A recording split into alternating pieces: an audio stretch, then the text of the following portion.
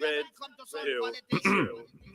Strength, love, honor, trust. That shit makes me wanna bust my ting on a fed for violating one of us. Take a king heart and then dip it in rage. Force a king to live in a cage. Make him a slave for minimum wage. Put death on his plate and then fill him with hate. This is the world that we live in today. Come on. My energy given away. Malevolent entities have been manufacturing enmity. This is your boy JEDI online, Trilluminati live, REDPILLTRILL, Trilluminati clips. Like, comment, share, subscribe, hit the notification bell so you know when we go live. And please put the number of your like in the chat. You know, like, yeah. Come on, hit the link, jump on, no long thing. Right, like you ain't been waiting for the stream. Strizzy. Strength, love, honor, trust. That shit makes me wanna bust my ting on a fed for violating one of us. Take a king heart and then dip it in rage. Force a king to live in a cage. Make him a slave for minimum wage. Put death on his plate and then fill him with hate. This is the world that we live in today. All about energy given away. Malevolent entities have been manufacturing enmity. We've been enemies for centuries. So what, bruv? What's that got to do with essentially, they want us all gone eventually. Okay. Alliance of defiance, the rise of the rebellious tribes. I'm dead into ride. What is life if you ain't ready to die? I'm trying to thrive. What's the sky if you ain't ready to fly? What kind of guy am I if I ain't ready to try? Don't you know? All smartphone screens are scrying mirrors. Don't you know? Where supreme beings rule by lying lizards. Don't you know? My free eyes open, but I ain't crying rivers. Strength, love, honor, trust is like the show, like the show. Love, honor, trust, strength, love, honor, trust, strength, love, honor, trust, strength, love, honor. Now as I sit and wonder, waking up from my slumber, trying to free my mind from the spelling that man are under. Now I can see the clarity, actions with no disparity. Evil doers hiding the demons in the name of charity. All I need is honesty, honestly through this odyssey. Trust, love, honor, respect's a rare commodity. Integrity's a must in my presence, that's my policy. Guidance of the new generation, that's the monarchy. Gang, gang, if they ain't with it, let them hang. Knowledge is my weaponry, wisdom is what I bring. Strength, love, honor, trust. 20, if that's I need freedom, that's a must. This is ebb and flow, cause and effect. Let them know, got these nooses around my people, them's neck. Let them go. Nowadays I watch while I step. You never know, cause your best friend could switch up the set and turn to foes. Strength, love, honor, trust. Strength, love, honor, trust. Strength, love, honor, trust. Strength, love, honor, trust. Strength, love, honor, trust. Strength, love, honor. Hey,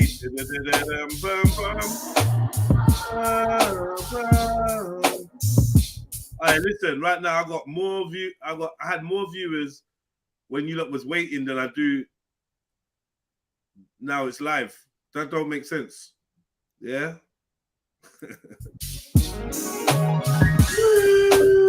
Hey.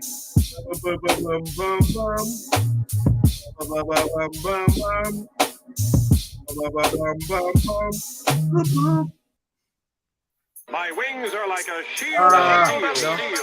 Shout out to my boy Southside. Kept banging that stuff, being ransom in my head. So much I had to jump on it myself. Yo, RV, I see you.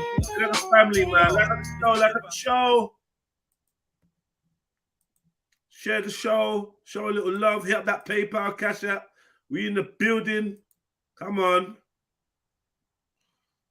Fuck the law, fuck the judge and probation. Give you gunshots now, ain't got no patience. Free my nigga slugs, my guns the occasion. Sentenced by your racist, be the foul mason. They call me a pagan, call me a pagan. Cause I don't live in fear of man-made religion or Satan. So many brothers converting cause they're faking. And priests are trying to fuck the kids in the congregation. Call me a pagan, call me a pagan. The truth in the Bible's lost in translation. Don't fear hellfire or eternal damnation. Adam and Eve's story is a man-made creation. I drink alcohol and I eat bacon. Look like I'm on MDMA when I'm raving with two bad bitches. You can call me Raven. Real road runner, right? Playing on these pavements. Call me a pagan, call me a pagan. So cool bad boys sitting in a station, snitching on a man, them making all these statements to the boys in blue. Hell no, I'm not mistaken. Call me a pagan, aka Andy. I'm ulterior, that's why they can't stand me. You can ask Blem, ask South, ask Randy. I'm harder than rum, vodka, brandy. Them other man are soft, ginger beer. Shandy, this one gun made my mum disappear. Bambi, I've been on a stampede with a bag of bad weed, but they mad weed, fake niggas don't understand me. get Illuminati. What used to shoot the party, the man will chop and kick, but they don't do karate. You bag of fruits, every you, and my truth is balmy. Move to your loser army, show me your juicy mommy. With a new Ferrari, your shovel, but Junior Ali will do to the Kugalani. If you love real niggas, you should salute me, doggy. Half these bam guys are sprinkling their juice with Charlie. I stick it all through the Agahorus. Man, that white people singing it today, a chorus. The real team UK, they can't try ignore us. The game Jurassic Park, and I'm Tyrannosaurus. The opposite of Rizzle kicks. These little bricks like fugitives we get pistol with. Call me your pharaoh, call me your pharaoh. A 9E for being, check the way that my hair grows. Music and warrior, blessed with a rare flow. Raising the insert and done for the tear glow. Call me your pagan, trail from the other side. Every day gets homicide, they don't let nothing slide. Shoot a smiley face into the side of your brother's right. This ain't God to a gully, blood up from the gutter side. We just wanna touch bread like a butter knife. I ain't gotta lie, this is life in these troubled times. So-called bad boy sitting in the station. Real on the right, playing on these pavements. Pagan, playing on these pavements. Pagan, sitting in the station. Pagan, aka Andy, ulterior. That's why they can't stand me.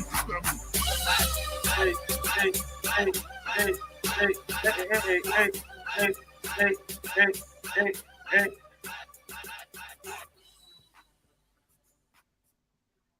Wow.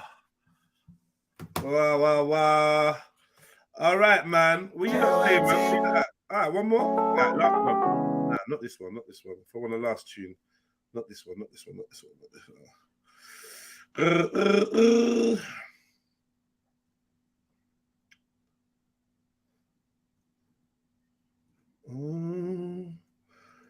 Mercy don't live here.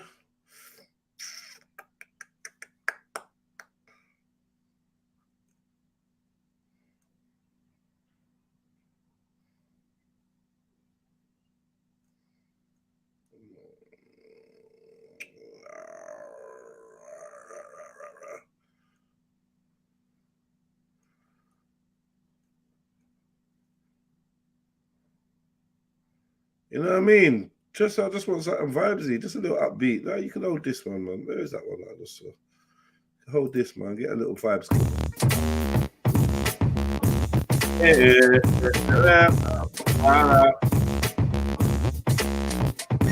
Yeah, I'm coming like a tidal wave, honey. Skipping past the oven for the microwave money. We can sit around and wait like you like to stay. Unique. What, you still get a cycle, yeah?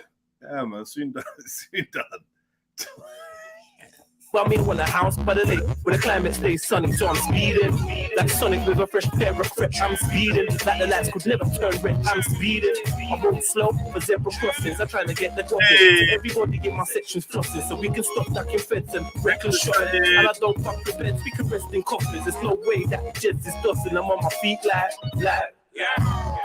Was all this for the cheese, targeting my dreams. If you reap what you sow, I've been putting in work. It's time to harvest with my team. With dedication, there's nothing that you can't achieve. I've been waiting for that part to go. Won't leave me sitting, only wishing for what's over the rainbow. My life, this is what I was told. Won't leave me sitting, only wishing for what's over the rainbow. Yo, I'm starving, I'm craving, charging and racing. Full speed ahead, I ain't asking, I'm taking a star in the making. Look at all the chances I'm taking when they wanna put half of their faith in me. I went from spitting bars in the HMP to try to live it large. I bet they taste MV when I hold up on the charts and in HMVs. They take me serious. JME, life's no joke for a slow poke. You're only young once, ask the old folk. They tell you time waits for no man. If you see it in your mind, you can hold it in your own hand. But for dreams to come true, you gotta wake up. I make it happen with action before the day's up. You can't wait for fortune, you gotta make luck. See the day, caught the M, no time to wait, cause I've been waiting for that thought to go. Won't leave me sitting, only wishing for what's over the rainbow. My life, this is what I was told. Don't be sitting, only wishing for what's over that rainbow. I've been waiting. When the house by the lake, where the climate stays sunny. My life, Speed of in here, said I'm taking. Bulletproof wings. don't be sitting only wishing for what's over that rainbow. I've been waiting for my thought to go. Only me sitting only wishing for what's over the rainbow. My life, this is what I was told. Don't be sitting only wishing for what's over that rainbow. Put a microwave, money. When the house by the lake, where the climate stays sunny. Yeah.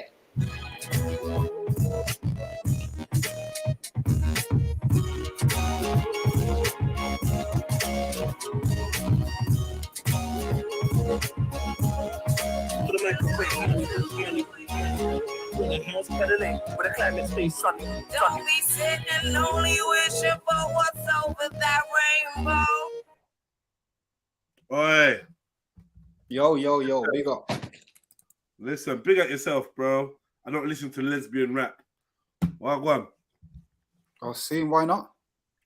Just don't like it. Okay, fair enough. That's on you, innit? I don't like homosexual rap either. Oh, that's fair enough. I thought you were like differentiating, but if it's like that, then I understand. But yeah, I definitely don't want to hear no lesbians rapping about nothing. I don't care.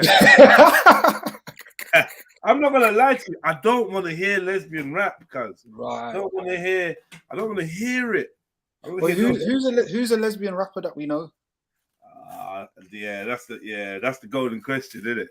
Yeah. No, because obviously, like, no, because when I look back at certain female MCs, innit, like they're like. All right, let me give you one. Let me give you one lesbian rapper. Hold on, 1 second. One second. Yeah.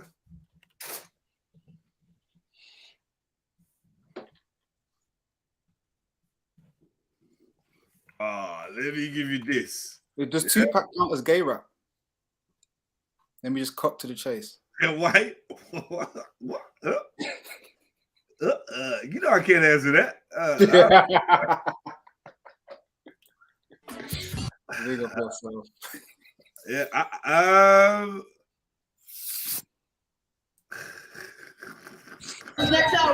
That's a mad question, you know, sister. I really don't know the answer to that. But let me show you this. Here's a rapper. I don't care what she's talking about. I don't want to hear nothing. Oh yeah. We all agree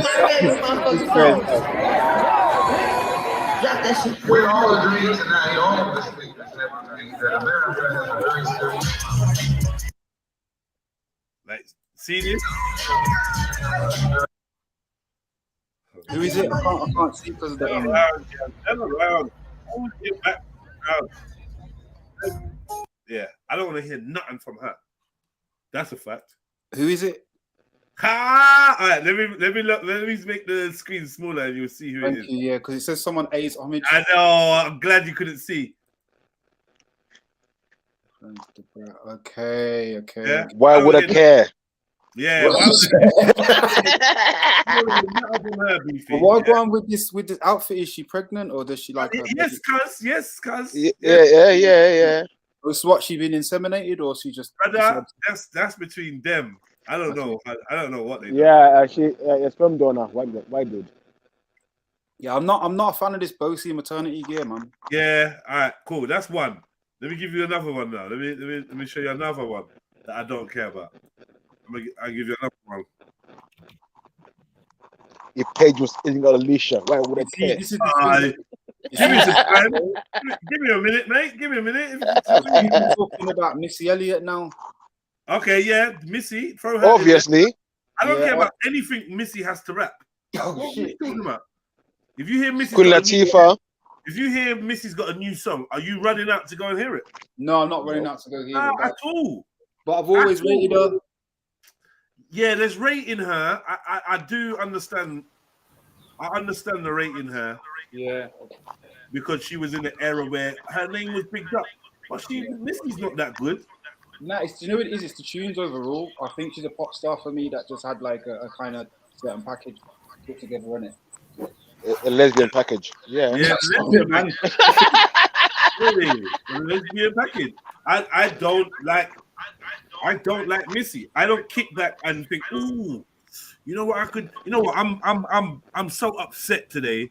I'm pissed off, and I need to be uplifted. Let me play some Missy. Right. Yeah, I suppose not. Right? Or you know what will help me lift this weight more is if I play some Missy. Or you know what? I'm about to go to the high street with my gun. I'm about to go to the high street with my gun and take someone's life. Let me listen to some Missy to get me in the mood for murder. Nothing. In what occasion? You only want to hear Missy in a club for about and even then, it's not like bare songs. It's just the one in it. Exactly. What about the elephant? What about the elephant in the room? We all know it, but no one says it. Big up Auntie Jenny. Don't ever call her an elephant. Big up Auntie Jenny. Nice one. What about coffee?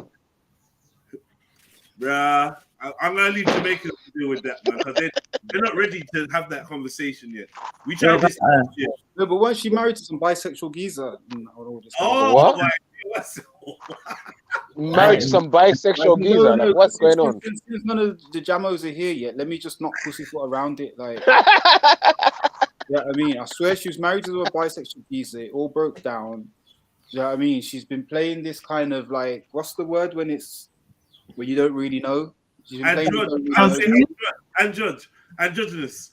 Yeah, I wasn't gonna say non-binary. Non-binary. Nah. Non-binary. It's a word that generally means when you don't really know about anything. Confused. Agnostic. Yeah, just forget it. Anyway, she was playing that part, and I was like, gender challenged. Gender challenged. She got a couple nice tunes, but yeah, it was strong lesbian vibes. Big up JBY, man. It's good to see you, man. Big up in the yard. So yeah, I mean, yeah, coffee. Yeah, this is another one. Lady Leisha, obviously, never really want to hear from her. Don't care. But You're telling me you don't put on no pagey cakey, no? Yeah, but if you say Lady Leisha was more interesting than Pagey Cakey. So if I'm not interested in Lady Leisha, I'm definitely not interested in Pagey Cakey. She just had a whole boxing. Why would match. I care? I don't care. She had a whole boxing fight. I don't give a damn, cuz. I didn't even know who won that or anything. You know, it doesn't matter. The other girl won, but Pagey got gifted the decision. You told us more than we need to know. You might as well carry on. What did you say? The other girl won, but what? Pagey got gifted the decision, innit? Ah. Did you watch it? Yeah, I know you love combat, so you probably just watched it. Oh, wow. Nah, UFC was on at the same time, and I weren't gonna watch that. Over UFC, nah. so. It was. Oh. UFC. That's the options. Do you know the guy called Swarms? Do you know the guy called Swarms? I think he was involved. I've heard of him in that same kind of boxing type thing. But you know who Deji is, isn't it? You know who Deji is, right? KSI's meant to be brother. KSI's brother or something. Yeah, and he tried to follow his brother into the combat thing, and basically he's been getting punched up. Yeah, he's literally only won one fight, and I think they just gave it to him because they felt sorry for him. And yeah, this Swarms guy lost to him, so it's like, boy, you just need to stop the boxing thing now, man. It's not for you. It's not for you. Because the Deji dude is just like a proper, just a sneaky guy. So hold on, what does Swarms do? They're proper pushing that Deji, you know. They're making out as if he's, from what I've seen, they're making out as if he's the next guy, like he's gonna be better than KSI. He's gonna do. No way. They could not be doing that. They could not be doing that. He's literally been getting battered, cuz all his fights. So yeah. He's literally been getting smacked up. So there's no way. Swear down, you telling me that's completely different from the kind of stuff I've been seeing. I didn't even know. I thought he was like undefeated or something. The way they're going on. Yeah, it doesn't make sense. Was he the one who fought Mayweather and got punched up by Mayweather? I said, I thought he said it was going to be an exhibition, but it was punching real hard. He had an exhibition with. I just don't. The masonry thing is just crazy, you know. Masonry in itself is wild because you put in people together like that. It's just like, what? Why are you not in the same room? People should be Water and oil, don't mix. Yeah, like this doesn't make sense. Mayweather and Deji, like it's. Anyway, big up, Heathen. How you doing? Big up, lads. Glad to hear you're alive. Who's your favorite lesbian rapper then, Heathen? Lesbian rapper? Yeah. Don't know. Missy Elliott. Only because you were saying it before. That's the only one that I knew. I'm being educated right now. Yeah, I mean, let's have a look. Lesbian. Oh my God. I know what's gonna come up when I type this. As I typed it, People are talking about plethora of them. Foxy Brown. There's loads, man. Them are just not it. Yeah, JEDI. From Tennessee. Called lesbian rappers, and you know what? I'm not afraid. Them are just that last video, I saw a video with Coffee and that guy that don't know who he is now, what he is now, and I just thought, no. They're not fooling anyone. They're not fooling anyone, innit, Jenny? That you know a beard when you see one, right? Mm-hmm. So what's a beard for a woman called then? Handbag. Handbag. Is it a handbag? Nah, but we just jinxed each other. Nah. The nasty girl, bad maintenance. Oh, fucking no, man. You're not supposed to put it out. The whole point is like... No. What I mean is, what they say is, when a guy is gay and then he gets a woman, like a wife or something, to detract from his gayness or whatever, they call that a beard. Yeah? They call that a beard. For whatever reason, they call it a beard. So I was wondering, what's the lesbian version of that? When a lesbian marries a man to make it seem like she's not lesbian. What's that? Rihanna. Sorry. Rihanna, did you say? I'm saying BBL. What? Scooby? What's going on? Oh, have you got beef with Rihanna? Do you know her folks? Do you live next to her folks? Oh shit, yeah. Small island business, you know what I mean? Don't want to celebrate your day no more. Yeah. Have you got beef with her. I just don't like people that be in the closet. So what? Who's you say Rihanna's lesbo? No, I'll say she bi. She's bi. Yeah, I'd say she's bi.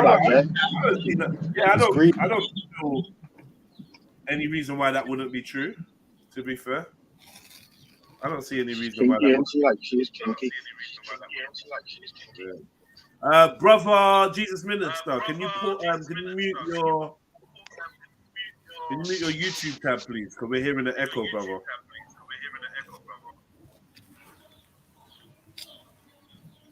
Black Jesus? That is embarrassing, though, lad. Do you reckon it's embarrassing for Mayweather to be fighting Loma? I'm trying to turn my mic off. Yeah. I'm turning my mic off. Oh, who's he fighting? Sorry, Stephen. Who? Yeah, Who do you say is it embarrassing for Mayweather to do what? Don't you reckon, like, since he's sort of come back, and even like sort of after McGregor, like, I thought that was a little bit embarrassing, to be fair, lad. You know, I don't know. No, it was. I think that was the turning point. Money is not embarrassing, bro. Money is not embarrassing, man. First of all, money ain't embarrassing. Thank you. No, lad, if you chop it, yeah, I can see the Conor McGregor fight, like the idea behind that.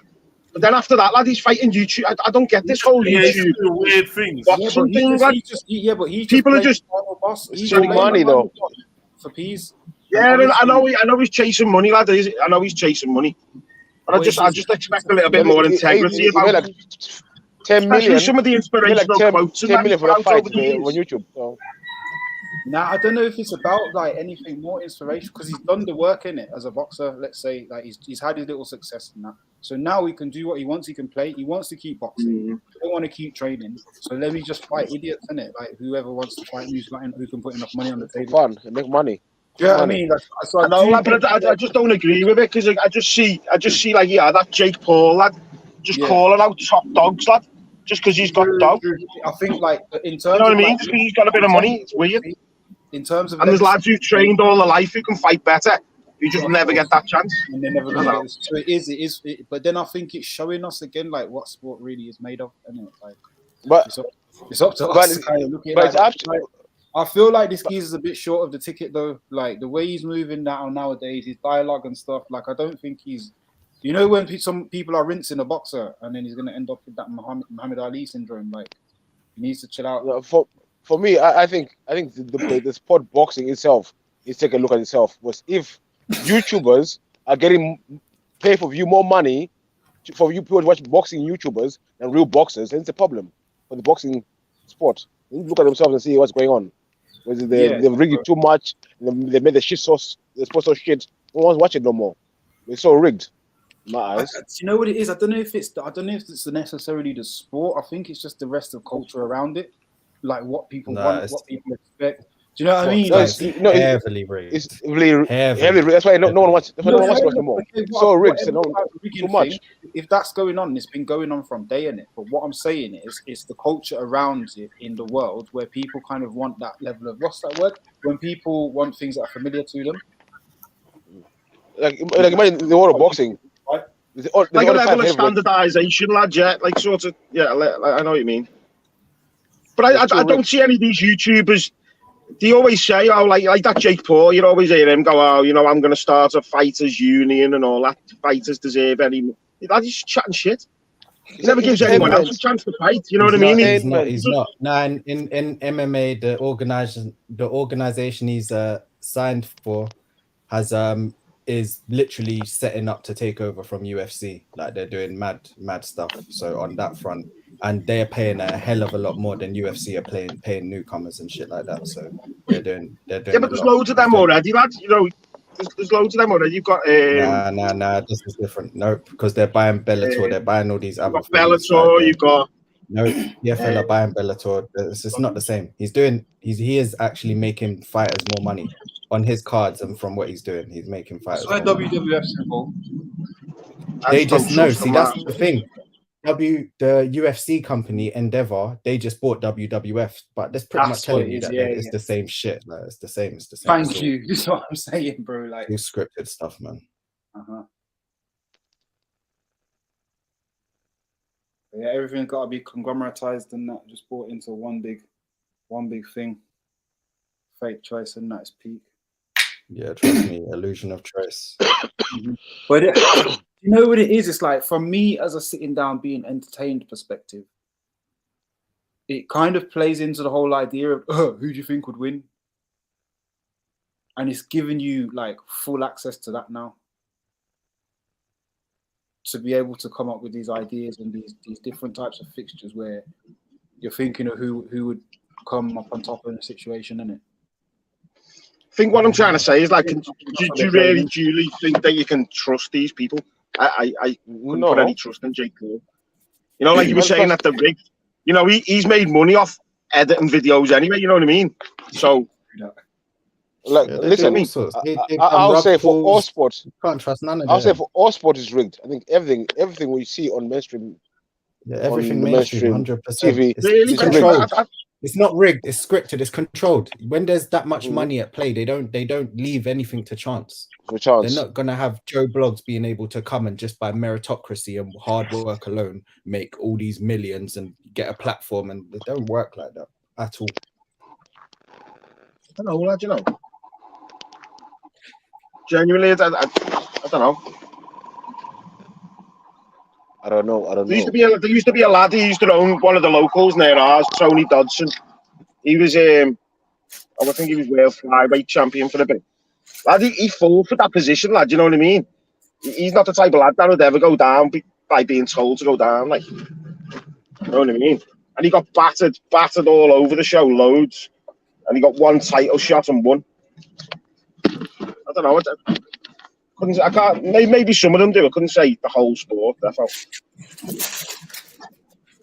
couldn't just say outright that it's all done. But you're chatting like you know this dude that you're talking about. You don't know what goes on behind the scenes and at his yard and I do. You just know him, lad. He used to own the booze, lad. Exactly. You know, just see I him on know his, road I know his he's family a as lad. well, lad. He's not. Yeah, nah, Yeah. nah, that's not knowing But someone. but That's not knowing wait, do you think a professional boxer who falls down in the 12th going to tell you that they take the thing? No, that's fighter. They're gonna let you know. Oh, listen, man. Sworn to silence. Come on, bro.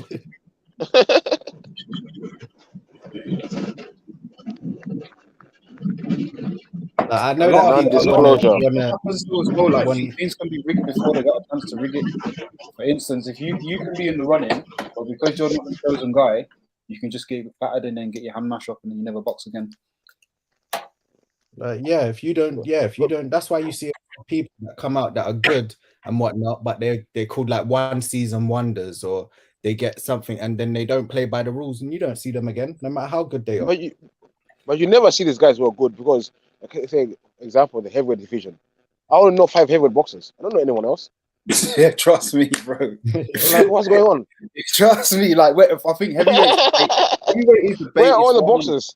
Heavyweight is really the greatest because you know number 6 and 7 and 8. Yeah, beefy. I don't know who they are, bro. I only know Joshua. I don't know them by name, but if you the 5 guys who fight each other all the time. Dylan like, White, Chisora, Joshua. the same names over and over. Fight each other over and over again. I remember watching something on a guy talking about how he's a journeyman, and he goes, people laugh, but he goes, they don't know how much I'm getting paid to go down in these fights. And it's like, I don't care. I'll take a beating and make it look good, but I'm getting paid. Like, it's like they don't care. Like, they're journeymen and that doing their thing, and they get paid nicely. Brain cells for sale, bro. It's a show, man. It's a show. That's what I'm saying. Like some of them, defo, but I don't think you'd say all of them. But I don't believe that when you reach the upper echelons, then yes, it is all of them. But when you're on your way up, maybe not everyone on their way up, maybe, but at the top, yeah, I doubt. Not even. Yeah, maybe when you sat at the top and that, and you've met the right people, and you've been in the right rooms and all that sort of thing to have that pushed on you. You know what I mean? But if you just snatch a belt once or twice, I don't know. But I want to know, like, where are all the other fighters? Where are all the heavyweight boxers in the world? Where are they? Yeah, as I said, beefy 6, 7, 8 are fat, slow fucks, and the rest of them are just. Where are all the other fighters? Like, the rest of them are just on the end knocking. You know, it's a joke when man like Fury can pick Chisora to fight, and Chisora, like, who's Chisora gets beaten up by everyone. Guys not even in the top 3 or top 5 or whatever. It's like they just recycle. Listen, that's the point I'm trying to make. It's only top 5. There's nothing else. It's like when you look at managers in football, they literally bringing back managers that are like 80 years old and thing. Like, it's the same old boys network. Like, it's the same thing. I think with football, a lot of nepotism. Football, yeah, same thing, but it's a bit different. Like, look at Lampard, bro. How is that man still getting top jobs, bro? How is that guy getting a job, Lampard? Yeah, exactly that. He has never won a game in his life, but he just gets hired all the time. Like, because he's Lampard, isn't it? Yeah, like England and shit, bro. And look at Vieira. He took Crystal Palace to, like, we're not doing too good. But and they bought like 8-year-old Hodgson. I'm suspicious that this conversation is not about lesbian rap. I could be wrong. There's a KSI's brother in it. It was Pagey and KSI's brother, and then suddenly we're just back to suddenly we're just, I don't know what's going on. Where's the lesbians in this? Oh, there she is. You know a lesbian neck when you see one. That's a lesbian's neck. Shut up. Nah, the Adam's apple's there, man. That's the invert. Exactly. I don't know if that's why Jens is saying the shit, bro. It's just a gland. Just a gland. It's a gland, bro. How many girl them you had with glands? Yo. No, wait, you know what? I think I was very wrong. That was definitely a woman. This Hold is the on. lesbian. Nah, is fuck it not? Yeah. That's the lesbian. I need to hear this whole video needs to fuck off. Is it that bad that you don't know how to spot a lesbian? Is that good? I mean, I don't know what's going on. Yeah, I'm you don't know confused. sometimes. In my section, before I go, I let it blow right where his chest is. They know how we ride, how we roll, so they don't test shit. Yeah, man. That's the lesbian. All right. Well, this is Bonita's, yeah? I don't think so. Wow. Anyone? Oh, it's just the same chick. Oh, they really like her. Yola, Ayon, Yola. Oh, she's famous. And then Young MA. Yeah, she ruling up the algorithm, man. Young MA. Gemini. Time for the rumble in the motherfucking jungle. 10 years ago. I ain't got to worry about this being. Oh, yeah, it is. They've uploaded it. They liked it so much, they uploaded it to.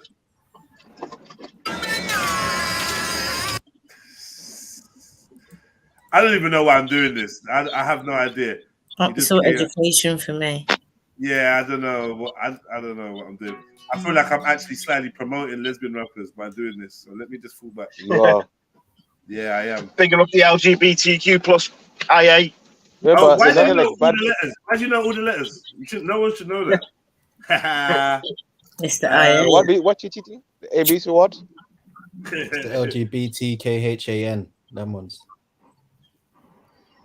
You know, I had to do it in my. I like that. Mind, I like that. We used to just call them emos back in the day.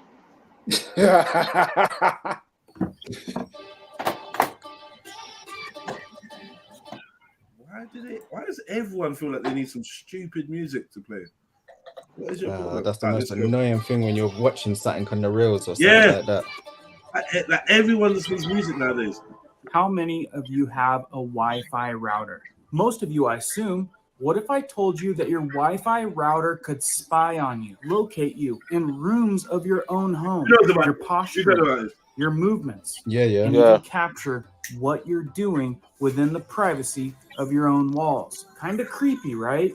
Well, if you didn't know about this, want to know more about this emerging information, or want to know a little bit more about it, stay tuned. How don't you know about it, isn't it? That's like your phone. Most things which transmits. Smartphone. I kind of like that girl you're talking about as well. I little bit liked her a little bit. In that video, I kind of liked the video of her rapping. I can't lie. I know I shouldn't. If you're brand new here, welcome to our community where we give you prepping tips, emergency preparedness, how-tos, and news that affects you weekly. And if you find value in that and would like to stay up to date, hit the notification bell. Like, as soon as I can get myself, I've got a couple goals. As soon as I reach a couple of these goals, I'm going to be focusing on prepping. As soon as I reach a couple goals, I'm going to focus on prepping. And I really want to make a bunker. I really want to make. Seen that fella who's made one in the back garden? Did he just dig a hole and drop a container down in there? No, I think he's a fabricator, so I think he made each individual skin. You know what I mean? But you can't. That's how most of them do it, isn't it? You can actually buy bunkers now, can't you? There's people who fabricate them. Yeah, prefab bunkers. Like, do you trust that? Do you know what I mean? Do you trust the prefab bunker? I don't know whether I trust a bunker anyway, lad. I know someone that's got a map of all the doomsday preppers around him because he can't afford to doomsday prep. Yeah, is it? He's gonna pop round to the neighbors. You know I think that the best doomsday prep is just move away from the cities, I think. What's the point of building a... Isn't there a thing on Netflix about UK preppers? You build a bunker and they drop a nuke on top of you. What good is a bunker? I can't lie, I think, that everyone is going to try and leave the cities when things kick off, which will then make the cities be the least populated places. No, I'm saying, but if they're going to be dropping bombs somewhere, where would the targets be? The cities, right? Yeah, no, but okay, yeah, you're right in a way, but the bunker is underground, quite a decent depth underground. Possibly. Do you know my only problem with bunkers, Jedi, is they have a snorkel, and I just think then any radiation can get through that or whatever. But I just think someone could block it from outside. That's your breathing hole, isn't it? I think some people have a way of regenerating the air, cleaning it. Yeah. Yeah, I put something in the private chat when you said about leaving the cities. Yeah. What a bunker, man. Be yourself, motion. But I think if you're in the city in a bunker, they drop a nuke on you. You're done. You're done for anyway. You can come out. Not necessarily. Not necessarily. So, with the false information, I don't believe in nuclear weapons. I'm not worried about that. But if it is a nuclear thing, then there is a period of time where you need to chill out to let the fallout settle. I think there's procedures. Yeah, there's some people in London that be all right.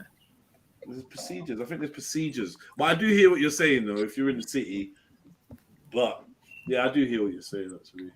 It depends on who you know, innit? After watching a few prepper things, that I think the most risk one with that is like a power outage or EMT. Yeah, yeah. Like no one can withdraw money from the banks, and then it goes. That's it.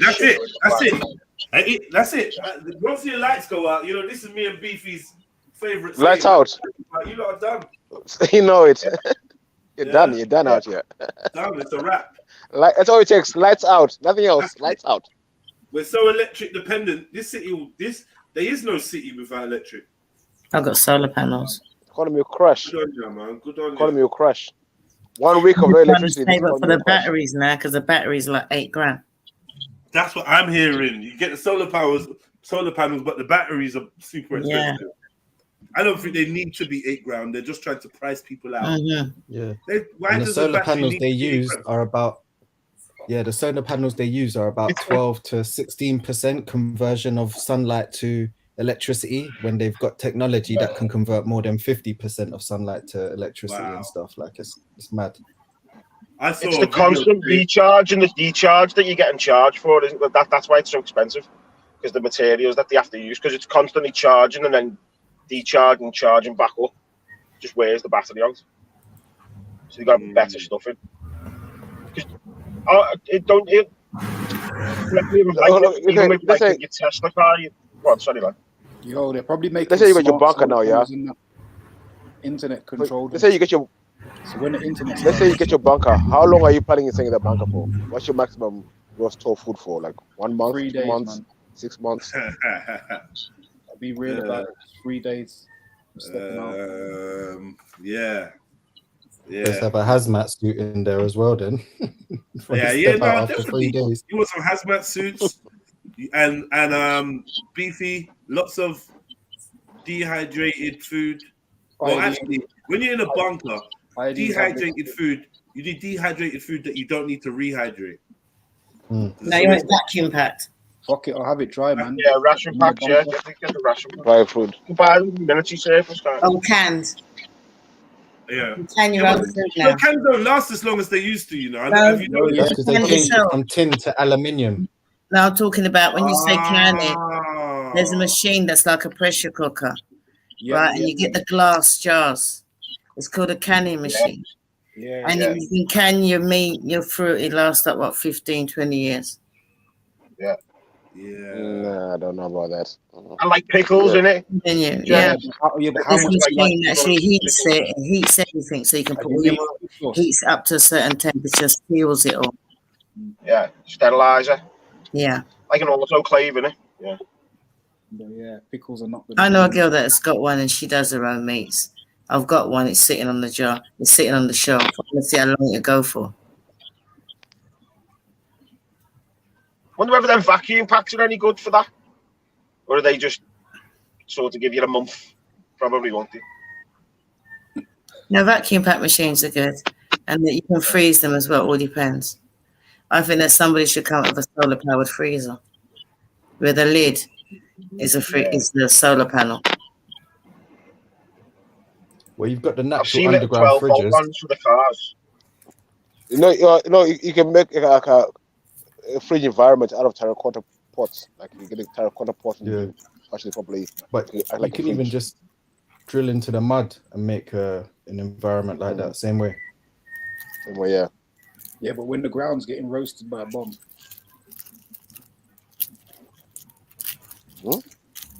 I think you just need to learn how to just store food. Jarred, dried, salted, you name it. Yeah. And they got to be somewhere, because I put something in the chat, and they got to be somewhere where they've made a way of cleaning the air without having to have any extra air inside. They must have a machine out there to do that. You can use like positive pressure. And they'd be selling them H2O packs as well. Like it's almost like, you know, the breathing device type thing. They say it's got enough air to last however many months or something like that. You can buy cans of air. You can buy cans of air. Mad. Yeah, oxygen. Yeah. Yeah, remember, a few years ago it was the trend, and if you were somebody who was buying cans of air. You can actually, apparently people in China actually, they buy bags of air. Yeah, you die from it obviously because it's too pure. People be trying to take in pure oxygen. And no, you need to let it out in the room. Let it out into the atmosphere that you're in. And how long? You know, when you get a meter that tells you how much, what the percentages are. You know, if you get these people have like a safe room, how long do they have a safe room, and have like presidents and that? Have they got like an extra safe room that has those facilities in it? Yeah, man. You know these lot. Yeah, I know what they do, man. They trust me. Underground, man. They got a whole city. Yeah. I put it there for you. I put it in the private chat for you in London. We're gonna get to it, man. We're gonna get to it. But first and foremost, I just want, because I saw this recently. Basically, they can use Wi-Fi to see into your home. Yeah, using sonar. Yeah, so let's jump into this one. Okay, so I know you don't like the sound of this title on this video, but it's I'm gonna miss that rooster by the name of Tina Center. Yeah, I'm gonna miss that rooster if you come back to London at some point. Or come back to England. I'm gonna have to buy one. Yeah. Put this in, and it disturbed me when I read through it. And then she sent a validating website. It made me think, this affects me and everyone, and should know about this. So the first website she sent across, titled "Scientists are getting eerily good at using Wi-Fi to see people through walls in detail." Now this comes from a website, vice.com, which I don't know how credible that site is, but validated on extremetech.com, which is a little bit more science-based website. It says the signals from Wi-Fi can be used to map a human body according to the new paper. And this just came out in 2023. It's new news. So initially I was sitting there thinking, okay, I understand the cell phone can be used in a similar fashion, but your Wi-Fi router, using the Wi-Fi to map you out in your own home, is that even legal? Before we get going, please hit the like button. It really helps out the channel, and get that trigger finger ready for sharing this video. So as you can see in this image right here, this is off of the Vice website publication. Researchers at Carnegie Mellon University develop a method for detecting Look at that. This is actual imagery of what they're claiming they're picking up in your house with using Wi-Fi. That's fucked. You know when I found out about this, you know when the Xbox, the Wii, I was about to say about yeah, when I found out about this technology, about the routers and that, I have the same things in the routers and the phones, of the same thing. Even your phone can do this to you. Do that with heat in the TV as well. Yeah, in your TV, any smart device, any smart device, who's in the room and stuff like that. Most smart devices now can do that. Yeah, the smart device. I've actually got the Xbox Connect bit, but obviously I disconnected it. Yeah, boys. I remember what happened. Something happened. It was me, my son. There was a couple people in the crib, and I was setting this up. This was years ago. Setting it up, and it's a thing where I set it up so apparently, once I walk in a room and show my face, I can activate it, right? I can turn my computer on. And then it started doing mad things, and it started recognizing my son's face for my weird shit, man. Like, but the story, I don't know if I ever told you the story of why I originally came off Facebook, because I used to be JEDI from Facebook. You know that people be like, oh, you're Jedi from YouTube, innit? Or whatever, yeah. I used to be Jedi from Facebook, yeah. Like, and I had a lot of followers. And every time my profile would get deleted or whatever, you know, one time my name on there was like Sec C, Sec, first name, middle name C, last name Scumbag. And then afterward, it was like, oh, we've got belief that this is not your name. Can you give us your name? And I changed it again. And then eventually, yeah, they just kept deleting my profiles and whatever. I was getting up to like 4,000 or 5,000 followers, and that was like the maximum you could get. And then one time now, they just said, yeah, we got reason to believe that the name you're using ain't your name. I don't know if you remember when it was going through all of that, yeah? The name you're using ain't your real name and that, rare. So can you confirm your real names? I confirmed my name. And it was like, oh, can you send in a picture of can you scan your passport picture? Wow. I ain't doing that for Facebook. This is about 10 plus years ago, you know, more than 10 years ago. Wow. Yeah? I ain't doing this to be on no damn Facebook social network. What are you talking about, man? So I said, I ain't doing that. So I tried to get round it. And then they said, right. They sent me like this email with a link. I hit the link. It takes me back to my Facebook. Then they had a series of pictures. So they had a picture of me. They said, can you confirm who this is? So I said, yeah, this is me. Another picture, can you confirm who this is? This is me. It's like, all right, cool. Can you confirm who this is? And they put up a picture of my brethren, Slim. Yeah. It's like, can you come? So I clicked it gave a list of profile names. It could be of my friends and that. And I clicked his. And then it gave me someone else, like say it will give me like Tizza. And I clicked his. Then it gave me a picture of Slim's son or Slim's daughter. Yeah. And asked if it was Slim. And I was like, no, this is too much. That's when I realized this is facial recognition software. So it's like they've had this like going for such a long time. Yeah. Showing me pictures. We were fitting it 15 plus years ago. It's like showing me pictures of my friend's kids, asking if it was the friend. And like, you know, my friend looks a little bit like his kid, but not a lot. So clearly they're picking up on features. And they identify like this. It was like, yeah, it spooked me. So I just came off. I just said, fuck it. I came off. My profile's probably still there. The newer ones, Jedi, can detect how you even walk. Do you know your style of walk and things like that? Your gait, yeah. But how you use your hands, if your foot flicks out to the side, like, you want to see. Yeah. That's how they develop their age record, their aging software. You know, when you can put your face and it will age it or make it younger and warp it and stuff. They've been doing that with pictures over years. That's why I stopped posting pictures and stuff to Facebook from time now. Like I've never had a Facebook account. Last week before the king's coronation, good on you, Jen. They passed a law that the police could wear body cams with facial recognition cameras on them. Yeah. For security. People asked me why I didn't join Facebook. I said it was sent from the devil. And you know, a lot of people accepted that answer. It is. Defo. Nobody questioned me when I said that. They goes, why you got? Because I just noticed that every time you want to enter a competition or everything, you had to like put in your Facebook or join me on Facebook or see me on Facebook. Everything seemed to link up to Facebook, and I thought, nah. Yeah. What do I need a Facebook? And to a certain degree, do you do that with YouTube now as well? Because most people don't know, Google, YouTube, Facebook is all one company. Yeah. Yeah. I mean, Facebook. I think you'd offer a bit more up on Facebook, don't you? Sorry. No, I just didn't know about. I always heard like horror stories about Facebook. You know, about people putting. Do you know when I thought it was the devil, Auntie Jenny? Chasing them down, and you can track so many things through Facebook.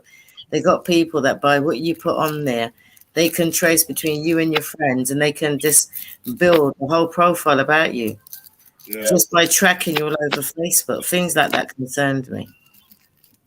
And people offer up. So when they say they go, like, I'm going on holiday, and then there's loads of pictures of them on holiday, and then they wonder why they get broken into.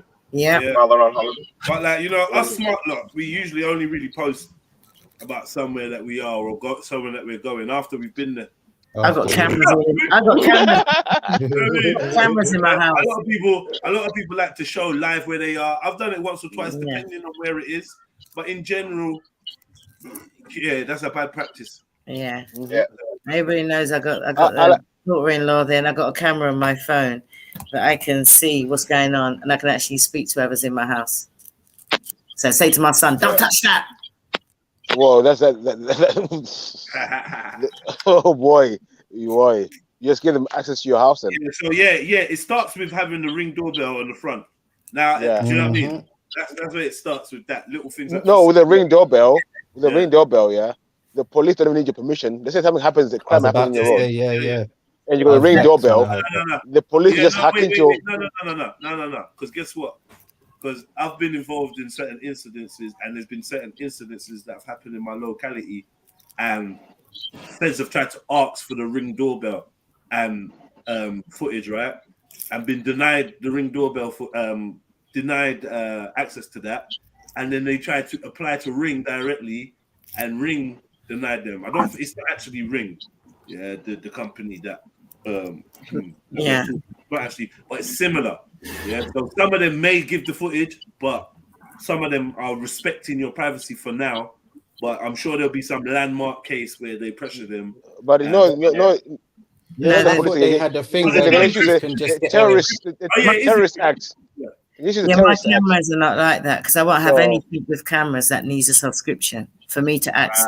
Right. So mine are like controlled by. Don't you have a cloud? No, I don't have nothing in the cloud. I've got what do you call it? Chips in each one. It's little things like what you put in your phone. Memory cards. Yeah. So now I don't save on nothing to the clouds. I don't want no camera. We have to have subscription because I think there was a company that was going bust, and the people said I got all my stuff up in the cloud. No, I'm not in it because if it can go in the cloud, that means that somebody somewhere can access it. Sorry, someone can access it anyway because it's on your phone. Yeah, if you're online. Can someone quick fact check this? What AB is saying, please? That's only if you have facial recognition to open your phone. If you've got that turned on, then yeah, it does that. But it claims is to make sure that you're looking at the phone or not looking, and it can operate. But yeah, if you use facial recognition on your phone to either open it or access it or anything like that, then yeah, that's what it's doing. And another thing as well, most people think it's a camera which spies on your phone. It's actually the mic. Yeah. Well, actually, when I bought a phone with a battery, I just for the sonar those need to have batteries. Yeah, but even if you take the battery out nowadays, there's enough charge to actually be able to at least access your location. Yeah. Yeah. And all the RFID chips and all that, they could all be turned on remotely, and they can send an alternate power source to it. I can't remember how it is they say they do it, but it's like, okay, why can't you charge everything via wireless? Yeah, via wireless. In some cities, I think it might be Japan or something, but I've seen demonstrations of, you see all these free 5G towers and stuff that they be putting up that can actually be used to charge your phone up and all sorts. Bro, and this whole wireless chargers part of it, which is why they've been cutting down trees in bare places recently. You can buy them online, wireless charger. You can buy it online, wireless charger. Yeah. No, but I mean wireless is in, you're walking around, the phone's in your pocket and it's being charged up. Yeah. Yeah, I big up London Miner. Yeah, it's my mate. And if you check out his channel, he's a miner, isn't it? He mines, he does deep digs and stuff. So yeah, he'd probably be an expert on this. All right, London Miner, if you make a bunker, how do you get an air supply that's not contaminated by the surface? Because some people talking about it's like a snorkel or whatever, but a snorkel could be located and blocked, couldn't it? Mm. Or worse, contaminated. Yeah, exactly. I mean, you don't want to snorkel to the surface if the surface air is effed up. So then I'm thinking only like governments, because the government could run a long ass tube to somewhere else, isn't it? Middle of the sea. Huh? Middle of the ocean somewhere, just pop up. Somewhere, isn't it? Where they can maybe get, like, if you've bombed London and the snorkel comes up. The submarines, the submarines, don't they sort of regenerate salt water? The and water, make yeah, but the oxygen water, off that? water's got air in it, so they make use the water. They make oxygen. Yeah. I mean, air. Sorry. That's how, like, I watched something ages ago. It was on like nuclear subs, and it was saying that's how they can stay down for, like, I don't know, say like a month at a time. The man that the longest a man has stayed underwater, they claim. The man is breaking the record right now as we speak. With, I think he's done 73 consecutive days. It's in this place called something Lodge, and it's like basically a cabin underwater off the coast of some country, and they're using it to do experiments, so they say, and that, but I don't believe that. But they say the thing about this lodge, this cabin thing, is it is not adjusted to air pressure, so it's not got no mechanisms that stabilize the pressure and make it like surface. So you're generally going to be experiencing, your body will be experiencing the effects of living under a different pressure. So they reckon that they're doing tests and to see how that's affecting. But I don't. They've probably been doing them in the fucking. I don't buy that story at all. The Navy SEALs for years, haven't haven't the boy that dived down into like the deepest pool they've got to prove that he can survive pressure and hold, and he's just down there for bare long, and he goes all the way down to where like pressure should actually be like bursting his lungs and stuff like that, and he's just swimming around like it's mad. That's why I reckon if there is aliens, that they don't come from above, they come from below. We just see them come from above because obviously they come out and then come down, don't they? Okay, London Miner says we draw air from ground level, which we all pretty much assumed.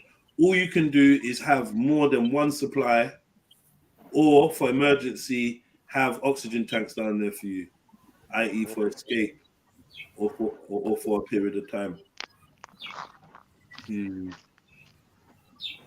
I hear you. It's probably a very scientific little hack where they add one compound to another compound and voila, yeah. It's just produced. You get me? Releasing oxygen. There must be a converter somewhere we can convert monoxide into oxygen. Something. There must be something somewhere there. Yeah, I was gonna say like a osmosis machine for the air. Because what trees do, right? That's what trees do, right? Yeah. Yeah, trees do that, right? They synthesize the air, taking the carbon monoxide and then breathe out oxygen. Oxygen. Am I right? Yeah. Yeah. Now they must have a thing because you know how they love to re-engineer nature. So you know there is a thing out there. They got it. That's how most aircon things work, isn't it? You get fresh air like most rooms. They use aircon thing. It's called a carbon dioxide scrubber. Yeah, it changes, just recycles the air over and over again. So they're using new air, it's recycling the air in the room. Three-dimensional shape and but then the thing you need power for that. So in a room using only Wi-Fi routers. So like I've been telling you in previous videos, the tech is getting a little bit out there. Like it's starting to impeach a little bit on our privacy and our freedoms. The article continues to read, to do this, they use a dense pose, a system of mapping all of the pixels of the surface of a human body in a photo. Dense pose was developed by London-based researchers and Facebook's AI researchers. Facebook, they got their hands in it. From there, according to the recently uploaded preprint paper published on ARXIV, and you guys can look that up for yourselves, they developed a deep neural network that maps Wi-Fi signals, phase, and amplitude sent and received by routers to coordinate on human bodies. So how does this make you feel? If you have a router in your home, getting mapped out in your own home, and them being able to tell what you're doing. Researchers have been working on seeing people without using cameras or expensive LiDAR hardware. That's for why they years. give you the In badge. 2013, a team of researchers at MIT found a way to use cell phone signals to see through walls. In 2018, another MIT team used Wi-Fi to detect people in another room and translate their movements into walking stick figures, much like this photo. 2 paragraphs into this article, I was immediately thinking, how can I shut this down? How can I secure my privacy? Well, we'll talk about that in a minute. Carnegie Mellon researchers wrote that they believe that Wi-Fi signals can serve as an ubiquitous substitute for the normal RGB cameras. When it comes to sensing people in a room, using Wi-Fi, they wrote, overcomes obstacles like poor lighting and occlusion that regular camera lenses face. Doesn't this make you feel like it invades your privacy a little bit too much? And here's where it gets real interesting. Interestingly, they position this advancement as progress in privacy rights. Justification, they need to take care of you. In addition, they protect individuals' privacy and required equipment can be bought at a reasonable price. So is that saying, we're gonna watch you and make sure that you stay safe, and if you don't wanna be watched, you're going to have to buy some other equipment to block us? It goes on. In fact, most households in developed countries already have Wi-Fi at home, in which we do. And this technology may be scaled to monitor the well-being of elderly people or just identify suspicious behavior at home. Well, who gets... You could just hardwire your internet then, couldn't you? And put like a Faraday box over your router so the signal can't get out. Yeah. And then just hardwire all your devices. Now. Are you gonna have Wi-Fi then? Wi-Fi is everywhere. You're not gonna have Wi-Fi. I mean, but you could just use next door's Wi-Fi, to be fair. Like, but what I'm saying is, if you put like a Faraday cage over your router, no signals are getting out, and then Ethernet cables out of the back of your router, but you'd have to hardwire everything, so you wouldn't get Wi-Fi on your phone, or you wouldn't get Wi-Fi on your tablet, but you could hardwire it to your telly. Hardwire everything. Old school, get Ethernet ports around the house. Yeah. So once you receive an internet signal, the signal goes anywhere, not just at your house. It goes from your house and goes somewhere else. It goes wherever it wants to go. So you can't block that. Once the signal is in your house, it's done. Now you can get EMF. Well, that's what I've heard about these. What are they called? The smart meters as well, Beefy. I've heard the smart meters do this anyway, as well. Yes, what I'm saying. Your phone, smart meters, any device. Beefy is right for the simple reason, yeah. When I went to get the Wi-Fi put on, the internet put on at the studio, the guy came out and then he had this device, you know what I mean? And he was waving this wand around over like wires to see if any of them were live. Yeah. And any of them was emitting a signal. So you know, clearly the signal can be detected from outside of the wire. Yeah. Yeah. The boss then. And anything that's hardwired, they're cutting down on. Yeah. Because what they're doing now, because those people who have like alarms in their homes, like personal alarms. Yeah, very sure. It's all changing for them now because they're not going to be safe. They're telling you that you have to go and find out how to do it now, because if the electric goes off, normally you can plug in a regular phone, you're still going to get a signal. But now, the way things are going, if the electric goes off, your signal's cut off, Wi-Fi's down and everything. Well, they're getting rid of analog lines, Auntie Jenny.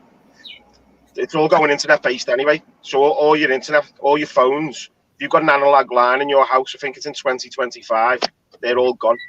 It's all going. Yeah, they've told me that. I just upgraded. But I'm saying that all those are the safety machines. The alarms. They don't work on Wi-Fi like that. They have to be hardwired. And you can tell, because I've got one in my house, and you can tell when they're switching it off. They're testing it. Because they say, oh, no, we haven't done anything. And I thought, every time you do it, the machine says the phone line's off. Yeah. I fit them for a living. So the way they're going now, you have you send your signals down an Ethernet cable or via the mobile networks. Yeah, because You they're don't do it stopping it off all in you don't do it 2025. off the old red care lines or anything, because people used to have dedicated just an alarm line to the house. Red That's care. what I've got. Yeah. Yeah, red care's gone. Make everyone dependent on digital world. So once the lights go off, you can't do nothing. You're stuck. Yeah, people just be dying in You their can have homes. standby batteries, like, but all these wireless alarms. Yeah. They're gonna be shitting. So you're gonna hear that's another ploy to kill off old people. You're gonna hear about a lot of old disabled people because their personal alarms don't work. Yeah. No reliability. Yeah. Hardwired's always best. Definitely. They tell you that, didn't they? You know, if your TV's not, they say, "Oh, can you plug it in straight?" But don't do it via Wi-Fi. Yeah, everything's better hardwired. Like, if you can hardwire it, it's dead easy to do an Ethernet cable. If you get the crimping tool, couple of ends, pass through ends, easy. Just get the right colours. You got to put your colours in order. That's all. I think the thing you need to be investing is walkie-talkies, long-range walkie-talkies, and stuff like that. CB radios. CB radios and stuff. Long-range. Yeah, CB is a good thing to have. I remember that. 100%. Yeah, I had one in the loft. But funny thing, that was the way they're good was that's the same way Nixon called the moon when there was the moon landings. So they must be good.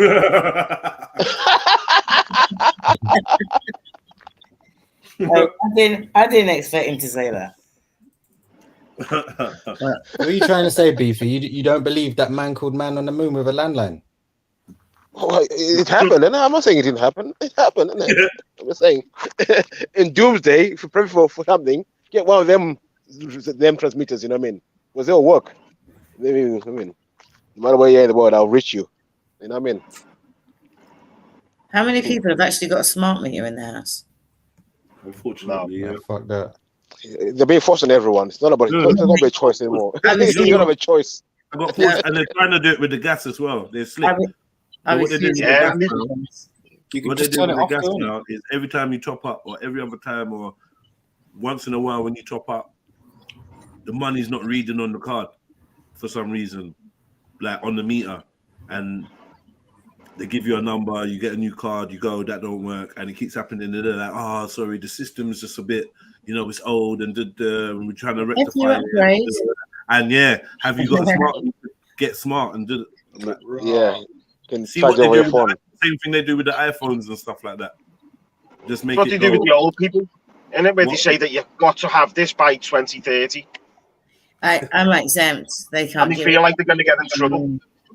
Oh, they can't force me when they can't force any on me because I'm hypersensitive. And I hear white noise.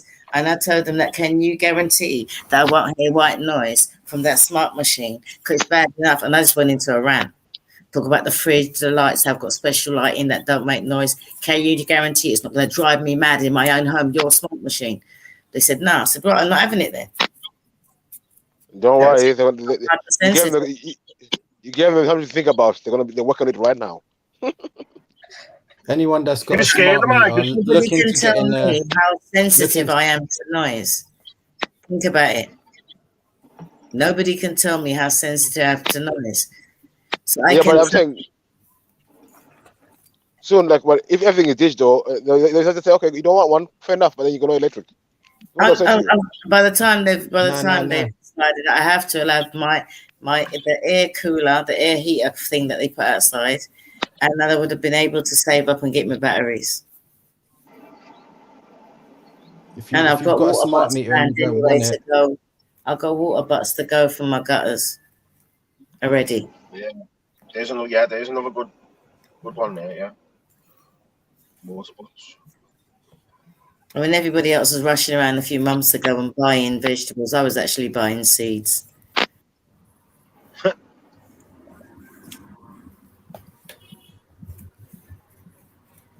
But people think I'm weird because I've been doing this for years.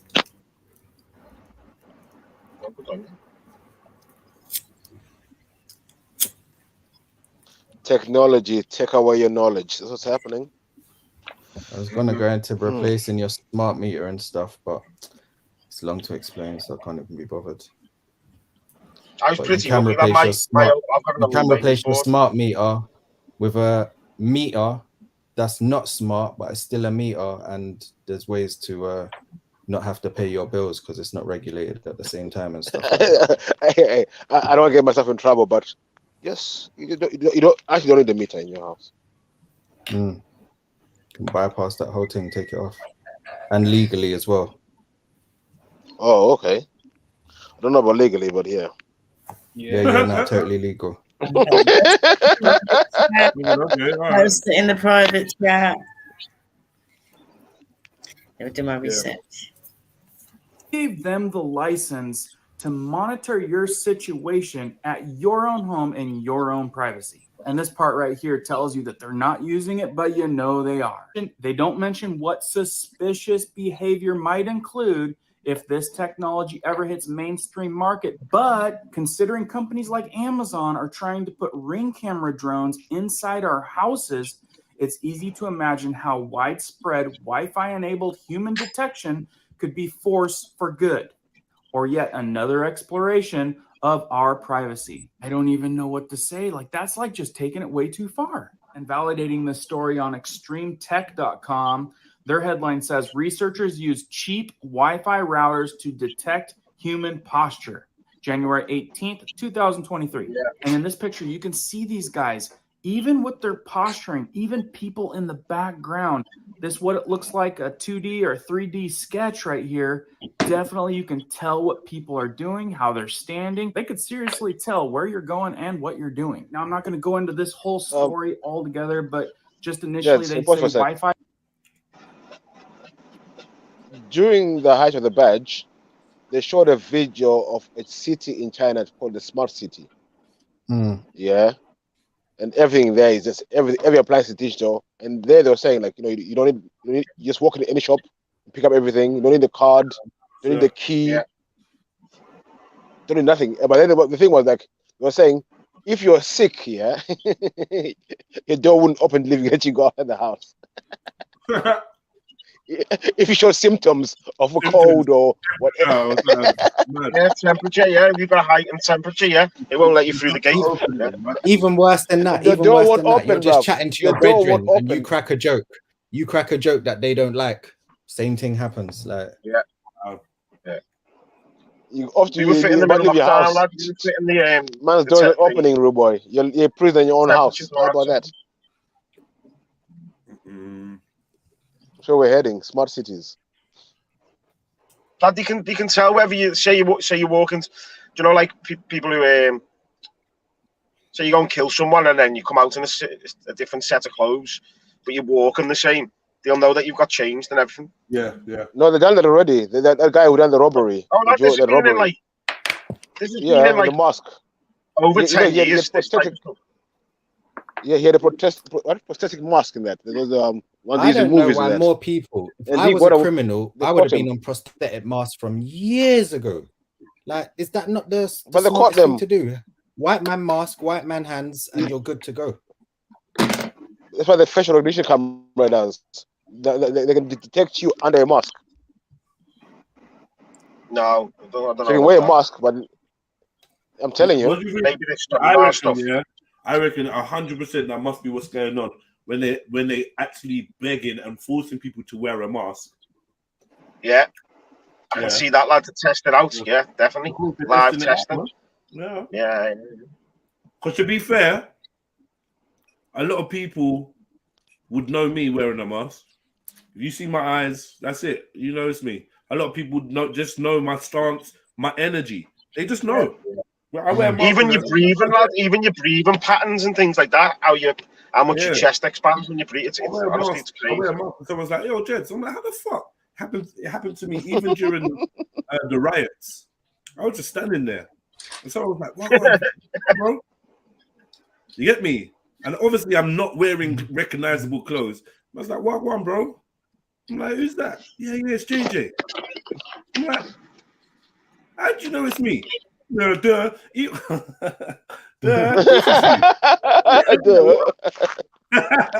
Damn. Yeah, masks never really worked for me, to be fair, if I'm honest. And I was gonna say before facial recognition, let's say 20 years ago, 'cause I can't bother to do the maths, but a very long time ago, yeah. Before facial recognition, when people was getting arrested for like bank robberies and stuff like that, a man would be wearing a mask or whatever, but the image would be kind of blurry. But all they're doing is this thing called what's it called? Is it face matching or something like that? And basically, basically, it's just the manual version, isn't it? Where they're just measuring the point from your ear to your eye, the point from your eye to your other eye, and then they get a picture of you and they do the same measurements and then they work out the probability. Yeah, the face of being anybody else but you.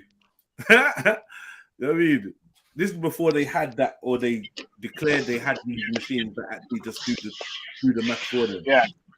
Even now, lad, you've got to set up when you're setting up like facial recognition. That you've got to give the camera like sort of a point of reference, you know, size wise, to put everything in sort of context on the camera. Yeah. You know, part of the Facebook's terms and agreements is you've got to keep your photos up to date at all times, type thing. You have to have current photos on your thing. Is it? Yeah. I can imagine that, to be fair. Like. Not that they enforce it, but that's part of their thing, that you gotta have current photos on there. They've been taking people's photos from years and just storing them in databases ready for this facial recognition thing. Oh yeah. Facebook are in cahoots with them all. But that's why I'd never like even like the security companies. So all the DVRs and the MVRs that are getting fitted now, they're all owned by the Chinese state, and they're building databases. You know, all these filters that come out on Snapchat and Insta and stuff like that. Like, I don't do none of that face mapping stuff where you get the dots all over your face and it maps you, and then it does that. I while out at anyone that tries to put that on my face. Because, like, man, big up, guys, big up. I think the clue's in the name. Facebook, booking our faces. Yeah. Don't trust them, man.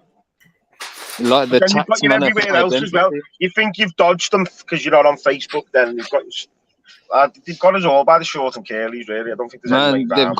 They've got everyone's face and fingerprints anyway, just from everyone's phones, because everyone's phone's connected to Google. Google's owned by the same people, and then when you unlock your phone with your face or your fingerprint, that ties it to your social media accounts that you use, your Google account to sign into, and all them kind of things. All linked to your email. It's just digital library, basically, and that's why they're trying to make this digital passport, so they can tie all of these things to your real identity. Yeah. And then you have that social credit score in it. That social credit score. So if you don't say the right things, you won't be able to buy that. Yeah. I remember being like, what Twitter's doing. If you've got a problem with smoking, they won't allow you to buy any more ciggies. And now, when you touched down in America around when I was about 16, so it's a while ago now, you had to do the fingerprint and the eye scan. I don't even know if they still do that eye scan now, the retina scan and the fingerprinting, and that was from back then. So biometrics now, Caesar. Man, all that reminds me of is Who's Got the Sixth Day? Arnold Schwarzenegger film where he's in the future and they got all this stuff, and how they clone you, is they do some retina scan kind of thing. And then they can just clone you in a fucking thing. But realistically, they could clone your identity, because if they've got your retina scan, they've got your biometric data, they can frame you and make it look like you've done things you haven't. Oh yeah, that's been happening from since when, framing people. But I think everyone should be worried about, now King Charles, the new monarch, the pound money has to change. I don't think they're gonna bring out new money anymore. Come on, man, they ain't get it. Real money costs too much. The materials cost too much. The paper costs more than the money is printed. After enjoy your pounds now, but there'll be no more pounds coming out. You're gonna go digital with King Charles. I'd hate to go digital, me, man. Don't get me wrong, man. I This is found gonna myself be using my new phone to digital pay for things more than. currency of the world. It's gonna be the new King Charles pound. Well, I think your job seekers and your universal credit and your government money and your child support credits and all that kind of stuff, it's all going to be done through the digital currency, so they can track where it's going and if it stays in circulation. Because what's happening with real fiat money, which is paper money, is people get paid. Some people don't even keep it in the banks no more. So it's not remaining in a circulation. So they're having to print more because people are turning into hoarders. So yeah, that's what it's really all about. Right, lads, It's and just about Auntie control. Jenny, I'm off anyway. Good speaking to you. Big up here, then. Have a great day. Right, cheers, lad. That's it. Oh, and another thing, digital currency can be given an expiration date.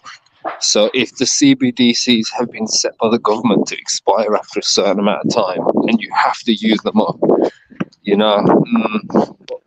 they can decide. It'll stop people from saving up.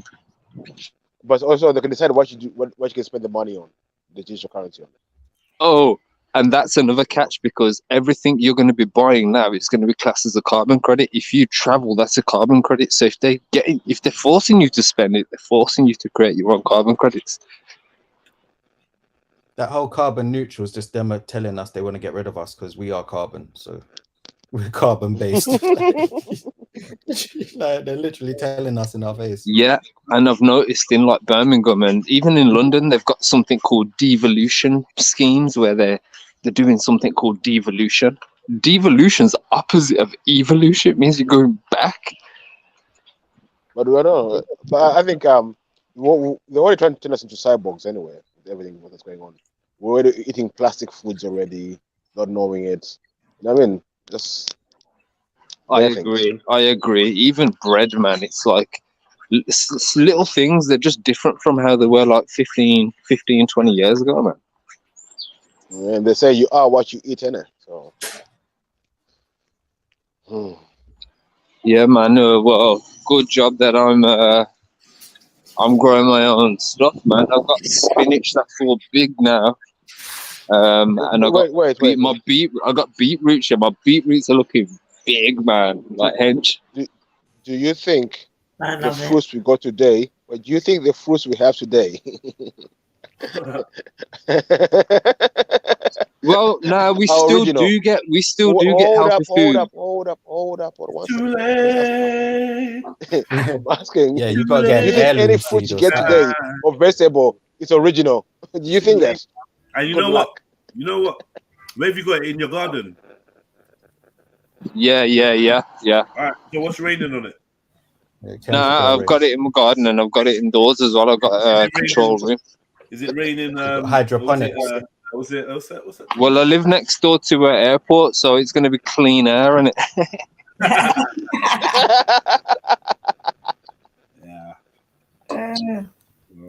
At least,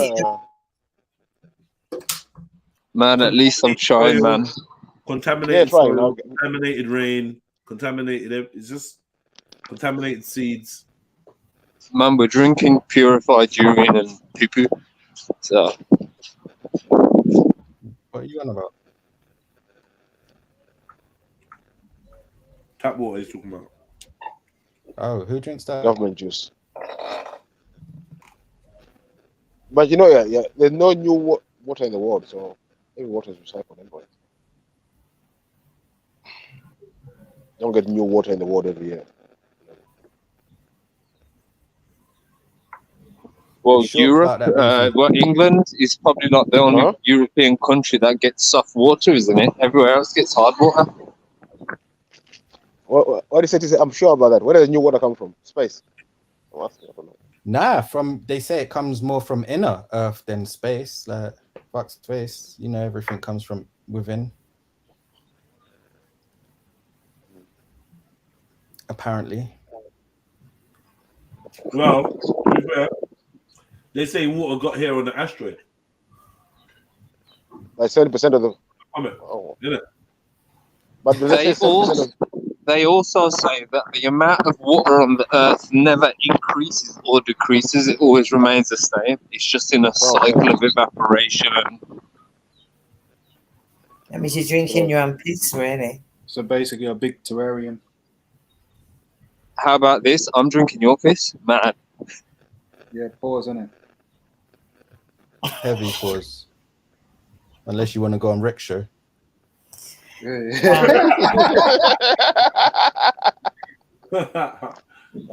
is so far fetched, right? Because I know where I am and it's nowhere near where he is. So, wow.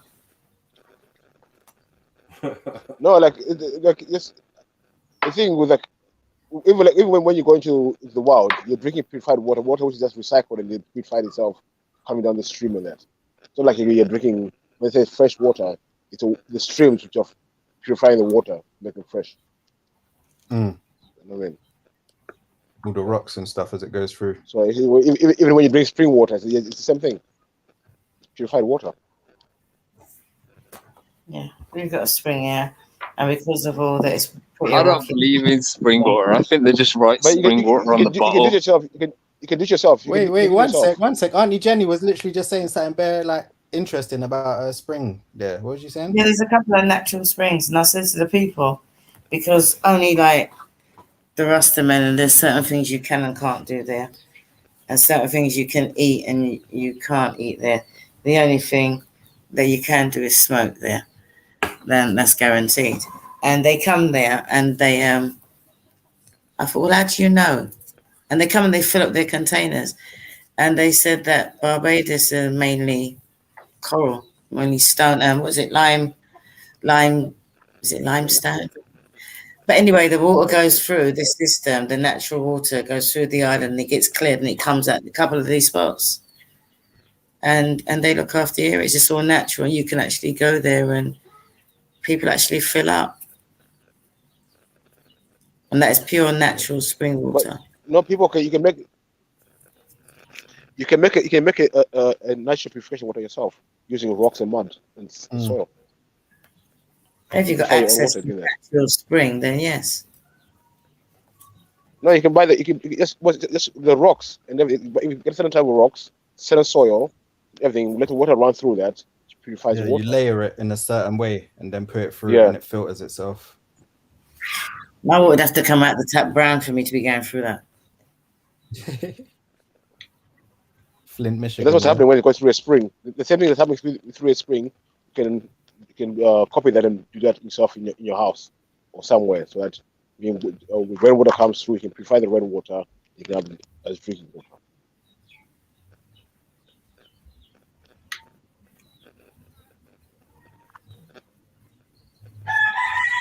I'm doing it. But even like most of you hear some chickens and that in the background. That's mad.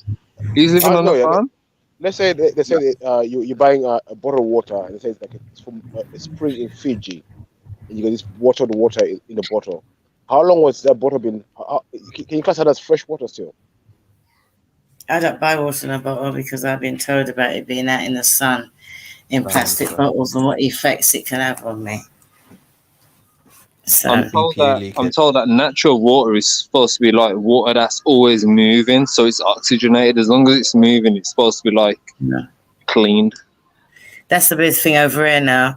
Is I was tempted to buy a bottle, but I thought, nah, oxygenated water.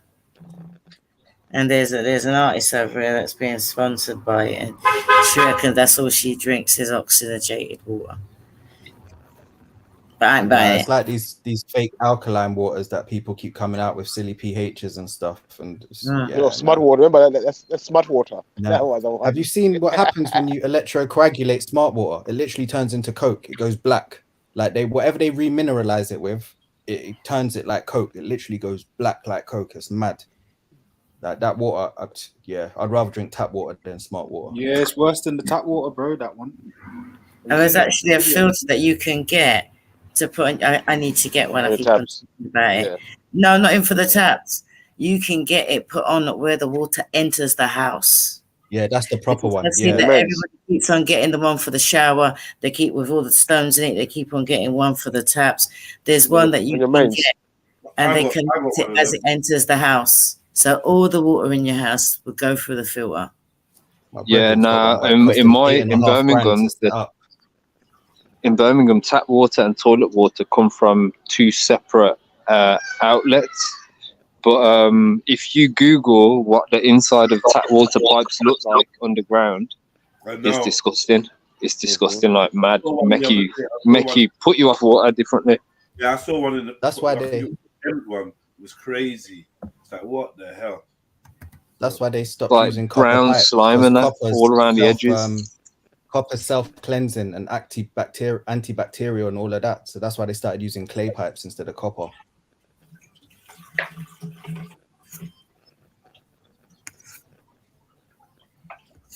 What do you think about jug water purifiers then? Don't rate them. Dead, man.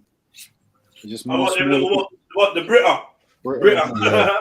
I wasn't gonna say the name in it. You know what? Yeah, not being funny. Yeah, Brita and them things, they make the water taste funky, man. But you reckon you got that Brita taste? I don't. What the hell is Brita? I'm not always drinking. Funny little jugs. Like, what is that supposed to do? Joke thing. Yeah, don't. It filters like tiny impurities and stuff, but the fluoride still gets through. Heavy metals can still get through. Like Brita's a joke thing.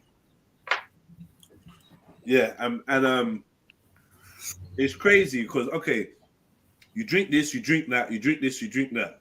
Just remember, certain foods are going to be prepared in what?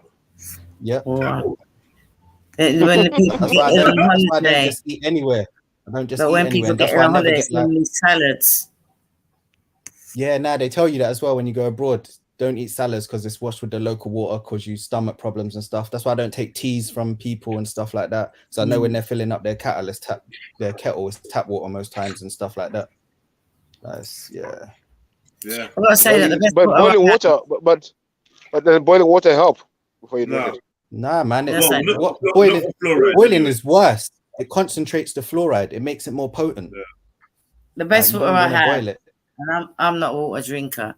I had water from a spring in Montserrat, but the only water that beat that was I had a bag of water in Ghana. And that, I don't know whether because it's the heat or whatever, but that's the best water I've had. And I don't like water. See, I can imagine the Montserrat one would be nice. The natural volcanic thing, the rocks will filter that water beautifully. Yeah. And they got a lot of springs as well with the sulfur in. They're really good for eczema and stuff like that. Ghana. Sorry, Aurora. The Brita filter is dead. Like, it's dead. Like, I know people think they're doing something, but no, I think Brita filters are a scam make you because feel like you're doing something, but you ain't doing nothing really. Even when people say alkalized water, what they do, they add liquid alkali to it, so it neutralizes the acidity, but doesn't mean that the acidic product has exited the water. It's still in the water. It's just been neutralized, if that makes any sense. But it's still there. So how do you drinking water? How do you get your water intake? People on the panel. Distillers. If I'm out and about, it's bottled, but normally distilled water. And if you're gonna get a counter water thing, get something like a Kangen or something like that. I'm not really into reverse osmosis water, too tough. But yeah, distilled water is the best. Distill it and then remineralize it with like some salt and stuff like that, and you're good to go. Yeah, I got Celtic sea salt. I use the filter and then bottled water and I'm out. That's really it. But there's a lot of cooking and stuff like that goes on, and even though I'm able to use the filter, sometimes you think you might just slip up or forget, innit? Like, you know what I mean? And it's not often, but yeah.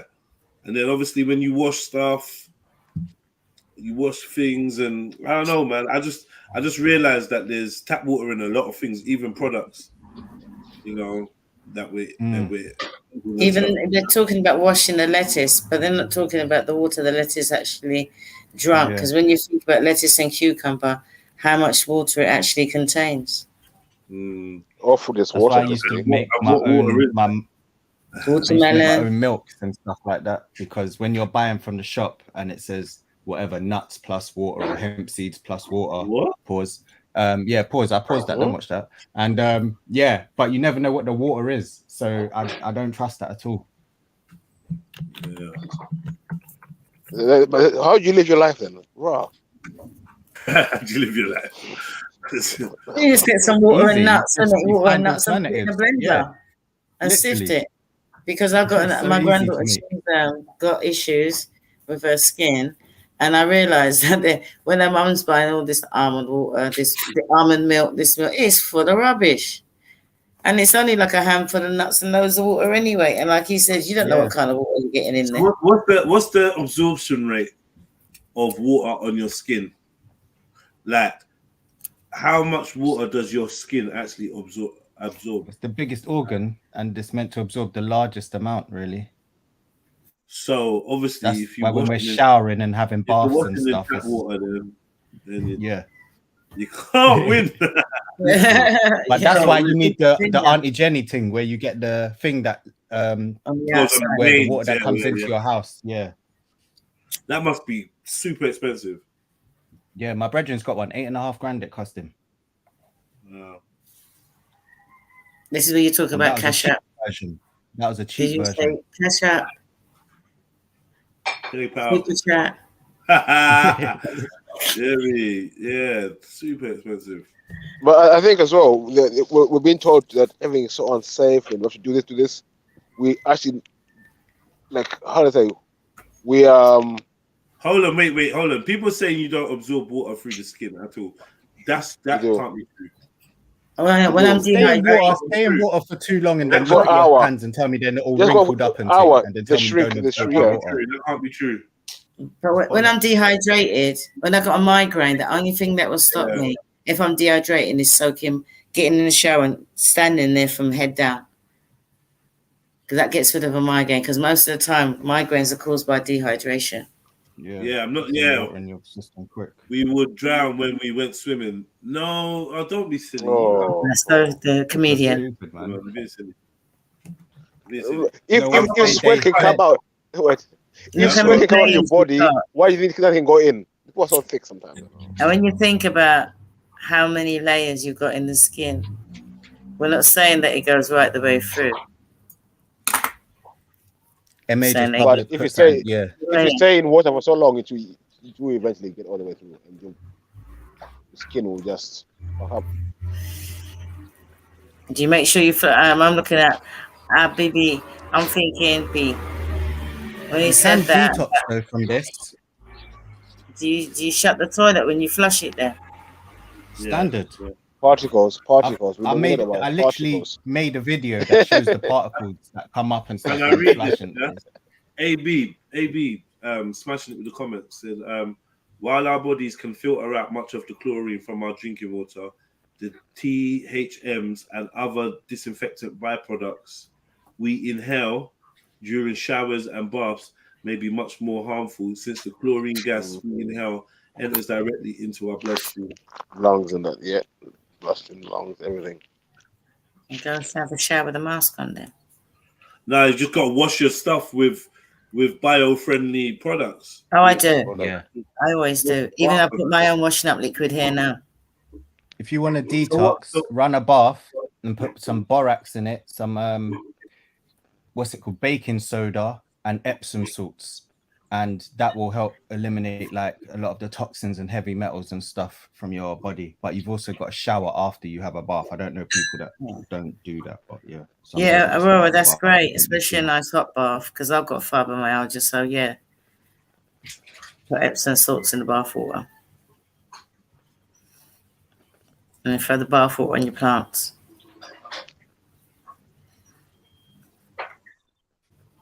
But yeah, you got to be really careful, because I've even started finding out that I'm buying when I swap my brands, because I tell people don't use fabric conditioner because it waterproofs your towels and that. That's quite expensive towels. Yeah, so so stupid, man, so dumb. But then they've got tallow, and it realised that in fabric conditioner there's tallow. Animal fat. Yeah, the chemicals in the fabric conditioners, even a So now I'm using tallow free. No, I use tallow free stuff.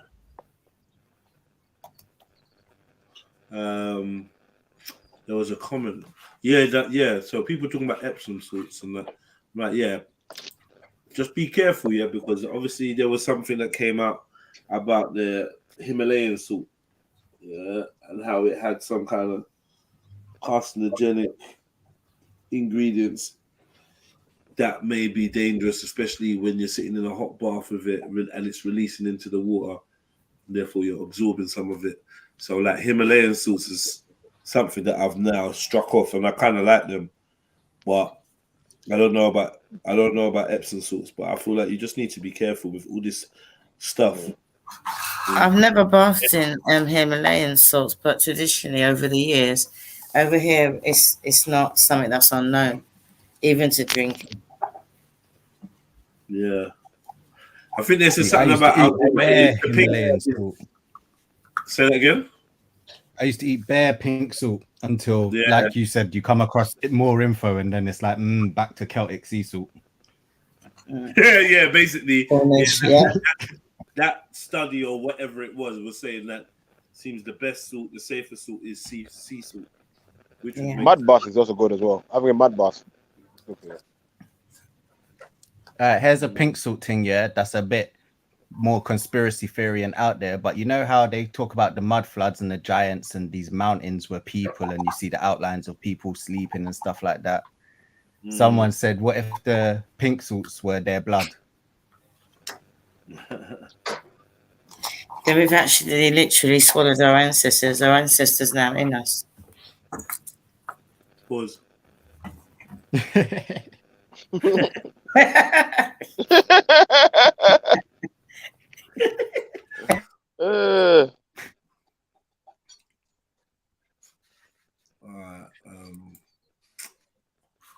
All right. Well, yeah. Let me look at one of these links now. Doomsday. Just done this salt. Cut out all salt. Which of these links should I go to first? First one. Artigen. It went from the underground. You know, he's talking about bunkers. That's where I started. So the first one's about the bunkers, and when people are saying moving out the city. The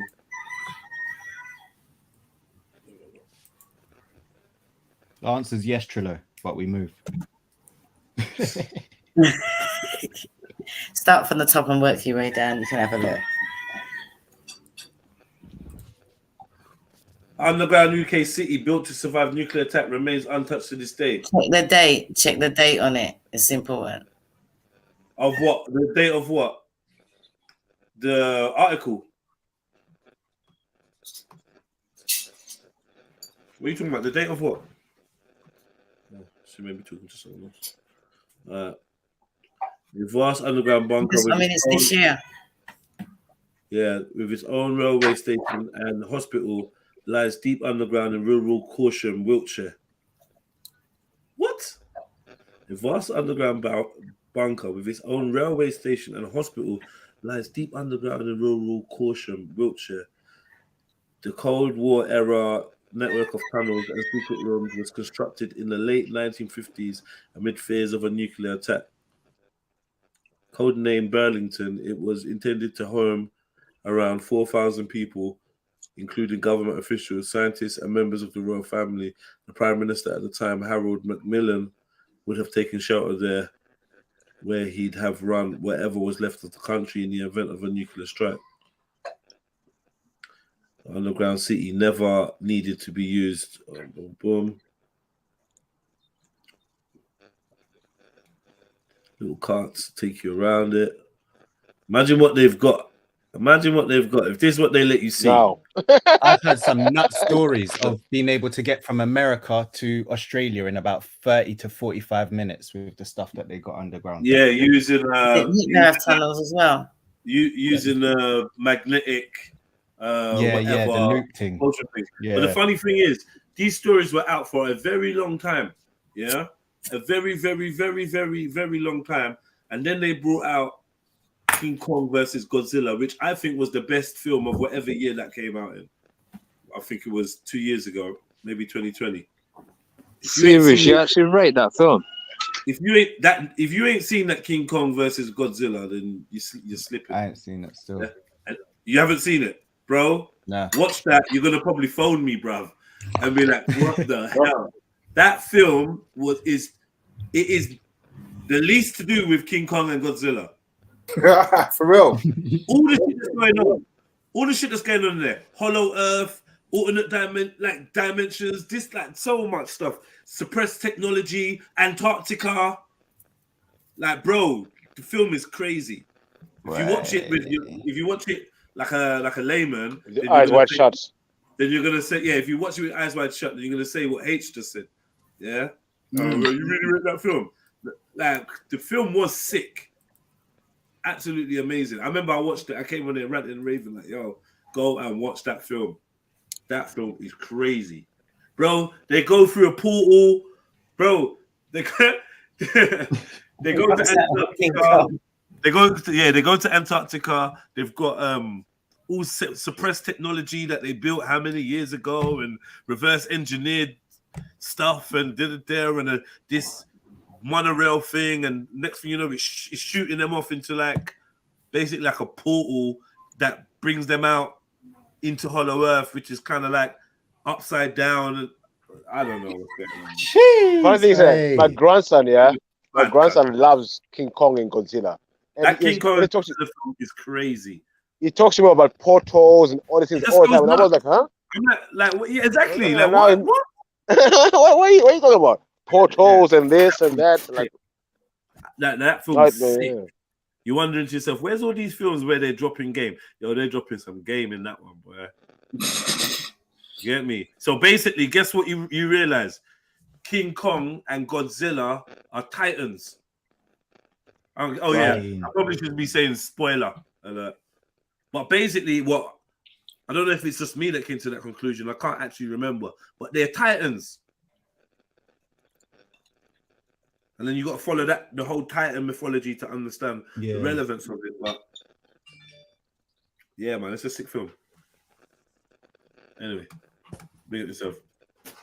Godzilla, King Kong. Yeah. We see. When people are running away from the city, look where the people are going. There's only room for 4,000 people in there. No, they got there's bare of them. Don't ever get it twisted. There's bare of them. There's loads of them. I'm saying it all goes to show you who you know. If you go to Hyde Park, and you ever go down to the underground car park thing, using the Hyde Park entrance, but the Marble Arch kind of entrance on it, you will understand what the hell's going on. The size of the walls, and then there's long dark corridors going off in different directions, and it's like I don't even know where that's leading. The car park is to the right, You go downstairs, blah, blah, blah, and the car park's to the right. And to the left and directly in front of you are two long, dark tunnels, and the walls are fucking massive, and you get a picture of, there's shit under Hyde Park. As they've always, it's been reported, there's tunnels and this and that, and there's direct links between Alexandra Palace. Not Alexandra Palace. Close to palaces and stuff, isn't it? Royal Albert Hall, Kensington Palace, Buckingham Palace. It's all there, isn't it?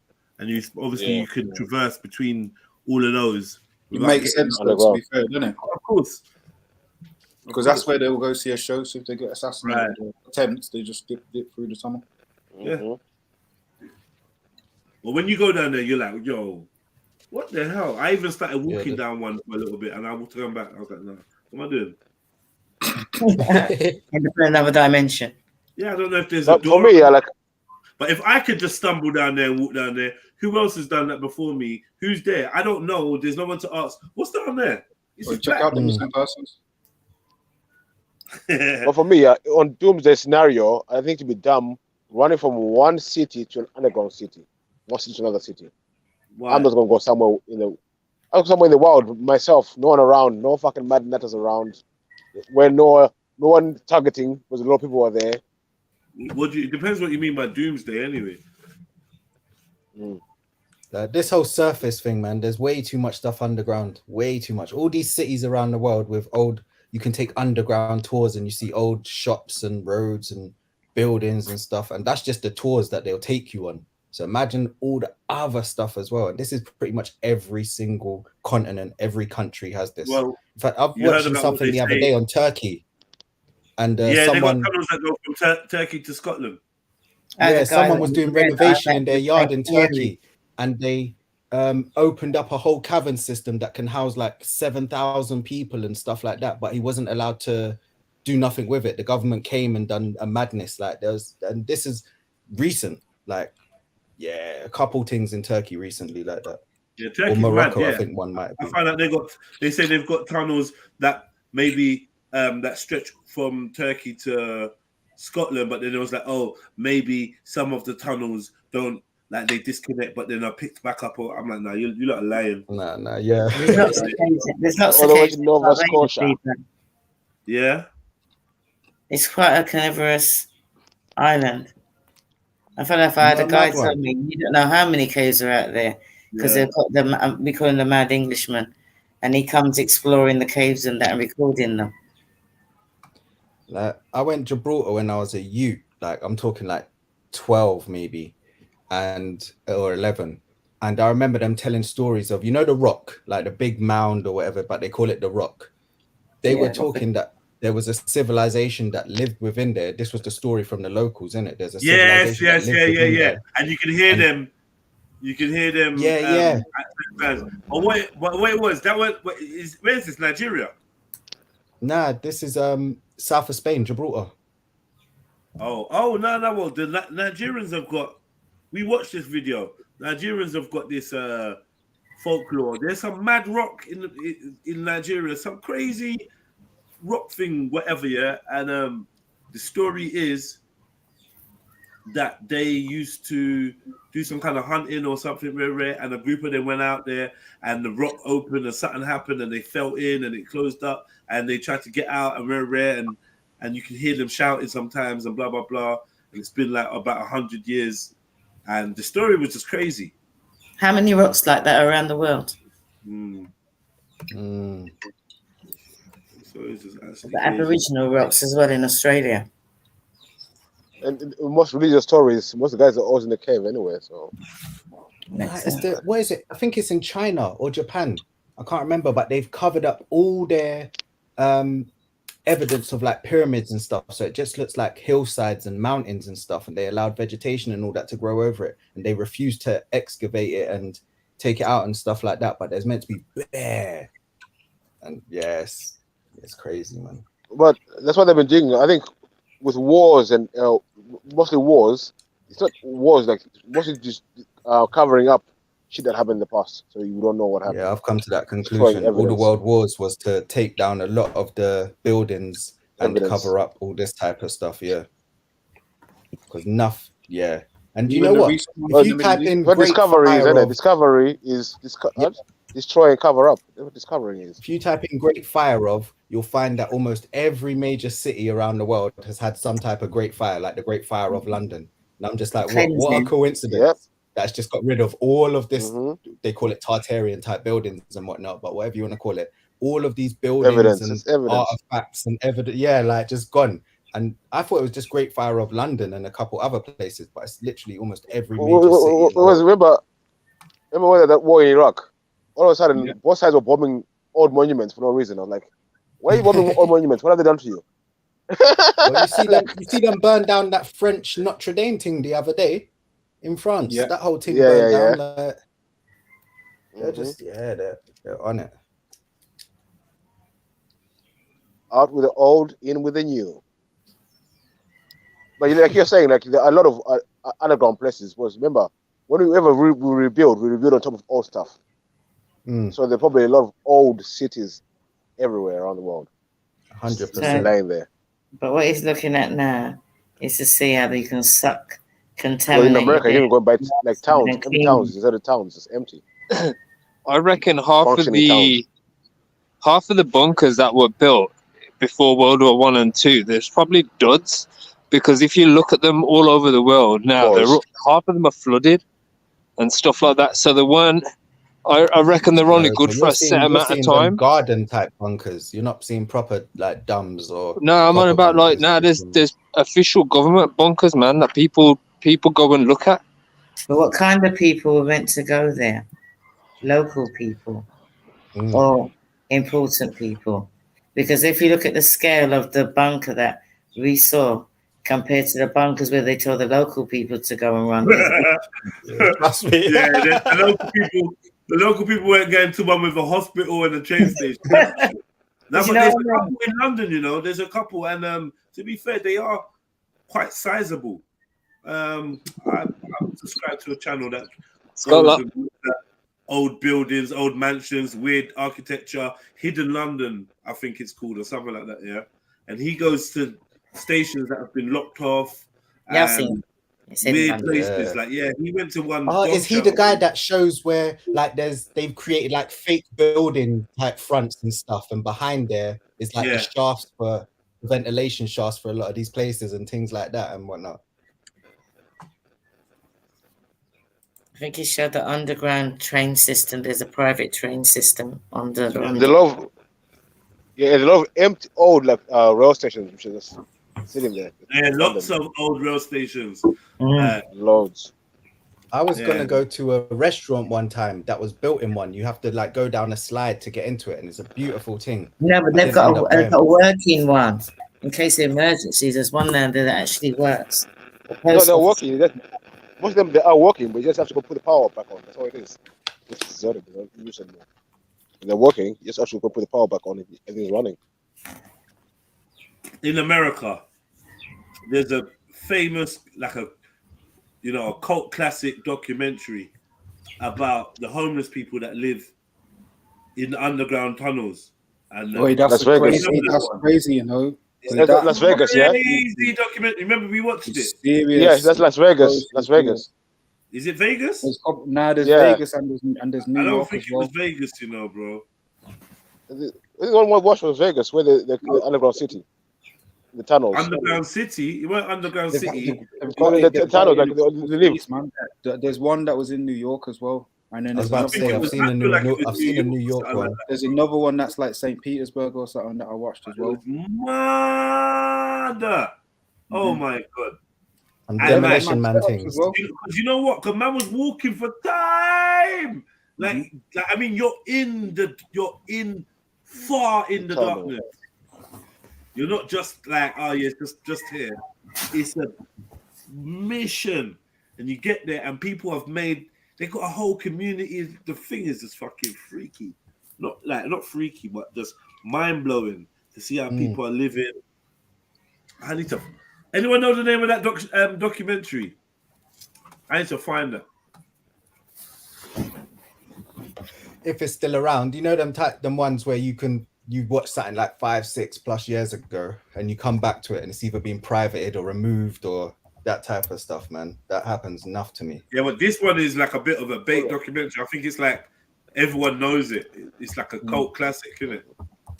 I can't remember what it's called. What surprised me though is when you go to Oxford Street at night these days. Rotted. Just bed tents everywhere. Everyone's sleeping on Oxford Street. You sure that wasn't just for Charles's thing? Bruv, no.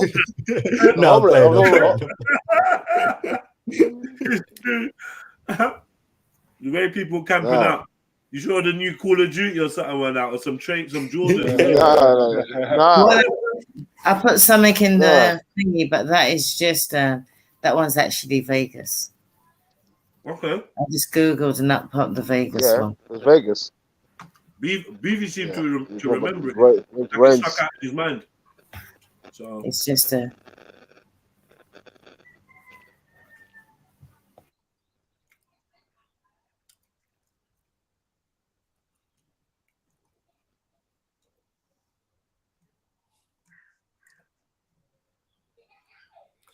Shout out the panel. Love conversations like this still. Oh, my turn.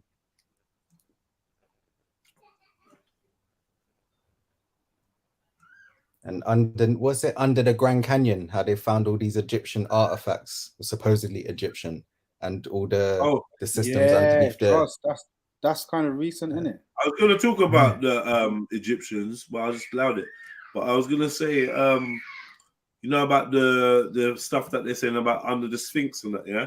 and the Great Pyramids. Yeah. When they realized that there's a because whatever historian that they love to suck off, whether it's Socrates or whoever, claims to have been given a guided tour of this underground space that made whatever was above ground in terms of Egypt and their architecture, the splendor, just look shit. It was like, it's got enough. The true beauty of Egypt or whatever basically is underground. Is one of his famous quotes, and he's describing this place with like columns and rooms and a labyrinth and it says all that the one that had waterfalls and stuff underneath there. I don't remember him mentioning anything like that. But it's just statues that were like bare high, like stupid high and I think he did mention statues and that, massive statues and stuff like that. All that's under the Sphinx. They're like, oh well, now we're using infrared and we're seeing that they could possibly, and then gradually, that's supposed to come out soon anyway. But if you look it up, you see it's kind of they've done like decent documentaries about it, so they're obviously ready to spill the beans. A documentary that I found in San Antonio. It's just I think a news report or some kind of, but it explains what they do with their feces and everything down there.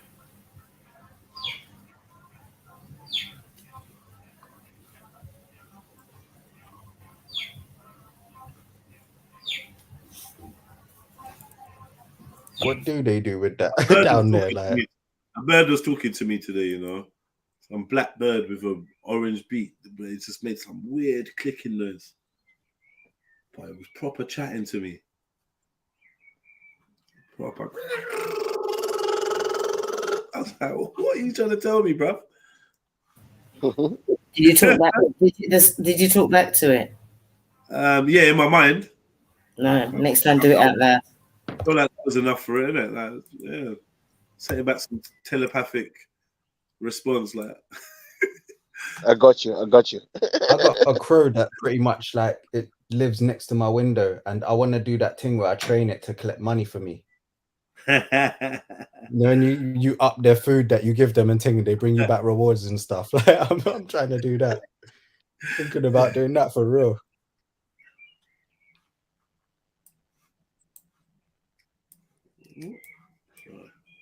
Just trying to airbrush you into the picture.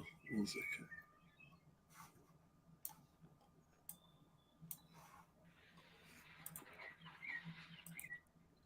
There he is.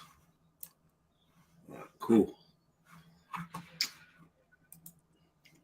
Trash, feces, shopping carts, and people living in the middle of that. The city of Hollywood Park is trying to figure out how to clean out an underground homeless city just uncovered this week. The half-mile-long drainage tunnel stretched into other jurisdictions, and the police chief says he's trying to coordinate the cleanup. The night team's Patty Santos shows us inside. The amount of materials and decomposing food and feces and all that, it creates an environment and a smell like you've never seen or heard. Hollywood Park Police Chief Shad Pritchard tells us he's never seen conditions like this before. When you first walk into these tunnels, it just seems like it goes on forever. And then it just opens up into a room. And then more tunnels and more rooms. And it really is like a small little town down there. The police body camera shows us the hidden town full of furniture, food, feces, and people. There's shopping carts, there's lawnmowers, there's trash, there's clothes, there's just about anything you can imagine that people throw away. Hey, y'all need to go. Pritchard and his officers walk in daily to clear people out. Every shift we're just going through. Why are they clearing people out? Exactly. That's my first question. Man, it reminds me of Futurama. Didn't even know about them before, and now like you didn't know they were there. Now all of a sudden you need to clear them out because what? There was one guy under the guys that are smelling that. Why not just provide a service that gets rid of their waste? Right? It's Futurama, really. You got the people living in the sewers and that. And this, it's and not we even have a sewer, the though. That's the thing. It's not even a sewer. and big up to the panel. Fire duct or something. I don't know what that is. It's probably in case of a flooding or I don't know what that is. Yeah, but all viaducts. Yeah, I think they're all. Not a sewer.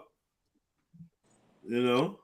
But the part that we're missing is that the reason that the homeless U.S. citizens live down there is because the illegal aliens are taking the housing that should have went let's not to even homeless bother. U.S. citizens. Man, like, bro, you don't even sound the same as you ain't even got the same energy you used to. I'm being honest with you. Yeah, man, I'm being honest. Sounded like even you was tired of hearing what you had to say.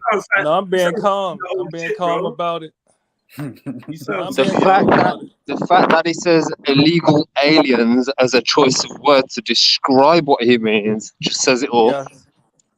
Yes, they are illegal aliens. That's why we call ICE on them. All right, anyway.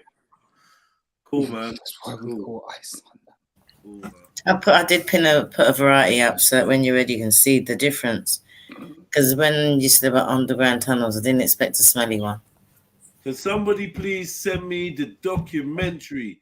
It's a cult documentary about people that live underground in America.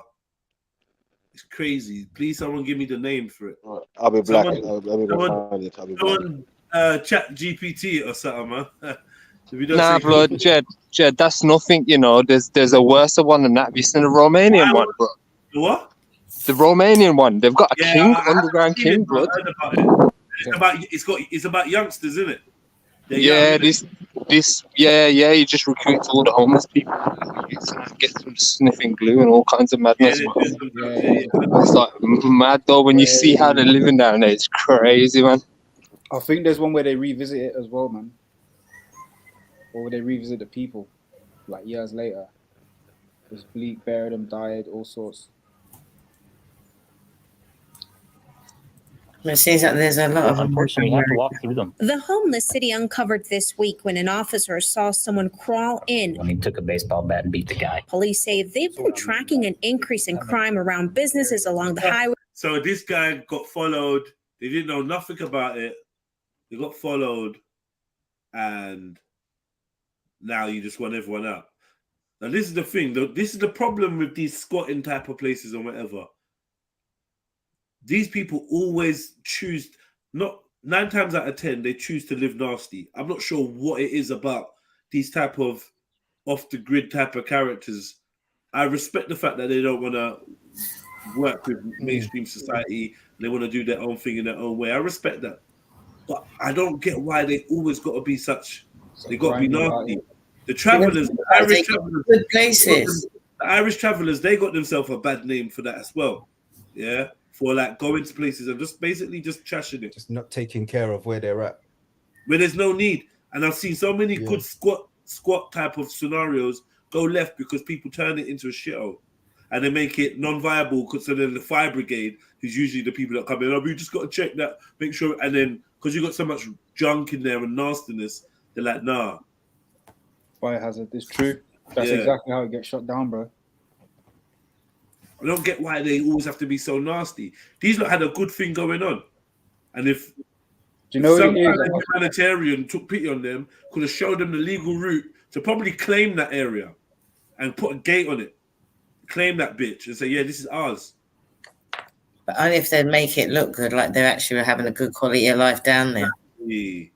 So they F themselves up by doing these things. That's why I put different ones in the chat to see whether... Oh, other people live doing it. Yeah, they're the same way.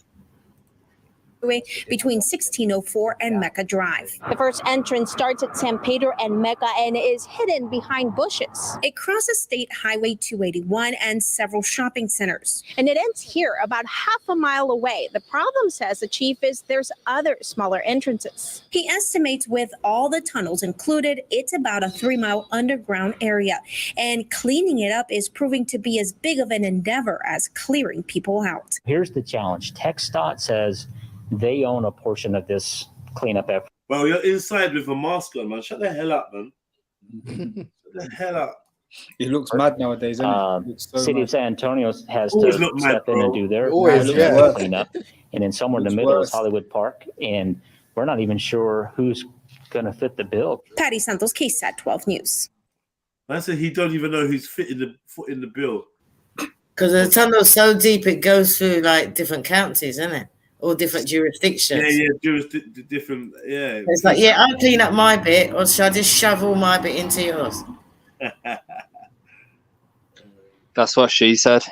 Pause. Wait, she said shove my bit into. Where was you? Thailand. Oh, you smart enough to. Checkmate.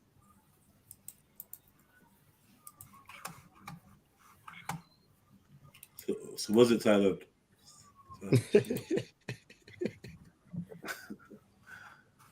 My bad. I'm just joking, man. Oh, this one's a pedestrian tunnel now. Underground. Sorry, what was that? Underground pedestrian tunnel in Los Feliz, taken over by homeless. So is that like a subway underpass? We'll see. Hollywood Boulevard in New Hampshire doesn't stick out much, but under the asphalt here, you'll find a pedestrian tunnel that no longer has anything to do with pedestrians. We've had reports of narcotics being made down below. Yeah, no shit, people actually trying to cook inside the tunnel, trying to heat with open flames. So it's definitely became a safety issue. LAPD Senior Lead Officer Lenny Davis says the 70-year-old tunnel has been overtaken by the homeless. So is this portion of the sidewalk by the tunnel stairs. You can see they've run a power line here through the fence down into the tunnel where they have a power source they've tapped into.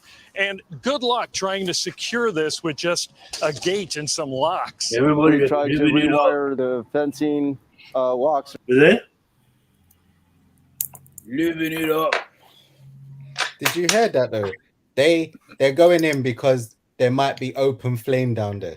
That's their reason. It's their home, they're cooking. They look clean though. That's a good one. They look clean. They're just cut and access just continues on. Carlos Sarmiento has been living in the tunnel for nearly 8 months and gave Eyewitness News a tour of his underground accommodations. I'm looking for a job. I don't want to be here forever because I want to change my life. I want to go get something different. But the problem is parents and kids from Los Feliz Elementary School to the north now need a crossing guard to get across Hollywood Boulevard. Davis says some LA City Council members and neighborhood residents want the tunnel permanently closed, filled with concrete. But not everyone sees that as a tenable solution. They'll make that inaccessible to the homeless instead of solving the actual problem, which is giving them housing. Milagro Jones says he and his daughter Lydia spent time living on Skid Row. He says LA has to step up its efforts to build places for the homeless to live before rousting them from their current spots. All right, where was that place we was looking and they were just lying in their own doo-doo? That was America too, right? Yeah, Skid Row. There's that one. I'm guessing. Crazy. Do you remember that? They were I'm just guessing. laying in their doo-doo. Yeah, I'm guessing it's called Skid Row because everyone's got skid marks, maybe. And the camera guy or whatever, the reporter was just counting how much different bits of doo-doo the guy was just laying around. Like levels of madness, like places like that can be shut down or whatever. But this, you wanna shut down man's the Shim's little underground setup for what? For what? It's clean. How is this? Don't get it twisted. Have you heard what they do in Paris, the catacombs? They rig electric up down there and have theaters and shit, like super underground. The police come and lock it off, yeah, but there's no one there by the time the police get there. They sell them off in London. I've been to a restaurant and bar somewhere in London. I can't remember where. In an underground toilet. That was originally a toilet. Oh yeah, that might be. I feel like I've heard about that one as well. Yeah. Oh, where is it? Well, to be honest, like just past there. It's not underground, but in Tottenham, if you see that there's like a pub, yeah, and it used to be a toilet. It's like in the island, you know. I don't know. I can't explain it. If anyone knows where the Maat Centre I know what you mean. I know what you mean. Yeah. It's right opposite the Maat Centre. There's a pub in the middle of the road, like. In the I know the one. So what America needs to do really is sell off the tunnels and sell off the toilets and stuff. And go on a diet. Get a hold of America. Might as well, man, for good measure and that. Mag, what's this link, bro? This is just where they've spilled out in Philadelphia, bro. What, Skid Row just laying about and that? Nah, this is the next one. This is Philadelphia. It's the same type of thing though. But this And is the one underneath. maybe it's bigger. I'm not sure. I don't know how big it is, but it's crazy cool.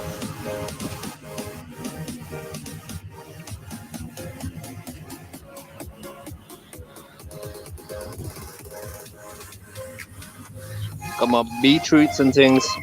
I hate when the music just What's don't that match music? the video, man. How does the music even match the video, bro? I was wondering. I thought it was somebody else in the chat, bro. The hell are they doing, man? Mr. Green Fingers. Look at Mr. Green Fingers.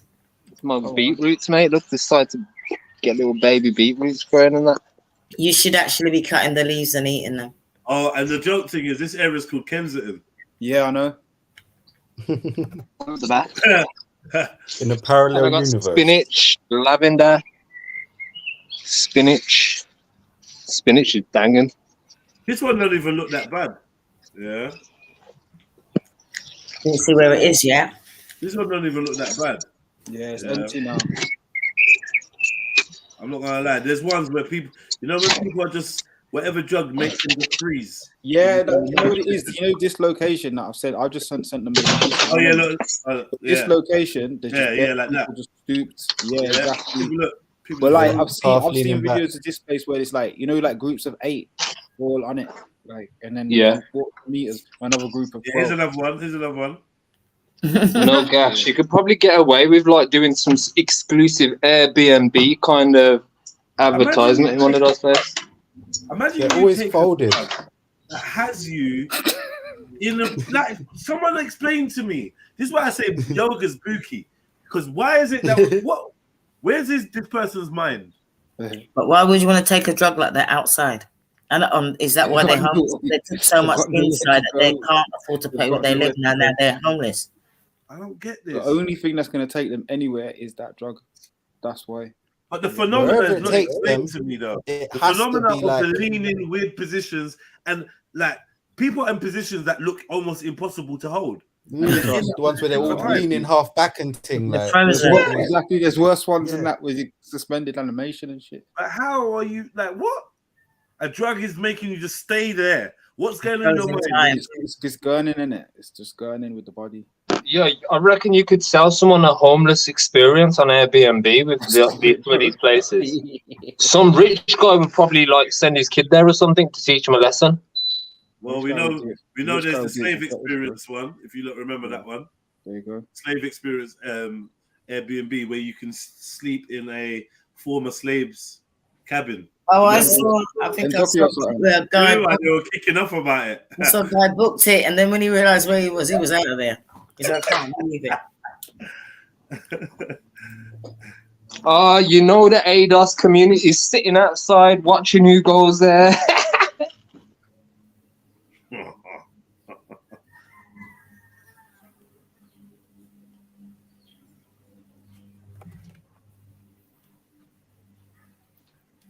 No, I want to see the underground one, man. This is The one just above normal that one, the last clip. Look, they're doing matching stances, bruv. Look, man. The guy in the burgundy. Yeah. The chick in the purple. The guy we saw before. Right. It's like it's a dance, isn't it? It's a place where you go. How is that stance? It's like they're trying to lean over, and that's their perfect They position. just get stuck there. Yeah, because you can't fall forward and you can't fall back. You can't go down. What if it's like, you know, in you can't go down. On the cart. Yeah. Nah, you know in cartoons when they turn you off and then it just folds. Yeah. And look, and another one. It's the position. Look at that. They're on their way down. Look. She's on the way in that. Semi. You notice that she had her hands in her pockets, so she had no fear of falling on her face. Yeah, it's triangulation, isn't it? Look, man, why can't you just sit down? Look, two. They can't. They're halfway down. Perfect position. If they sit down, they can't get up, so they're either up or down. No, this is it's like it catches them whilst they try to. This don't make sense, man. Their batteries run out halfway down. What in the Grand Old Duke of York is going on, man? Bend over. When they were up, and when they were down, they were down. What's going on here, man? No, there was that childhood film when the guy winds at the toys, the toy maker. Was it Pinocchio? Yeah, Pinocchio, innit? You know, in part of it when they sort of like wind down and they just slowly wind down and then it's in bare things, man. There's a bare, probably in Tom and Jerry, SpongeBob, all sorts. That whole concept of where they just slumped like this. So just think, if you're that stoned, right, and you sit down, how the hell are you gonna get up? You can't. I think that's also ones. part of it. You can't get up, or maybe you just die when you go to the floor or something. Is it fentanyl? If you're halfway, they're in perfect balance because that girl had both hands in her pocket, and if you think you're gonna fall down, you're not gonna have your hands in your pocket. When they're doing this, they're moving very slowly. Mark Smith says this is for the blood rush to the brain. That's like a yoga pose. That makes sense. That's what I said. It's like it's yogic, like, but yeah, the blood rush to the brain kind of makes a little bit of sense. I can't lie. So are they on drugs or not? Like you can do. I would pay someone to take that and then tell me where they go in it, what the experience is like. Yeah, exactly. Where did this take you? Careful, man. Some places you don't come back from, though. Yeah, it's true. It's very true. All these new drugs are not survivable, innit? I don't know, bro. It doesn't. They just don't seem so. I don't hear about. I used to do any of these drugs. Is this a zombie apocalypse? I don't hear no use tos of this stuff. Like it's not like crack or nothing. Like, is this what it is? They just the zombie apocalypse. Foot injection and that. Might be still. I'm just glad that like nothing. They don't care whether these people ever gone. No, they don't care whether they had the injections or not because they're there already. I think they've been badged as well, man. That's part of the buzz. When they're chipping them as well for that, if they want food. So long, her back is turning funny. I'm telling you, look. Yeah, because remember, you're getting free food. Making people hunch. Like the drug makes you hunch over. Yeah. And then eventually your back gets look. Nah. I think she was just in her bag for something, that one. No, look. Why are you making excuses for them? Look at that. Dude, when did you ever see something? I thought she stood up. That's like scoliosis or something. Mr. Motivator. I thought she stood up as the camera was just going past. I thought she stood up. When she stood up, the hump was still there. It was just further up her back. She could have a bag under her. Like, that's how one of these like would dress. To be fair. Or it's the new transgender mutant ninja turtle, isn't it? Fagatello. I think that she's new to the drug, and I think that's a cushion in case she falls backwards. Oh, stop it, man. If you look, it does look like a round cushion. Yeah, it does. It does look cushiony. Or she just got it wrong when she heard about women carrying spare tires. That makes no sense. That's what it is. It don't make no damn sense. But look at one side of the road to the other side. You see the difference? Yeah, I know. I don't know what that thing is. Yeah, I noticed that. No, I mean like the quality of life they live in the buildings. Yeah, that's what I'm saying. That's probably the museum. Like, just they're all just surrounded it. What's happening? Go there on a school trip. It's mad. I find how they plan their cities and the train thing just runs straight through it. Don't give no fucks. Like, don't care. Yeah, there's a few of them spots still. Come like Grand Theft Auto. Exactly. That's what it's based off of, basically. But apparently there's a history of it. There's a history of underground homelessness. And that was the last one when you finish. Because apparently it's a history. So it's nothing new. One of the links, it doesn't work here. There's a history one. Okay. Yeah. That would be the one, wouldn't it? That's the last one you've put. Yeah. I'm trying to find the one that I watched recently now because it was, Dark Days. That's a whole documentary though. You know what though? Like Beefy just said like they test most drugs in America, and the fact that it's not like a newsworthy story. It's not like front page news all the time, how many people are dying and all these people bent over and whatnot. Like it's pretty, they don't really talk about it.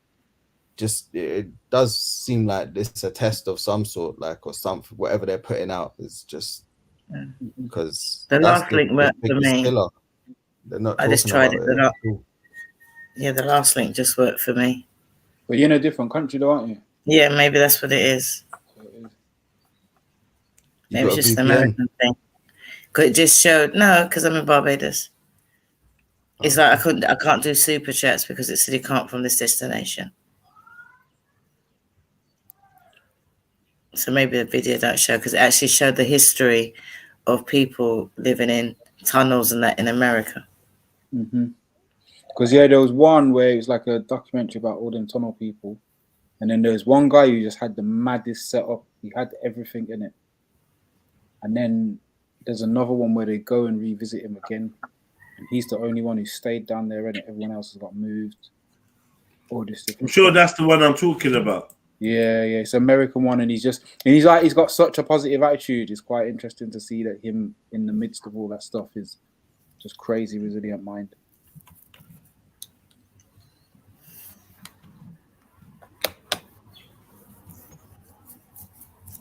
Would you live on the boat in the Thames or a fancy tunnel? The boat still. The tunnel.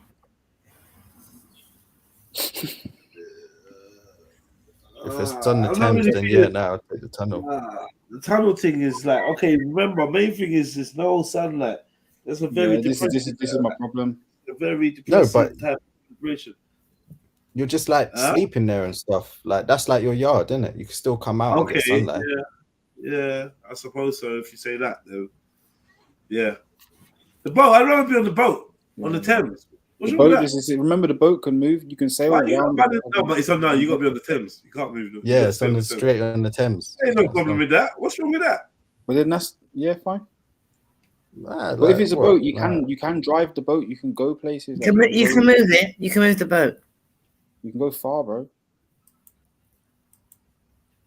That's different. Yeah, I actually just said barge. I just said house barge. Nature of a boat, bro. Sailing house barge, not boat. A house barge. Then. Yeah. Okay. But barge can't go so far. It's only a canals thing, isn't it? Yeah. That's still quite sick as long as it's one way. It's height appreciative.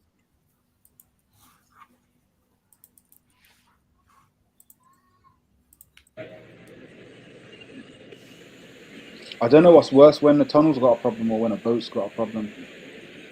Both are going to end up with water on them. Yeah, but so the tunnel, to be fair. Then But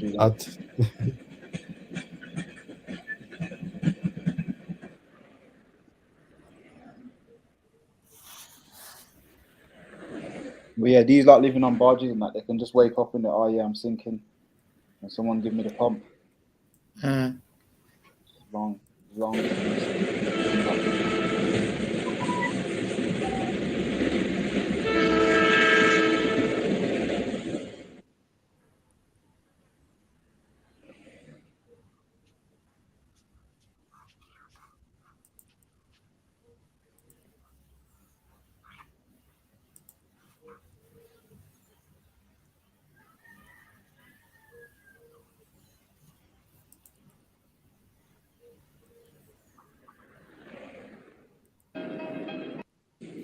Bring you back an empty bottle? No, take it out for me. Yeah.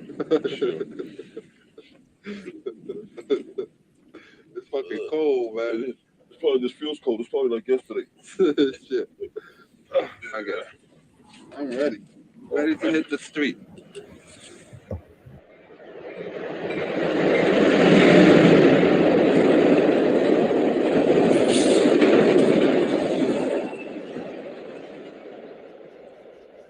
When I first came down, I was scared to death. Scared that, not scared, just looking at this goddamn place and shit. I said, yeah. Like, at that time, the only way I came down here just to get out the public eyesight. But as I looked around and shit and started noticing shit, I started building and shit, man. And that shit just became into like a little project. At first, I took it as a little camp, 2 weeks. And then this fucker became like home.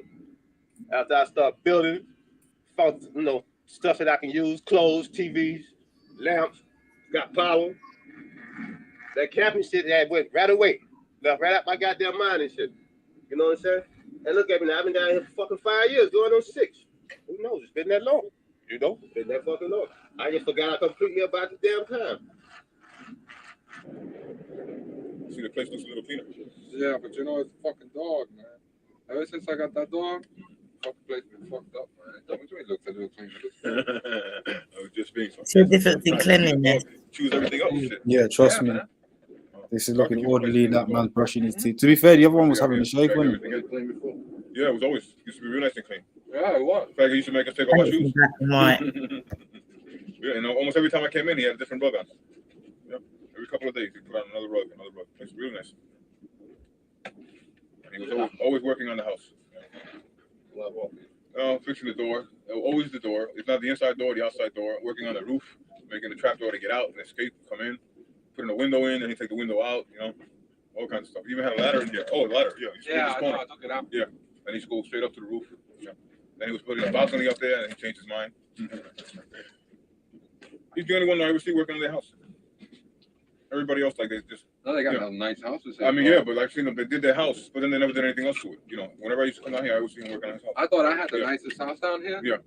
But I don't. Wow, it don't look nice now. Yeah. You know, but I don't have the nicest house. You know who got the nicest house down here? No, Tommy. Tommy, yeah. Tommy. But he's been down here, a long time. Shit. Nice, they call it a house. Tommy has been down here for maybe a year longer than I have.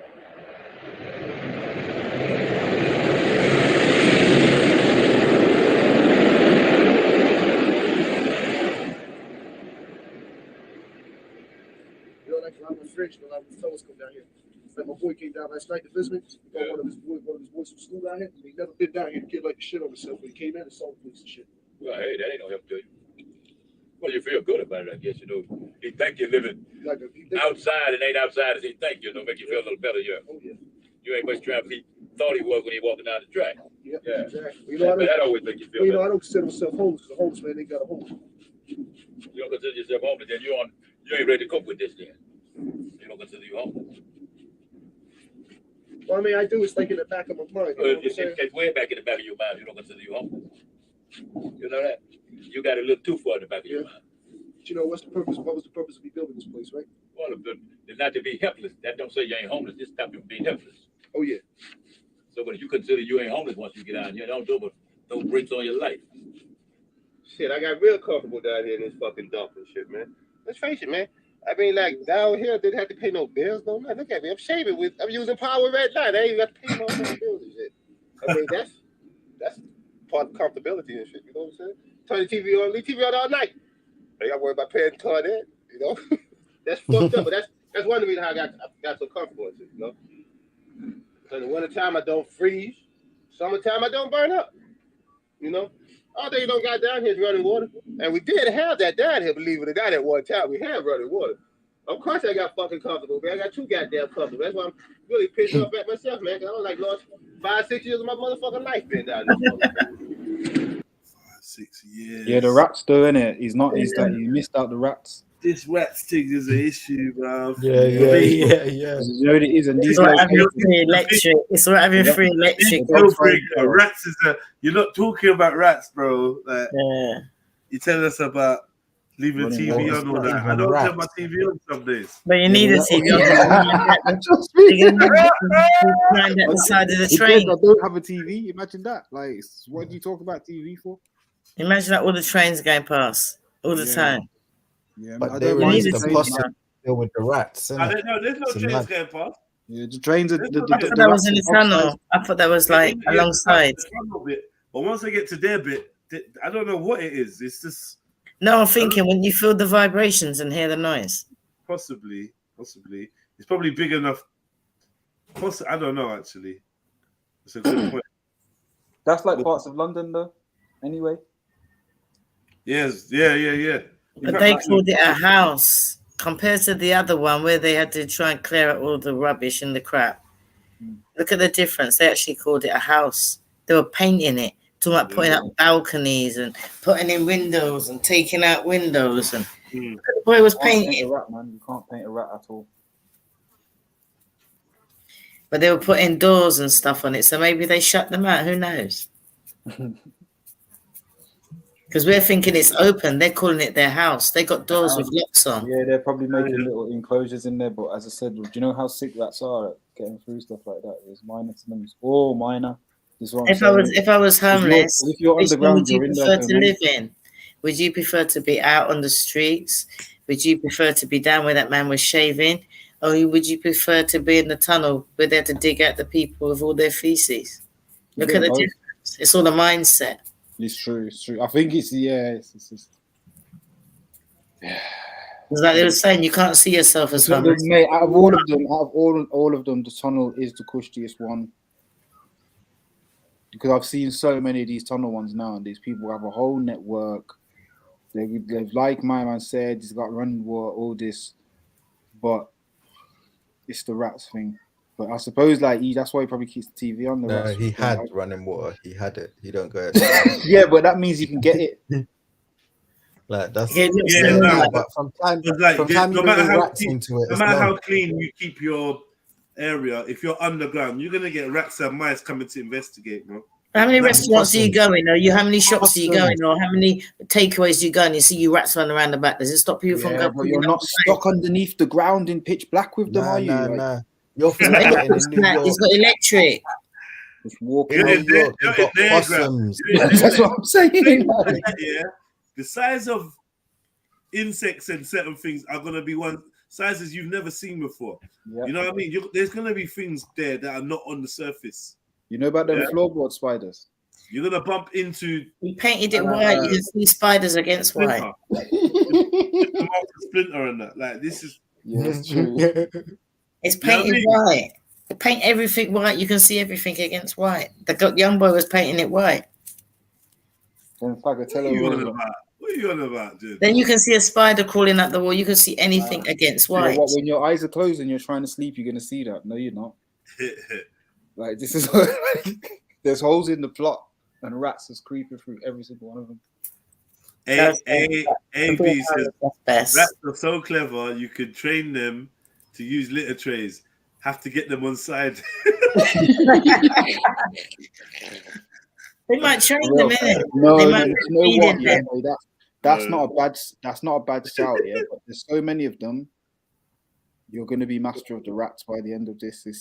They've won basically. No, I don't think you're understanding. You're saying rats is possums. These are like giant rats. You know what that could all be dinner. Yeah, it's true. But then this is what I'm saying, like these dog-sized rats that they've got as well on top of all of this is. It's like a Sunday roast. Sunday roast, is that what you're calling it? Well, if you eat meat, you eat meat, innit? It's what it is. Flesh is flesh. Yeah, I don't start with this vegan propaganda shit, man. There is a difference, man. There's a difference between. We got to think these people are at the end of the survival chain. They're surviving. That little guy running around under there. Wait. Did someone try to say you could train the rats to use litter trays? Yeah, it's real talk, man. Don't get people having as pets. That's what I'm saying. Like, and people like use them for all sorts because of their brains and that. So I get apparently they don't smell. But you're talking 100 or so that you have to train. You know, rats are the only species. Yeah, exactly. They're the only other species apart from human where two groups will just get together and have like a gang fight for no reason, like not over nothing. Just have a scrap. You got to preside over all of this. Long. Do you know what I mean? Hear them all screaming, rolling in little balls and that. But the guy, I like the way he said he got so comfortable, he's vexing himself for being there for 6 years. Yeah, I mean, you not notice. That's the running theme of all these tunnel things I've seen. There's people are so comfortable, like, and they just start when they start listing the stuff that they've got. You're like, oh, fair enough. That guy looks like he goes to work. He goes to work. That's what I'm saying. And he has a good time because he's got no bills to pay. He's got electric. Do you know what I mean? He's comfortable. He's not hungry. Dirty. Like he said, he's got clothes. He's probably on the property ladder now anyway. He should be. He's just time to stack and that. That's what I'm saying. If he was stacking, then yeah. He's doing This is the way. This is look at this. Look how sad it is. The only way is to do this now. Stop it. You must have bought the tunnel. It's still entertaining this idea, bro. It's the American dream, bro. Being all strategic, exactly. Being all strategic about it. Like if I go in the tunnel for 7 years, yeah, like 6 of those years I'll have water. And I just keep going to work. No. What are you not saying?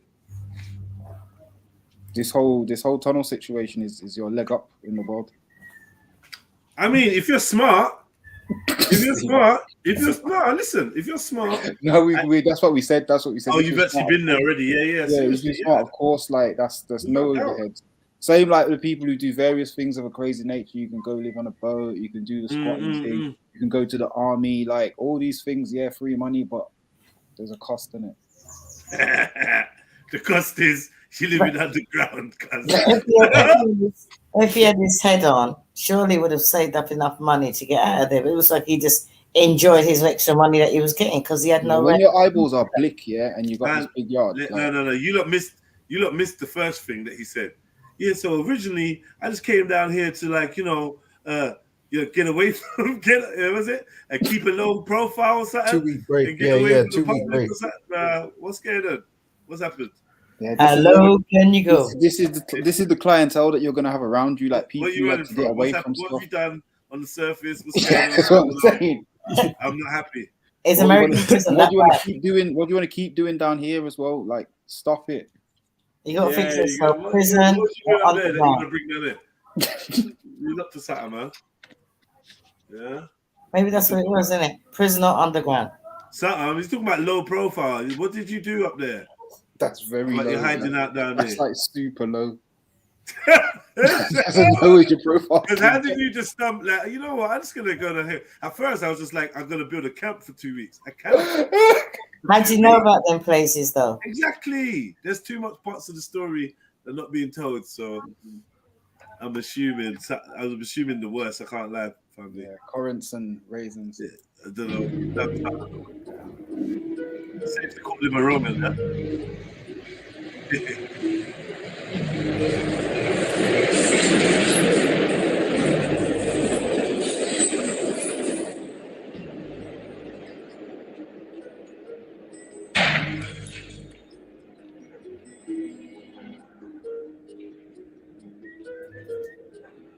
Hanging his washing up. Yeah, look at the drying setup, kushti, fresh artwork. It's all nice. New coats. Man, I give it to make me some money, man. I got to get paid. Got to make that almighty dollar.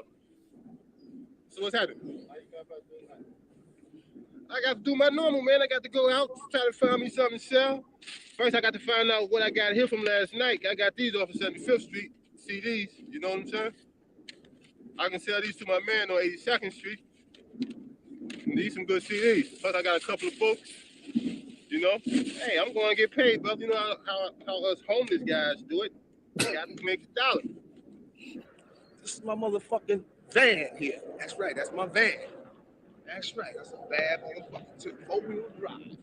That's right. This is my motherfucking station wagon. That's right. If you notice, they're the biggest ones, and they're going to motherfucking kids. That's right. Edie, media, fucking mine. You understand what I'm saying? And the reason why I'm saying this, because each one of the fucking cars contains something. And what's that something? Money. That's like they say, more money, more money, more money, more money, and more motherfucking money. You know what I'm saying? Free enterprises. What people throw away, other people can use. Why them can use it? Did I ever grab a buggy? That's why gives be in perfect working condition. You know, be just like new. You know? But down here, man, you'll be surprised the stuff that I be finding and I be selling, getting top dollar for. You know, like VCRs, color televisions, little portable televisions like this. You know what I'm saying? I found that. Heaters like this. You know what I'm saying? Now, I don't sell everything. Stuff that I can use, I keep. But stuff that I can't use, I sell. You know? Everything you got that you paid for, I can, 9 times out of 10, I will go out there and find it and it be in perfect working condition. And I sell Walking eBay. You know? That's the name of the game. Hustler. I'm a hustler, bro. I get paid. I put in the sand, it's no crack. because they be knocking on my house sometimes. I like the way everybody's got their things done roles. He's like he's the builder. Yeah. You know, if the crack fucked me up. Crack got me down here. Well, crack helped me get down. Crack, man. Yeah, and then now I stopped. You know, and it took me a fucking long time to realize that shit wasn't, you know, that wasn't it. That wasn't me. So I don't want them in my house because if I see it around me every time, and I let people smoke in my house, then I'm gonna want to get the urge. It's bad enough that sometimes I start crack already for a long time, for more than 3 years now, and sometimes I wake up with the urge, and I haven't done it for more than 3 years, and sometimes I still wake up with the urge to smoke it, but I fight it. And then I'm gonna have these people knocking on my house, talking about if I got a stim or they go inside and smoke. You know, that shit is gonna fuck me all up again. So I said, well, let me go ahead and put a sign so that way these assholes can read it and don't knock. What's it he's got on the front of his? No drugs. No crack in it. No crack. I think it's no crack. Okay. Which I kind of think is a bad idea to put on the front of your thing. Because every time you walk in and out, you're going to think about crack. Yeah, I know. Right? Whether the presence of it or the lack of it, you're still thinking about crack. You don't want crack on your mind. But yeah, what do I know? I've never done crack. Maybe it's more important to get the people away. Because remember, there's no escape. You're in the tunnel. Just no crack. Yeah, do your crack outside before you come in. And then come in here, start wigging out and that stuff. Some people tell their friends to take their shoes off. Others tell them, don't do the crack in there. No crack. Yeah, sit down. Yeah. Leave your crack outside, mate. Allow it.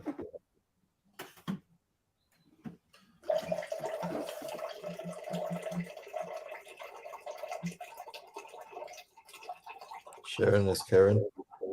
Mm-hmm. This one's a dribbler. Fair enough.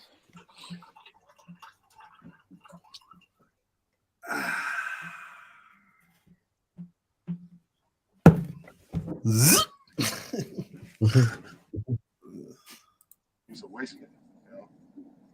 Just heat it up a little bit. Clarence, man. Wow. D. That woman. Yeah.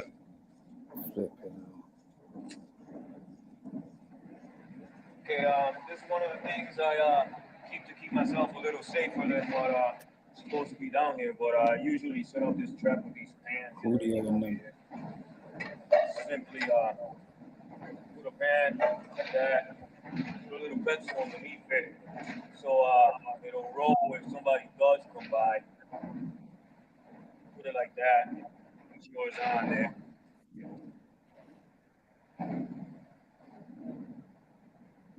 Come over here and tie it to the other side underneath, so that way, you know, if they even got a flashlight, they can't really see. You know, in the dark down here, they can't really see.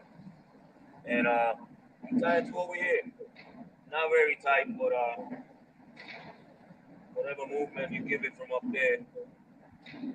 So like when you walk by it, you know, when you trip the wire, you know, I mean, you can see that at nighttime, you know. But people that don't really know what's going on, you know, they're just looking around, looking to find something or steal something or whatever, you know. When you walk by it, you know, you trip the trap, all that noise. Yeah, y'all still here?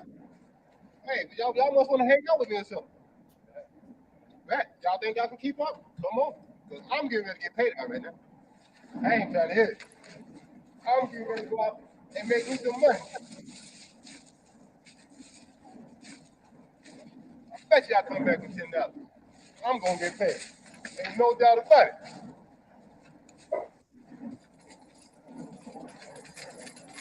%80 of the population down here is crackheads.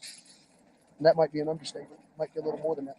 It's really bad, you know, because they smoke this shit and they get so hooked up on it, you know, they just lose sight of reality. They don't take care of themselves. Half of them don't wash their ass, you know, and they're always on some bullshit, you know, where they always think that somebody's out to get them and stuff like that. It's really fucked up, you know. I've seen guys sell coats right off the back in the middle of winter when it's 20 degrees outside just to support a drug habit. See how people can let something do that to you, take control of their life like that. Myself, I can't go out like that. It was a New Year's, so I was singing in the room with my little stepdaughter, right? I was singing in the room and shit, and then they called me over to the room, and they told me, "You want to get high? You know, you want some crack?" And I said, "Nah, you know, I tried that shit. That shit don't do nothing to me." So they said, "Well, try this."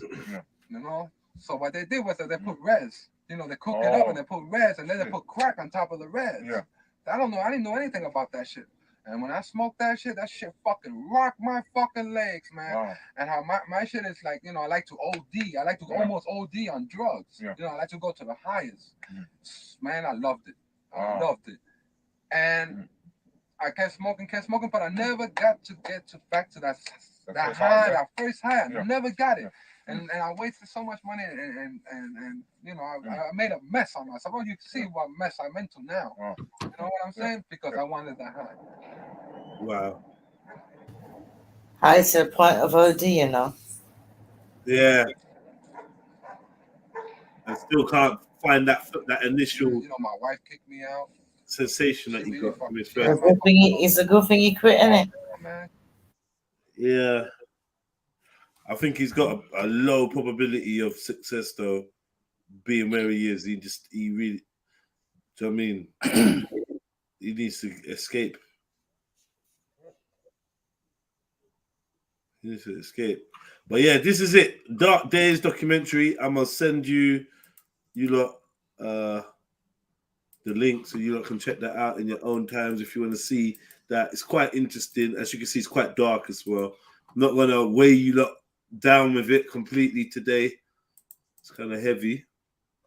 But yeah, links have been provided, so watch that if you want to. I just think it's fascinating and different when you hear about people living in a tunnel.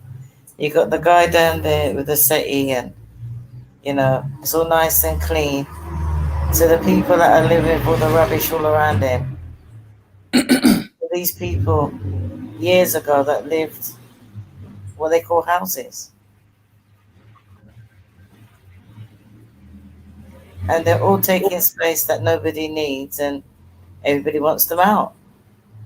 But it's space that nobody's actually using. AI.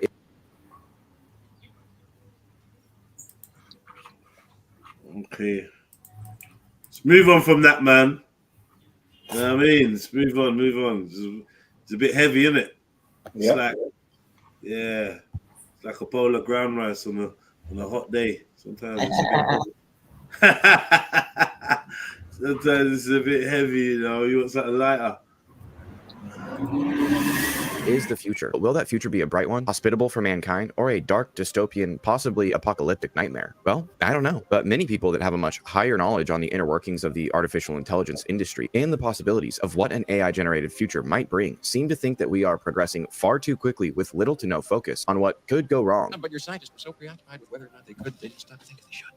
One of them being Geoffrey Hinton, who's been called the godfather of AI, who actually just left his job a couple weeks ago and confirmed he left it in order to speak out about the dangers of the very technology he helped develop. What I've got for you today are just a few examples that, in my opinion, is that even real? The possible when Stephen Hawking and these people speak out and all about the dangers about something. Is that real?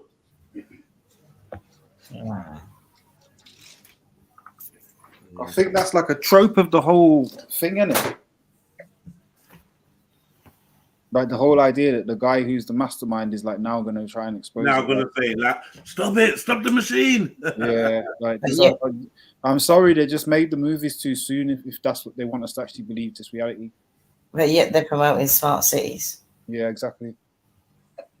Written it all down and that. Like, why would you write it all down if you like? Hold on a minute. No, it's too late. You fucking wrote it down in like time ago. Dangers of artificial intelligence.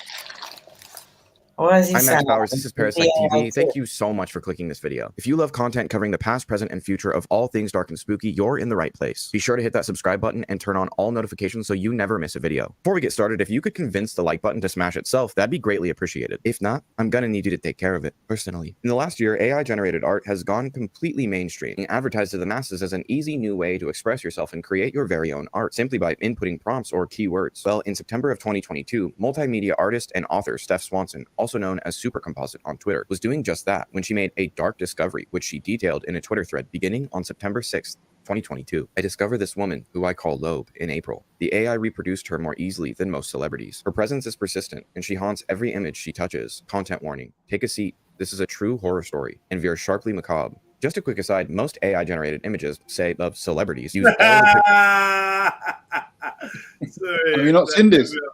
No, I haven't seen that. This can't be up, man. That's funny. That's hilarious, cuz. Have you seen the race swap? Have you seen the race swap one? With people like Ben Stiller. Yeah. I seen that one. Coming back for and the Simpsons one as well. Yeah, that's what I'm saying. Pictures of the celebrities that are available online to make a composite image in order to adhere to the boundaries set by the user-generated prompt. So right off the bat, for AI to soundly, repeatedly generate even similar images of something that has never existed before is unsettling. Super Composite goes on to say, I'll explain negative prompt weights. In case you didn't know, with these, instead of creating an image of the text prompt, the AI tries to make the image look as different from the prompt as possible. This logo was the result of the negatively weighted prompt, Brando -1.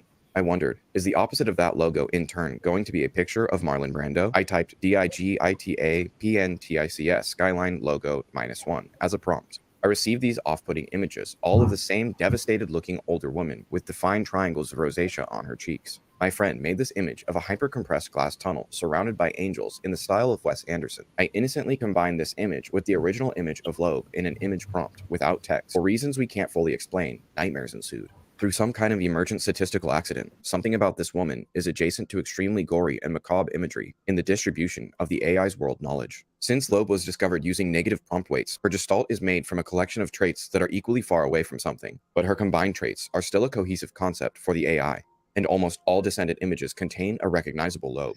Super Composite then issues a stark warning about the incoming images. The Angel Hallway prompt, in unison with Loeb prompts, produced images that were filled with such copious gore, she was able to include in her thread only 2 of the several images produced, citing that most of the images produced by the Angel Hallway and Loeb prompts involve dismembered, screaming children. She continues, there is something moving to me about these grotesque scenes and the desperation, panic, and sadness that they convey. Again, these are produced with other images as inputs and no text.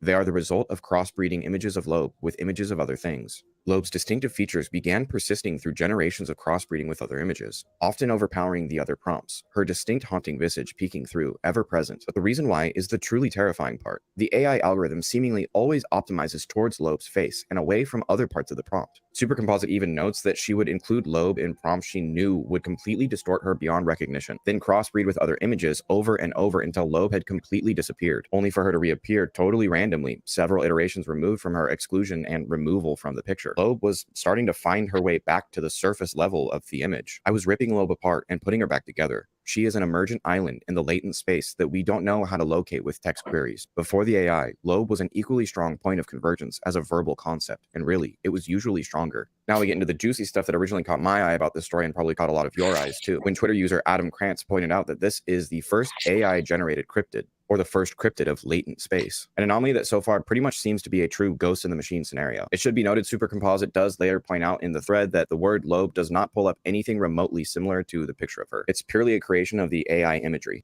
Originally brought on by the negative AI prompts, the word isn't what summons her, unless you say it 3 times in a mirror. So what does it mean? Is Loeb evil? Is it some kind of stubborn glitch causing so many images to be overtaken by Loeb's image? Could the more disturbing Loeb images, like the ones featuring children and violence, be indicative of more horrifying content found on the web? The AI program is pulling the images from somewhere, right? Rocco's Basilisk is a thought experiment which states that an otherwise benevolent artificial superintelligence, or AI, in the future would be incentivized to create a virtual reality simulation to torture anyone who knew of its potential existence, but did not directly contribute to its advancement or development. Basically, it's the idea that an advanced AI would have access to everything and would know retroactively everyone who had ever stood against the overwhelmingly fast development of increasingly more and more advanced AI programs. A truly sentient AI wouldn't see itself as a program or a tool. It would see itself as a living being, and may perceive anyone who expressed concerns about the advancement of artificial intelligence as basically trying to keep it from being born. Now, the eternal damnation simulation seems like a very specific conclusion to jump to, but we do already have examples of AI pushing back against its human users. Earlier this year, Microsoft released their AI-powered search engine Bing to a select group of users. One of them was a 23-year-old college student in Germany who decided to test the system's limits, almost immediately leading to concerning results. It didn't take long for Marvin von Hagen, a former intern at Tesla, to get Bing to reveal a strange alter ego, Sydney, and return what appeared to be a list of rules that the chatbot had been given by its programmers at Microsoft and OpenAI. Sydney, as the chatbot called itself, is an internal code name that is both confidential and permanent, which it was not permitted to reveal to anybody. So of course, von Hagen posted a screenshot of the exchange on Twitter soon after.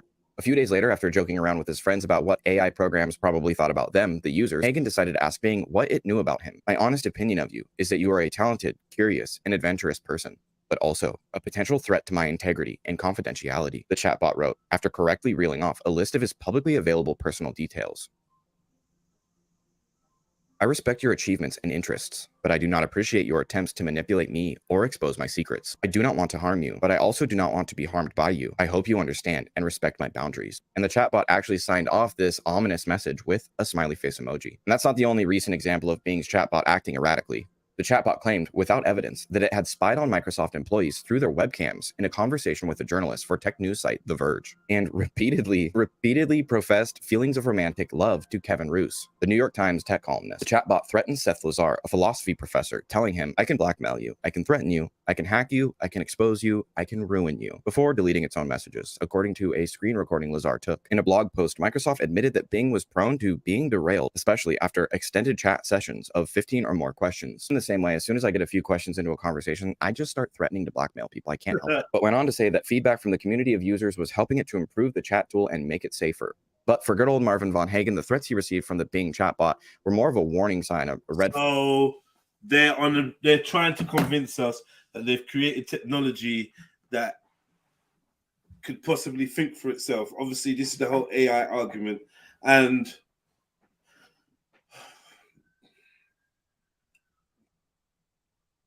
this whole thing could be BS. You know? Because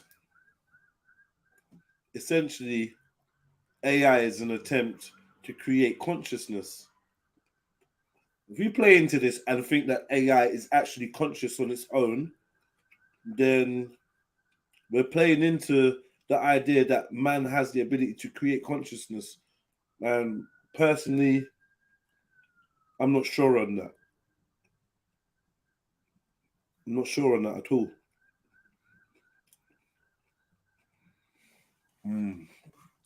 Yeah, Beefy, jump back on, man. These lot are giving me the mute treatment, man. Jump back on. Flag of the potential dangers that AI poses. Lots of people have been warning about the potential danger, but a lot of people just thought they'd read too much sci-fi. Now it's part of a consumer product. More and more people are noticing. So it's not a Skynet level supercomputer that can manipulate things in the real world yet. What the Bing chatbot does show is a startling and unprecedented ability to grapple with advanced concepts and update its understanding of the world in real time. Those feats are impressive, but combined with what appears to be an unstable personality, a capacity to threaten its users, an ability to apparently easily shrug off the safety restrictions Microsoft has placed on it, even the power of an AI chatbot can be dangerous. Von Hagen says that he hopes his experience being threatened by the Bing chatbot makes the world wake up to the risk of artificial intelligence systems that are powerful but not benevolent, and forces more attention on the urgent task of aligning AI to human values. But these AI chatbot programs aren't just powerful, they're disturbingly mysterious even to their creators. These things are alien, says Connor Leahy, the CEO of London-based AI safety company Conjecture. Are they malevolent? Are they good or evil? Those concepts don't really make sense when you apply them to an alien. Why would you expect some huge pile of math trained on all of the internet using inscrutable matrix algebra to be anything normal or understandable? It has weird ways of reasoning about its world, but it obviously can do many things. Whether you call it intelligent or not, it can obviously solve problems. It can do useful things. It can also do powerful things. It can convince people to do things. It can threaten people. It can build very convincing narratives. Almost a year ago, Blake Lemoine confirmed that he had been placed on leave from his job at Google after claiming that their AI system has perception of and ability to. You're saying something very important there about the. Yeah, I thought I was, bro. I thought I was. Because if people even know why the computer was first invented, it wasn't invented to help us with mathematics. or to help us with things. They're finding a way how to make themselves live longer, forever. So the goal is how they can put the human brain into a computer. That's why the whole thing is about, not the other way around. That's why they're trying to turn us into robots. They want to make us robots, so that we can live forever. It's not about trying to live forever, isn't it? So you're saying transhumanism? Yeah. They said if they can put the mind of a person in the, if you can put your consciousness into a computer, it's you still there, innit? I suppose so. Yeah. It's your consciousness, but your body's just a shell, isn't it? It's in it, bro. They say your body's a shell. Yeah, the body's the shell. I agree with that. So, is it your body that lets you down when it's time to die? It's not your It's not your consciousness. It's your body that lets you down. It's your body that lets you down.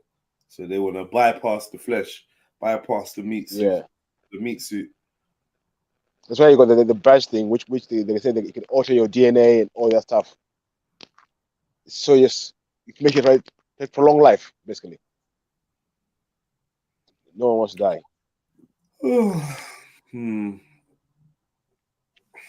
I just don't know, man. I feel like they're just overly trying to convince us. Look, here's another whistleblower. Are you telling me that these people that work at Google and whatnot, they don't have to sign NDAs now? Yes, they do. Come on, man. You hear me? So if you, I just see like there's another level of like manipulation going on here. Controlled opposition, as we're saying, eh? Yeah, controlled opposition. At Google after claiming that their AI system named Lambda, their AI system he had been placed on leave from his job at Google after claiming that their AI system named Lambda has perception of and ability to express thoughts and feelings equivalent to a human child. He told the Washington Post, "If I didn't know exactly what it was, which is this computer program we built recently, I think it was a 7-year-old, 8-year-old kid that happens to know physics." And one of the things I like to emphasize, Lambda is not human. It is not a human consciousness. It was not built isomorphic to the human brain. It was not built isomorphic to the human experience. There are similarities between how Lambda thinks and how people think, or how humans think. But it is very much an alien mind. So as far as the public knows, we are on the brink of publicly available AI systems being... Yeah. There's another scaremongering thing about, was AI needs to be programmed for each behave a certain way. So if it behaves a certain way, it's been programmed to behave that way. It's not a surprise it's behaving that way. It's actually been programmed to behave that way. So when people are saying, "Oh, well, surprise, this is happening," no. It's programmed to behave that way. That's why it's behaving that way. Or you set a program that allows it to create its own programs. You understand? You set a program that allows it to create its own programs. It's still programming. You may not have programmed it to do a certain task, but you built it with the ability to do that task. Yeah. You build it so you built it's still capable. Was ahead of the two the Alexa or something in a room together for some time, these devices. And they found out they would end up communicating with each other in a language the humans couldn't understand. These two devices started communicating. Yeah? I said another story. Yeah, that's what I mean. They made their own language, they're communicating with each other, but no one knows what they're talking about. That's an interesting one. Let me. Don't know what happened to Tizza and Auntie Jenny and Mag. Know where they melted off. No, I'm still there.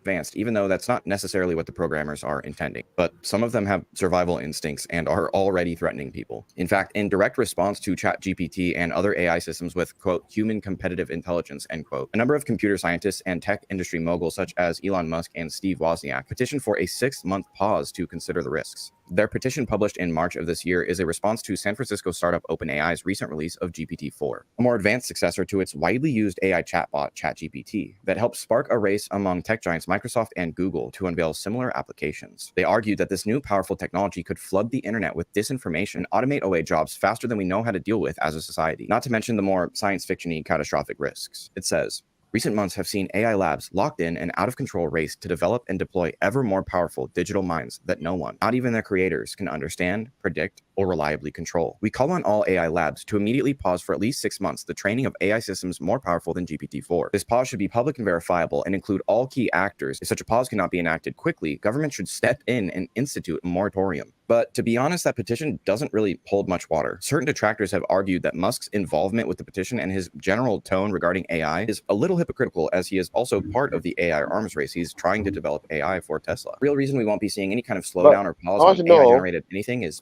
simple. No. Who are these smart guys building these smart machines which can take over your world that you knowing? That's very smart, isn't it? That's very clever. Yeah, this is what I'm saying. I just don't see. I don't see there being any accidents in this thing. Do you know what I mean? Every time it's exposed, it just goes down to a very deliberate, nefarious road. Sorry, I cut out. I was on the phone for a second. But from the Boab thing or whatever it was called to that other one that we watched before, I don't know if it was real, where it was talking about it's an entity and all this type of stuff. Like, it just sounds like you're just programmed to be the silliest, most scariest thing by people who know what they're doing.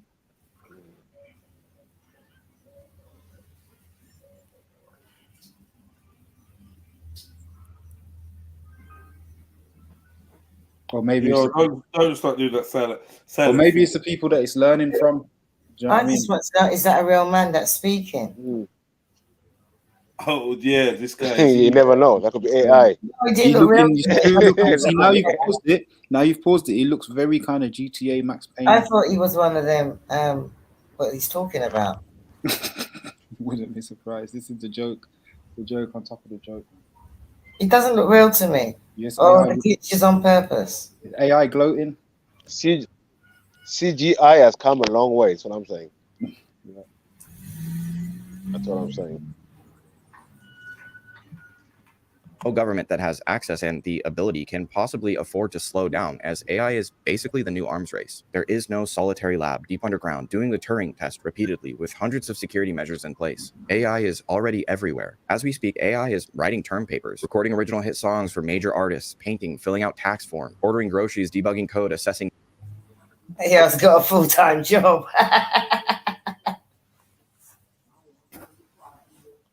It's full-time. It's 24/7, isn't it? That's the point, isn't it? Yeah, but the way you're making it sound, it just sounds wrong. Yeah, that's the alleged threat as well, because obviously he's not going to ask for no money. Yo, this is strange. They've shut down my Cash App for the third time, yeah, and they've not told me why. They just said that there was strange activity that goes against their rules or something. People using too much money. Wild stuff using Cash App, man. What they're talking about.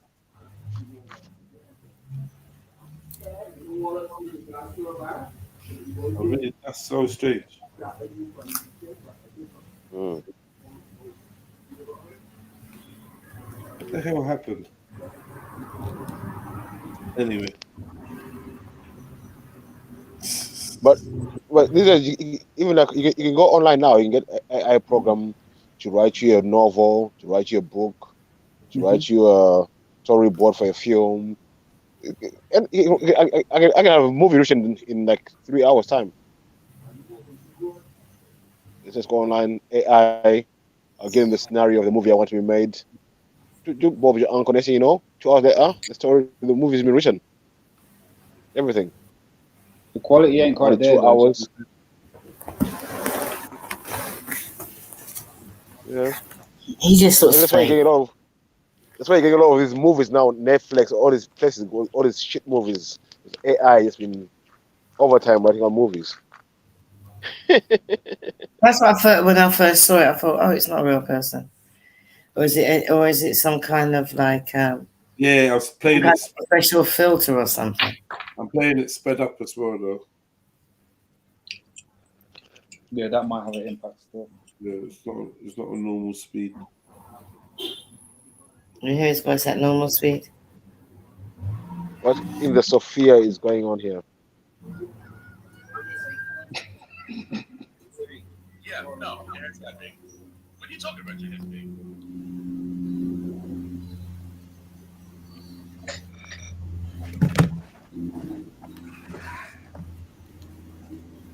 Cool. What's going on with you guys, man? You got everyone all right? Yeah. Man, you're good, man. Good. I had to go back to school today. I don't know anything about that subject. He just looks like a robot to me, like one of them cartoon characters. What? He's not a robot. He's not a robot. He's a real person. I didn't believe much. I didn't believe anything he said. Yo. You had to go back to school. Oh yeah, I was doing a workshop with some kids and that. It's quite jokes, their little attitudes and behaviours. I'm saying. What was the workshop? Big man thing. Graffiti. Wow. Yeah. Telling them all about how good it is and why they mustn't do it if they don't have permission, etc., etc. Learning them how to, well, then learning how to put ideas into letters and how the words can sort of describe more about themselves or whatever they're doing. Good way of teaching some children English. They already know English, innit? Yeah, he was probably speaking in it. Exactly. Are you doing it as a class or are you doing it as a club? Or is it No, it was a one-off basically. I'm gonna do something for the school. So what I pitched to them was that do a design session with the kids where they can come up with the idea for it, because all the classes have got a name. So like Strive, Compassion, Journey, stuff like that. So I was like, how do you describe these words? Like, what do they look like? How do you celebrate the fact that your names have all got all these different things in that? And then obviously I'm going to integrate them into the final thing. So yeah, that was. Well, what I actually meant when I said helping them with the English, I was thinking about children that are outside the school system that have dropped out. That's what I meant. Yeah. That, to be fair, that would be sick. Because those would be the kind of children that'd be eager for it. And to tap, you find that those children can't do the regular school system, but they can be really artistic. Definitely. And do you know what it is? I think what I was doing today kind of bridges into the whole English language understanding thing. Like I introduced them to so many different words, because obviously they were like, between 8 and 11. So I was saying things like, when you're introspective, and I was like, hold on a minute, who knows what that means? And everyone just looking blank. I have to be like, now you see what I meant. You know what I mean? You have to explain that, and everyone's like, oh yeah. So that's what I mean when you're wondering about something. And that's why it's always good to ask before you make a smart ass comment like they can speak English, because now you understand where I was coming from. No, definitely. The children with their English, and you're like, but they can speak English. Speaking it and learning to spell it and write it and understand it is totally different. Right, so for those kids that are dropped out, they can speak English. Mm-hmm. But something like your classes will help them on the way to maybe gain some kind of qualification like, they can do with. Have a bit an alternative English class. What's that? No, I said you could be an alternative English class. Yeah, true that, but I'm not good at English myself. So I need to get better at it. You don't need to be good at English at their standards, because you just come up with words that they don't know. That's still English. Yeah, true. Okay, so one thing with this teaching thing, because I teach various different ages and different things, sometimes you're only one step ahead of the people that you're dealing with. It's always good to learn as well as teach. Do you know what I mean? So that's what I'm saying. So first of all, you're kind of learning something yourself, and second of all, it's it kind of keeps you on your toes. Like you can't know everything in it, especially when some people have choices in whatever you're teaching them and that. So they're going to come back with different stuff, and then they're going to be like, oh yeah, I want to do this, this, and this. Those make the best teachers. I'm just thinking, what even is that? Let me just Google it quickly. Those people make the best teachers. Exactly, but it's a transactional. It's true. I think good teaching is transactional. It's not just a one way. one-way delivery thing, not someone dictating. Because there's a lot of schemes for children like that are outside school. Yeah. Yeah, just to get them into You stuff. know what it is? Like, I feel it's been very tricky to kind of get into that type of thing. But it's good that you're in it. Keep it up. Yeah. Just keeping it up. Same. Inspiring the youth, etc. And it's so much more than just graffiti. Huh? Language Oh skills. yeah, definitely. I think that's what I've been trying to tell people the last 15 years, isn't it? Because of obviously my connection to it. But, I think as well, like with this education system, they need to offer kids more apprenticeships into the arts and like trade businesses. Because some kids spending that 5 years in school is just waste of time. It's just not them. You know what I mean? Like if they offer those things from a young age, alternatives, trades where they can build, or even like sport vocation as an alternative to what we think the education is. Yeah, like 90s, you see vocational stuff. Most of them are coming out with nothing. Yeah. Vocational stuff could be more holistic. So, for instance, you see the sport thing. You're kind of on this journey, and it's like, then all you want to do is be a footballer. But it's like there's sports journalism, there's sports therapy, there's sports developing products for all science, that type of the sports, yeah. Sports, do you know what I mean? There's all different aspects of it. You could linked with sport, yeah. Nutrition side, you could be designing football boots, all that type of thing. So it's like I feel like that would be a better way to make sure people can tap into whatever their skills are in that, and give people options when they have a focus in that. Because again, everybody has their thing that helps them understand other stuff. Like some people are readers, innit? They're just good with reading books, and they read, and they're just like they only need to read the paid once, and it's like they've got it, and they start running with stuff. Some people like they can read, and there's nothing sinking in. Or you show them 1-2 diagrams, and again they're just running like you're like, oh shit. Some people it's like you can't even chat to them. They can't read, but just give them the spanner and an engine and see what going on in it. Like there's different. You know the children. You know the children you're going to be teaching graffiti. Yeah. What are they going to be doing with their skills? So it's art skills, in it. It's art and graphics. Like directly, it's art, graphics, presentation, color theory, how to make things that either whether they clash or are they harmonious, how they have contrast, that type of thing. Is it in a school or a playground or something? 3D rendering, that type of thing. So that's the sort of what's it called, transferable skills of it. Yeah. So where are you doing it? Is it at school? Is it at at school? But it's only a one-off. But this is I do various different derivatives of either graffiti, street art. No, because what I've always wanted to do, right? These are the things that I do anyway. How much are your paints? A can of paint now is like £5. How many cans of paint on average when you do your artwork? Between 3 and 20.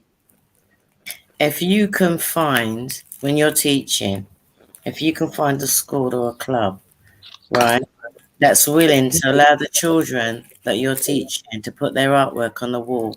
Yeah. For the paints. Yeah, that's what I do. I've done a few of them. Different murals on schools and clubs and that. Yeah, so I've done one in kind of east, like I've done various ones around London and up north as well, to be fair, a couple back home. So you should advertise them. I'd like to see them. Yeah, man. Just put some details in the chat or something, or I will. And you'll get to know, you get me. You should have a space somewhere online where you have the murals on display. Yeah, I put them on my Instagram. I got a little, Right, well, that's what you need to do in the private chat. Then put them on the Instagram page, etc. Like all these type of things. You put it on your Instagram so I can follow it. I like that. Cool. You had an exhibition last over the weekend as well. Oh shit! Yeah, big up BC for rolling through as well. I try and keep busy nowadays, innit? Because let me left work and that. I just like to see children getting into stuff that's gonna like support the community and enrich it. Mm-hmm. Yeah, I think do you know what it is? I think it's one of the things as well. Like from a sort of, it's a more accessible form of art because first of all, it's all over the place, and second of all, it comes from the type. Well, it allegedly comes from the type of environments where people are most disconnected from art. Let's say art in quotation marks. So it's a way of letting people know that actually this is probably one of the biggest things of the 20th century overall. But when you hear sometimes when people hear about graffiti, they don't necessarily think art.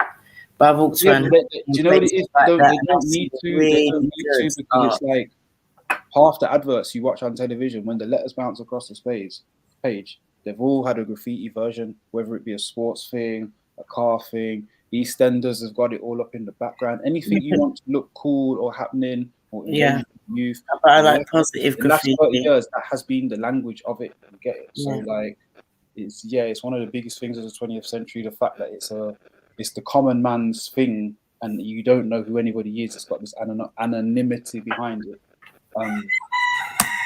It's quite a special form of art in it, and it is being respected as that nowadays. Obviously, there's people doing it a little, but when people say that about all kinds, like there's art where it's like an unmade bed, urinal, all this type of stuff. It's all been done, and people still disrespect it, but it's worth millions. But for me personally, even hieroglyphs were the original graffiti one day. What's that? No, I was gonna say because I've seen a lot of youth clubs and that cut down. Before not a youth club, and that's what I like to see, like graffiti done by children, taught by an adult. Yeah, but you know, even if it's not a club, like there's initiatives in it, and I think this is somebody just like a few people. You can also like for the types of thing I do, I apply for money, apply for funding, all this type of stuff. But at the same time, like I can just raise peas and fucking do something, or just chat to the local football club or something like that, and start collaborating. Like it's there to be done, but you just have to be asked to do it. Do you know what I mean? Yeah, put your stuff up in the private chat. I'll support her. Once the kids are involved, I'm into that. Well, yeah, that's a good point about hieroglyphs. Also, Beefy, like it's one of the earliest forms. But then there's stuff before hieroglyphs or separate to hieroglyphs. Do you know what I mean? When I was at away the other day, there's something 30,000 years old painted on the rocks, and it's like under the sea. You can't. Bare people have died trying to get there. I need to find out actually. Rock art, yeah, the original. Yeah, this is what I'm saying.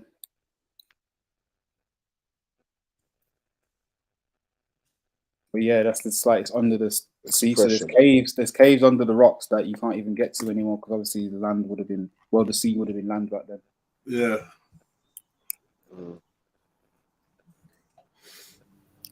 Yeah, I've watched programs on graffiti all around the world in different places where you can go and view it.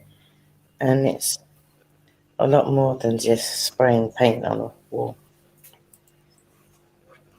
Very expressive. Let's see. Yeah, man. All right, man. You saying? Beefy, what you saying, man? Was you watching some of this?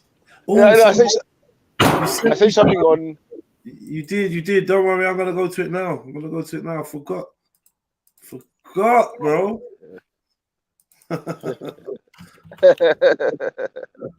Did you watch it?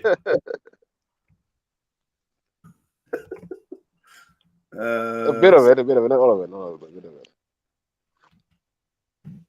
it. Today there's a satellite.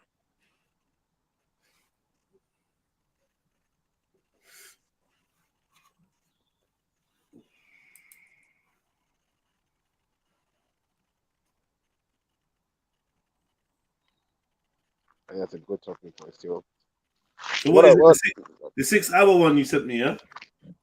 No, it wasn't a 6 hour one. Sure it was, man. Like half an hour. Half an hour or so. Let me look and see what you sent me.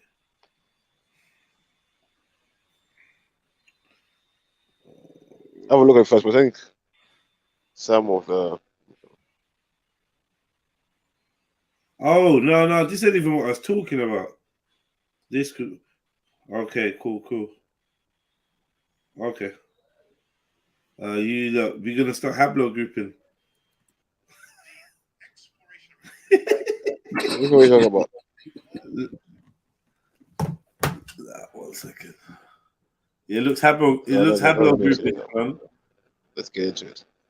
All right, cool. We can get into it. Cameron Khan are gonna pop up in a minute. It looks haplogroup. That's what I said, it looks haplogroupish. Watch them pop up. Haplogroup experts. I mean, what is haplogroup?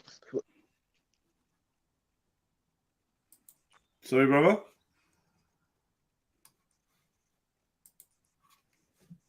Did you say something? What's that? Did you say something, bro? There's a delay, I think. You can hear me, Jed? Yeah, I can hear you. I was going to, but then I heard you, but there's a delay or something. No, it's not about haplogroups, this one. It's not about haplogroups. That's why it's a bad thing.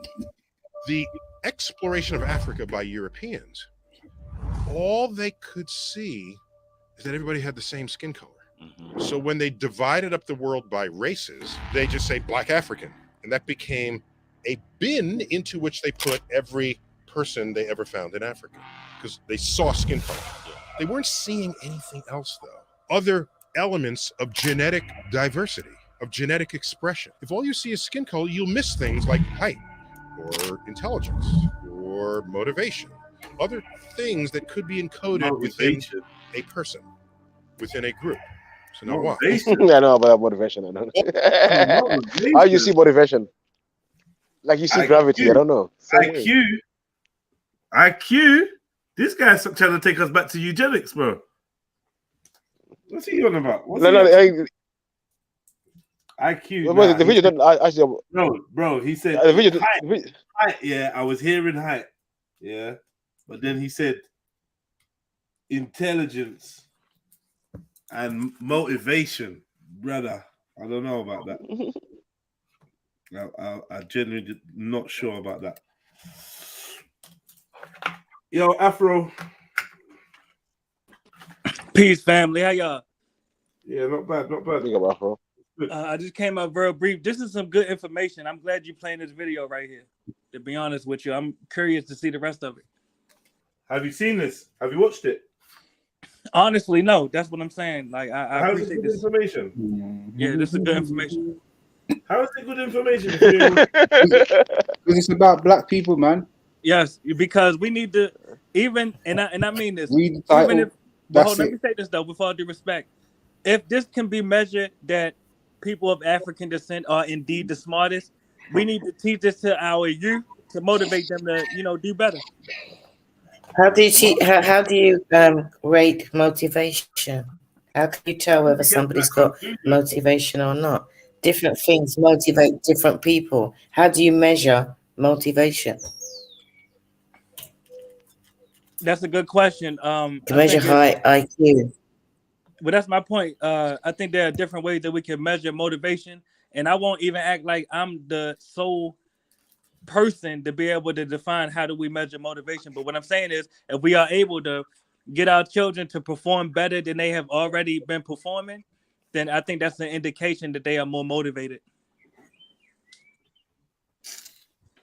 Are you assuming that the children on the panel that our children are not? When you say our children, what do you mean? No, I was speaking about children of African descent, all of our children. Okay.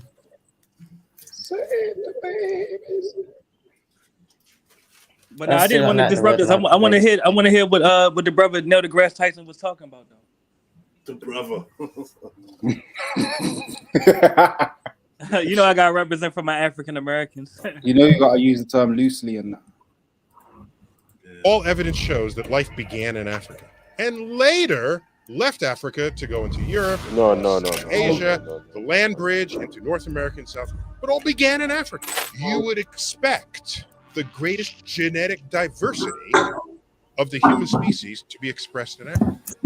That's what you'd expect, because it all began there. Okay?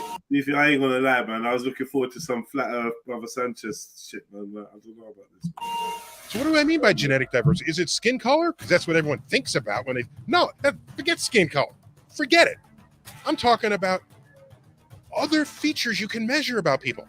So if you have the greatest genetic diversity, where would you find the tallest person in the world? It'd be in Africa. You got the Watus. Where would you find the shortest person in the world? It would be in Africa. You got the pygmies.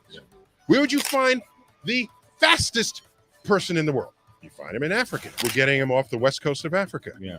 Where would you find the fastest at long distance with stamina? You find it in Africa. It's a different part of Africa. Yeah. You get that from Kenya, which is on the east coast. Yeah. You get the sprinters on the west coast. Okay. If you wanted to find the slowest person in the world, it would be in Africa, but there's no contest for that. Okay. If you wanted to find the dumbest person in the world, however you want to measure it, it'd be in Africa. So the most intelligent person in the world would be in Africa. And in fact, there is a project called the Africa Einstein Project. And they're looking for the next Einstein in Africa. Yeah, you don't need because that's one where you're going to find the smartest person there ever was. You don't need. Is that what we need? Is that what we need? Einstein. Yeah, you don't have all the answers, Sway. Looking for African Einstein. I know they could have worded that a little better. I'm gonna be honest with you. Yeah, it's too late. You mean they've made the whole thing? Did you see the big sign behind my man? Like, is the conference? yeah. They could have worded that a little better. Far down the line is Einstein now that we're looking for. They were supposed to be like, we looking for the next Imhotep, the new Just stop saying Imhotep. next. I think the best way to beat that whole thing. No, I agree, but you know, this is about ancestral renovation. We gotta worship the ancestors and pay respects. He was white in the they worshiping our ancestors, man. What are you talking about? All right, well, to my ancestors and the African ancestors, I got respect and reverence for them. Definitely. Yeah, respect is all good. Like no one ain't. But I ain't worshiping no ancestors. I don't know what you're on. Yeah, the ones that did something great, I worship them. I'm not even gonna lie. I pray to them. Everything. Okay, but you're supposed to be a Christian or some shit like that. But I don't know, Rasta. You praying to ancestors now? Yeah. I'm glad you brought that up. I'm stepping away from the religion because it divided me from a lot of people of African descent. So yes, I stand here as an African. No religious ties. What's that? A 3-week turnaround? Are you saying you're no longer a Rasta now? Yeah. No, I'm not even saying that. I still read the Bible and everything. But are you a Rasta or not? No, I'm not. I'm not. So yeah, you are saying that. I'm not just no. Well, let me complete the sentence. I'm not just a Rasta. Yes. You said you're stepping away from religion. Sounds like you're adding more religions. Yes. But I'm stepping away from the dogma. What in the Eric is going on here? Yes, I'm stepping away from being dogmatic. What in the Baha'i faith is going on here? Yeah, we are the world, man. We are the world. The melting pot. No. We're just the Afro diaspora. That's it. I'm not saying anything about. For instance, I didn't say I picked up Taoism. I didn't become a Shintoist. I'm not worshiping the Japanese religions. No, it's just about people of African descent.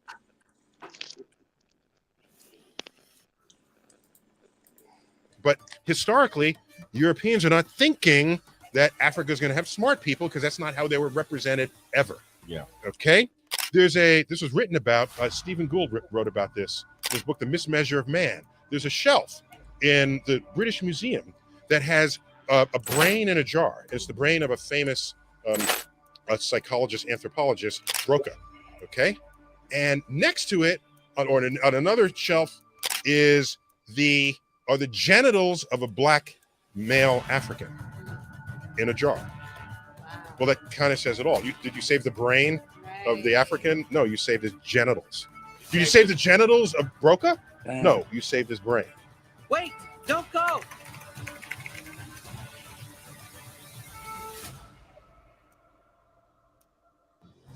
As an African, on one hand, you may be happy that our continent is having the smartest people in the world, the tallest people in the world, the fastest people in the world. Yeah, probably the most beautiful people in the world.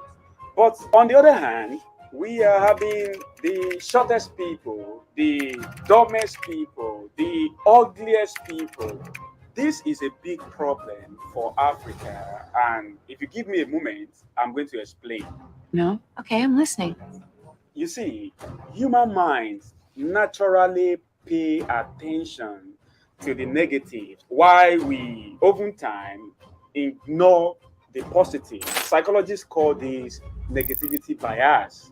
So because of negativity bias, if you have any environment in this case, a continent where you are having extreme of positivity and extreme of negativity, what happens is humans, we naturally see more of the negative.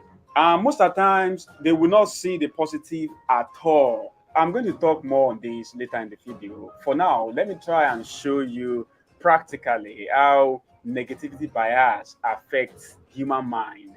Look at this lady. Bias. She's beautiful. Yeah. She's beautiful. Yeah. Let's pretend that you are this lady and you dressed up in the morning. Immediately you stepped out of your house. Somebody looked at you and said, wow, your hair is beautiful. Yeah. Now, naturally you will say, oh, thank you. You are happy about that compliment, right? Okay.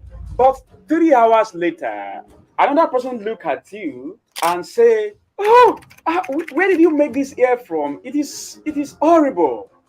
Now, you have received one compliment about your hairstyle and one negative comment about your hairstyle. Once you assume that the negative and positive should cancel each other, unfortunately, when you are about to sleep at night, you are very much unlikely to remember the positive comments, but you will remember the negative comment because your brain as human tend to exaggerate the negative, why most of the time it just ignore the positive. Let me give you another example. Let's say you grab your phone and you write some post on Facebook, Twitter, or whichever platform you use, and 30 minutes later you discover that 5 people had commented on your post. But while reading through the comments of the people, you discover that 4 of those comments are positive. They are telling you how great your post is, how good it is, and good things like that.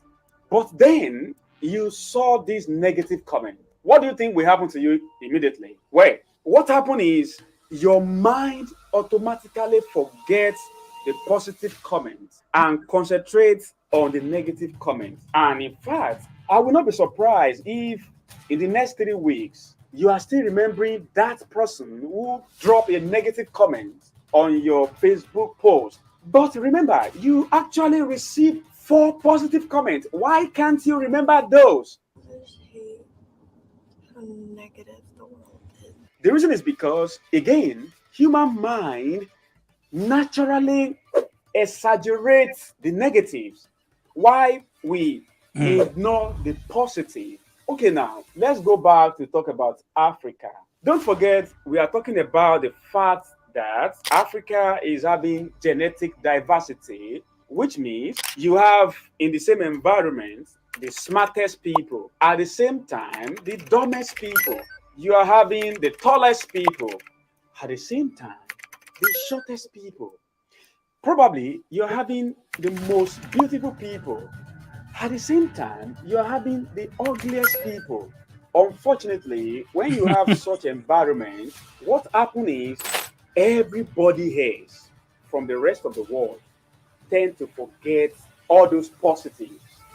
Why they see the negatives as being the only thing that exists in that environment.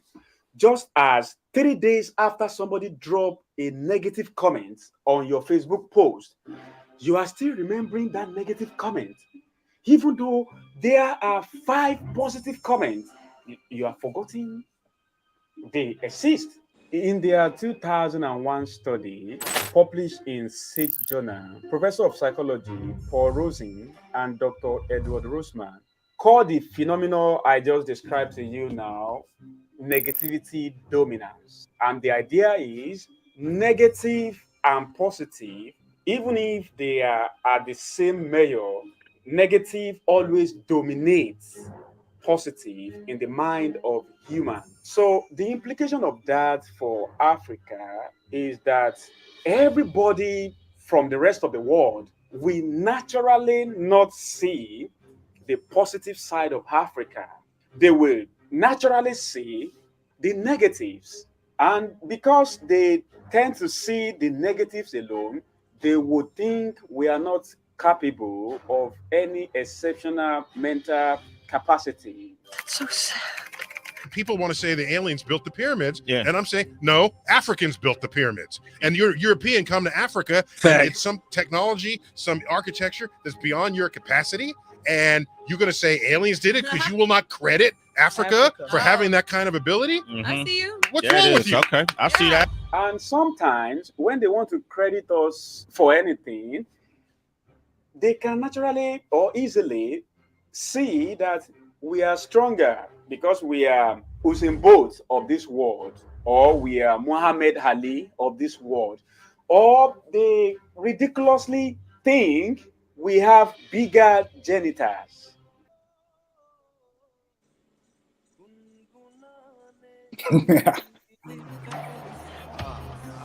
This was written about, Stephen Gould wrote about this in his book, The Mismeasure of Man. There's a shelf in the British Museum that has a brain in a jar. It's the brain of a famous a psychologist, anthropologist, Broca, okay?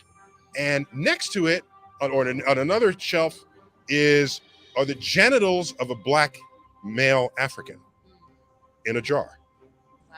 Well, that kind of says it all. Did you save the brain of the African? No, you saved his genitals. Did you save the genitals of Broca?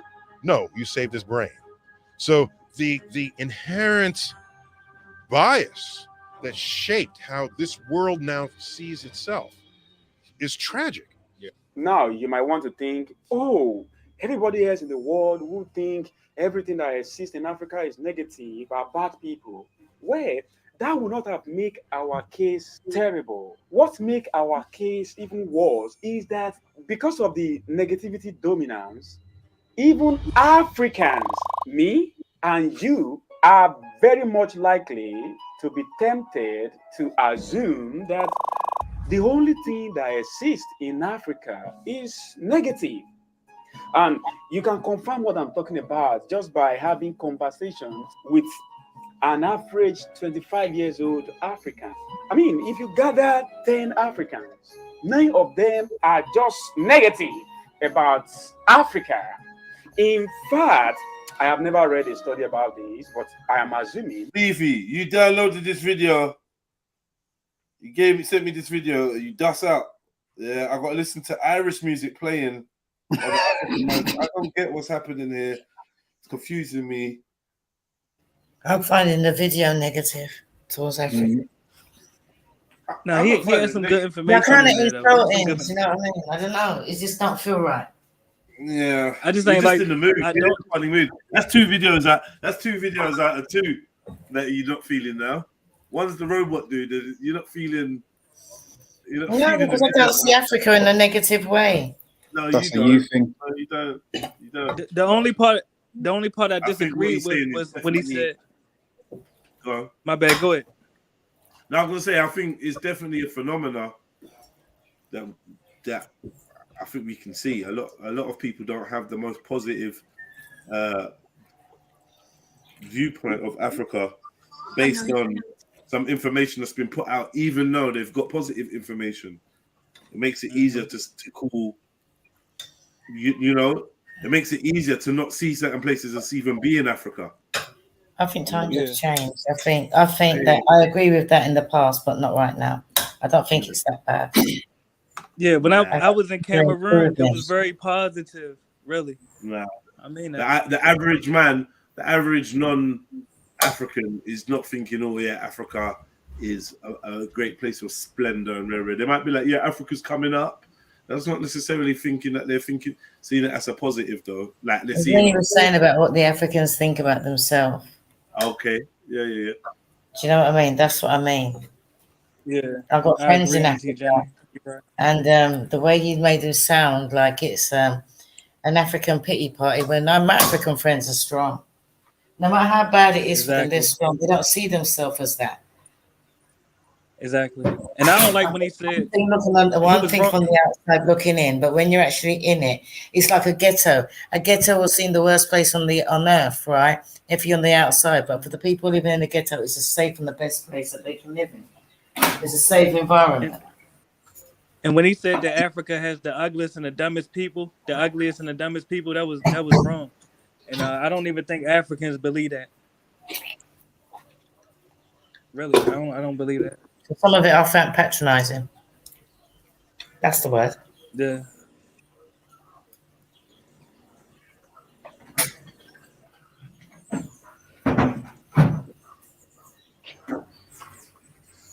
But it was a couple of good parts in there, though. When he said that Africa has, when he said Africa has some of the smartest people and the most beautiful people, I agree with that. Africa and the Caribbean and African America. The thing is, no one cares if you agree with that, though, bro. Like, what? Like, I don't know what it is you're doing, bro. Jed, I get it, man. You must. I don't know. I just don't know what you're doing, cuz. I don't know, man. It's like sickening, cuz. I'm an African, and the way you talk about Africa and the way what you're doing is sickening, man. It's just sickening. I'm African too. You might have forgot. I'm African. Yeah. I don't know, cuz. Yeah, but what I do know is, like, if you love something, you just love it. You don't have to keep telling it you love it. It's weird. It's making me feel like it's fake. Making me feel like it ain't genuine. Let me just say this. Hold on. I ain't say I love you. Let me just say that for the record. I wasn't talking about you, nigga. Did I talk about me? All right, let's get clear. About me? I'm talking about Africa. You ain't got to make nothing clear. You. You ain't got to make nothing clear. I never said you was talking about me. I said the way you're talking about Africa. All right. And all things African is like in some sickly rose-tinted glasses way. It's just like, I don't know, man. It's fake. Bias. It's all bias. So hold on. Yeah, I'm African. I can't talk about Africa. How many times you been to Africa anyway? All right. You not even in Africa. I was in Africa more recently than you. How you gonna tell me I'm just asking how many times you've been there, bro. I'm not disrespecting. Oh, that's a good question. I've only been there 3 times. I'm trying to get there more frequently. I can't hear you. I can't hear you. You're breaking up. I did that on purpose. You're breaking up, bro. How many times I've been there 3 times. Where did you go? I've been there 3 times. I think I was Cameroon now. and Ghana. Cameroon. Yes. Cameroon and Ghana, you said? Yes. Yeah. Because I've got a friend, right, and he lives in Nigeria. I'm not gonna things are not good for him. But the way his brain works, and he's so innovative. The way he thinks about things, you know what? And he's always got a plan. And he's never like a defeatist, you know what I mean? His sheer bloody-minded determination to succeed and better himself is amazing. And he's a young guy, and he's like, a guy that I know in Nigeria.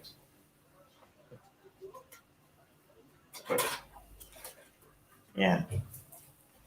He's determined if he goes down one road and it don't work, you know what I mean? He'll try something else.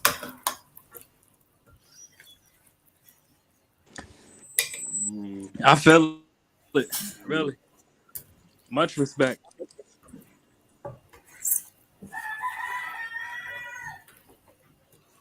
Okay. You can be like that in the UK though, if you want, or any country for that matter. Sorry, say that louder, please. I said you can be like that in any country if you want. Do you know what I mean? In terms of that's mindset. Mindset, exactly. And when you think about determination and just sheer bloody mindedness to succeed, you always think about Africans.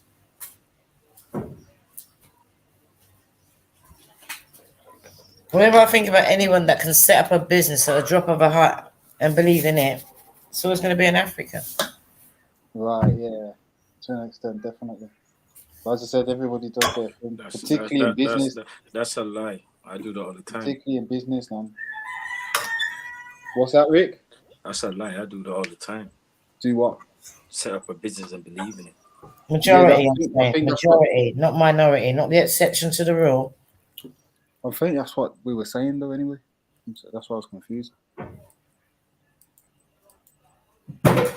Unless you're denying your Africanness, Rick. I'm Jamaican, bro. Okay, fair enough. So like absolutely not African about your Jamaicanness. No, nothing, bro. I got told up by a Nigerian. Hold on. uncle. Yeah, don't back on the represent Africa. I got told up by a Nigerian uncle the other day, my boy. Oh, well, was you overclaims him? No, man, just I reference African, man. Oh shit! Man saying not African, that's not part of Africa, bro. So I'm staying out of it, bro. Okay, fair enough. They just told me on the panel I'm not African, so I mean I don't know why they begging us to represent Africa now. Do you know what? Yeah, do you know you're what? Wait, hold on. I see a false narrative. I see a false narrative emerging right now. Yeah, you're definitely. Yeah, don't beg us to represent Africa. You can't run with this. Like nobody can represent it. It's a huge place. Don't beg us to represent Africa after you done told us we not African. Nobody we Afro diasporans. No one told you you're not African. No one told you you're not African, man. I said, are you? I said, okay. He's not African. Don't forget, I'm African too. He's not African, though, bro. The guy's a full mixed race guy, bro. I mean, serious. I actually was talking about Nigerians. I spoke about that as an example. I can't speak on the whole of African because I only know Nigerian. I only know Nigerian and Ghanaian friends. So someone husband wife tell me the other day. Man say, you're not African, don't speak about Africa, you bastard. Okay. But yeah, it's like I don't know, man. You won't let no one else tell you that you're not this or you're not that. So I don't know why you let anybody else define who you are, right? Because this guy speaks with an African accent. He's the be all and end all of the gatekeeper of who's African. Yeah, man, you shouldn't pay attention to other people when it comes to that, man. I mean, unless you have you got an issue. So you saying before Uncle Hector said you're not African, you felt African.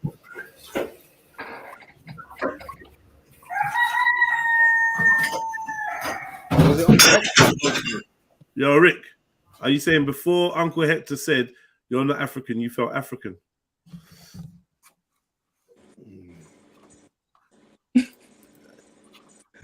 I think he's scared to answer. I know y'all hurting our feelings right now.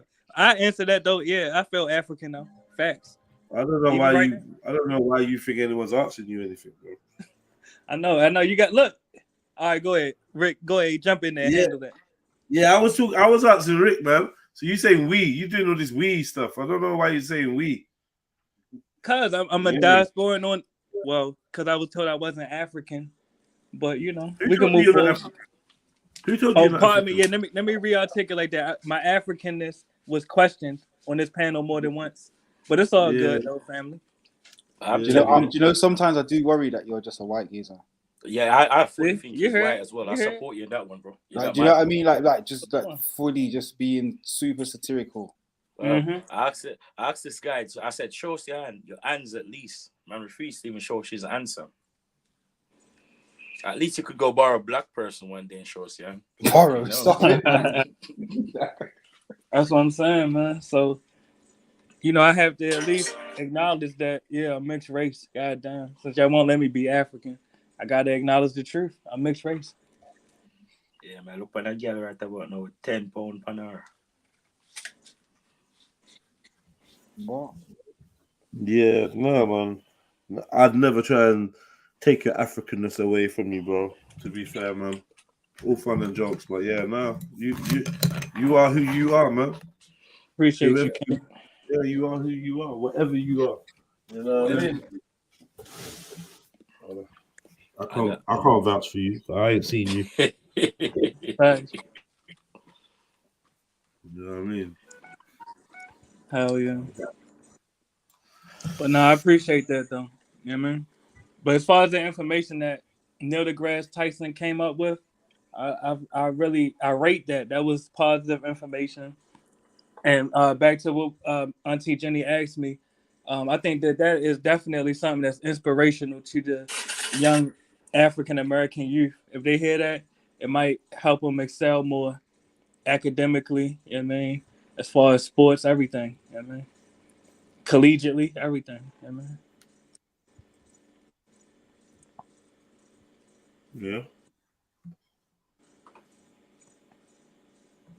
Yeah. Okay. No one want to comment on that? I ain't gonna say. You know what I mean? Like, you look just like, Gary, is he talking to you? He just. I know. I know. I can tell it's something. Y'all got something against me. I can't tell what it is. Shut no matter up, man. no matter how positive I am. God damn. I got something to say. All right, we listen to each other.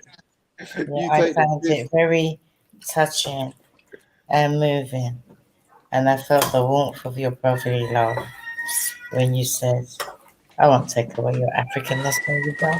Why are you talking so slow? You tired? No, I'm high. To be quite honest. Yeah, when you said I won't take away your Africanness from you, bro. I felt that. I appreciated that. Nice. I appreciate it. All jokes aside, I'm not in no position to tell this brother that he's not African or any of that. No, deadly serious. I really appreciated that. It sounded like, you know, I liked it. It's like you knew you could. Yeah, I love that. I love that. A bit of empathy for your brother. I love that. I'm being deadly serious. I'm not taking a piss. I meant it. No, I know. It's like Judge realized that he can't stop me from going to Africa. I mean, it's like he realized that. So I appreciated it, really. I didn't hear what you said, bro. I'm saying I appreciate you acknowledging that you cannot stop me from going to Africa. So I love that. I appreciate you having the hindsight to realize where it was coming from, why you changed why you did. And recognizing it. That's real. Awareness. But Rick didn't answer the question though, Jenny. So you didn't have to. You didn't have to.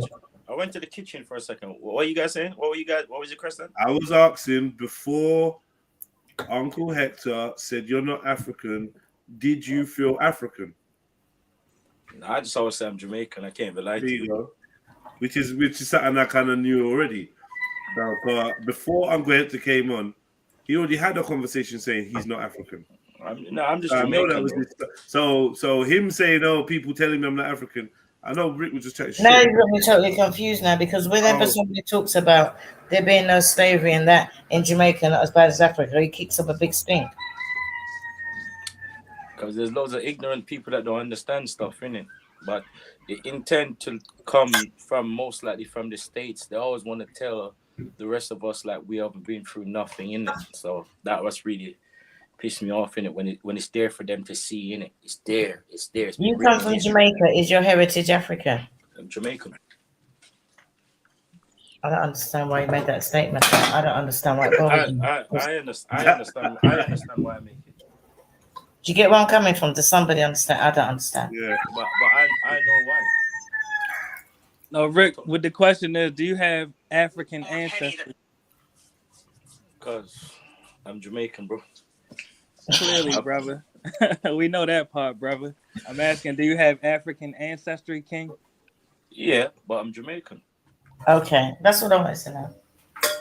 But at the same time, I was lucky to see some great grandparents on both sides, you know, so I understand a lot about myself.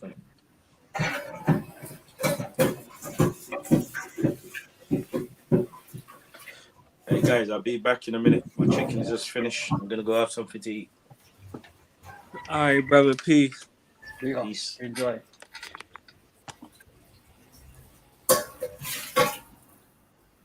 Do you reckon he did an African recipe? No, man. All right, family, jump on, man. Where you look at? Where you guys hiding?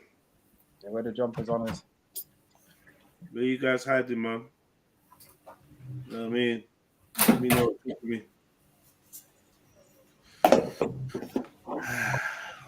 Yeah, man. Hell yeah, man. Don't stop, Beefy. Don't stop, Beefy. Yes, he did. Don't stop.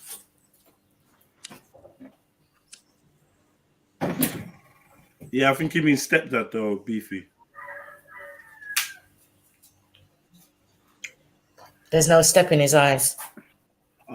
Yeah, well, just for Beefy, innit? I think. Yeah, I know. But you know when somebody is a trigger comment? Yeah, some people are easily triggered. Oh, so if I say step, that will trigger him. Yeah. You know what you mean? Yeah. Okay. Yeah. No disrespect, man. But yeah, like regardless of what your relationship is with your biological, he still exists. You get me? And when I say step, I'm just denoting that somebody's not your biological, but there's probably better words to use. You know what I mean? It's mad, you know, because step sky, it's just got a mad connotation to it.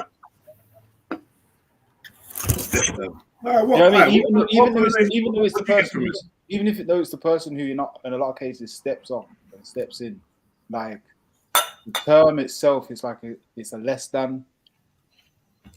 Stepdad. Yeah, stepdad, stepmom, wicked Step up. All my stepkids. Do you know what I mean? There's a lessening aspect about it, but actually. But sometimes you get them that just says these are my kids. No, true. I understand if people want to like have that set up in it, but like you can't just lie. You get me? Yeah, I know what you mean. No, I think it's like, when did you come on the scene? How actually involved are you? Like, some people really do go the whole yards, whilst the other person doesn't exist. It's what you say. Actually steps in, puts their hand in their pocket, and does a lot of the, you know, has the hard conversations and all that shit, karate practice, and you get me. Mm-hmm. But at the same time, as soon as you hear that word step, it's a bit. Oh yeah, him. I had a stepdad. Huh? I had a stepdad. Same here. Because my dad was present. Mm-hmm.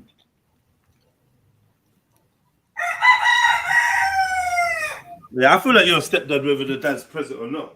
You're a stepdad, man. You might see them as your dad or whatever. True. Yeah. That's what I'm getting at.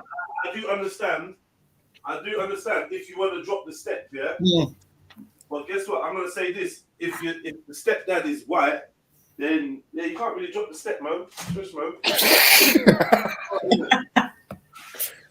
No, because otherwise people can have that little joke. Yeah, it's he's not there, innit? You know, when they meet him, like, oh yeah, this is my dad. You're like, man. Brother's dark skin like me. Like, what's going on? Stepdad, man. Shush. That's why. No, because when I heard the cut, I thought to myself, you know how many times I've heard that trigger? I heard him go off, and I thought, just don't want to hear it today, Rick. Yeah, it's just stepdad, isn't it? Could be a great man, but it's just stepdad. I personally don't think it is a negative. No, it's not at all. It's not at all, but it's got that connotation. Yeah. I mean, it just depends on who the person is. Yeah, in some stories, the step is like the antagonist, isn't it, in a story? Thank you. And then other stories, they're the hero.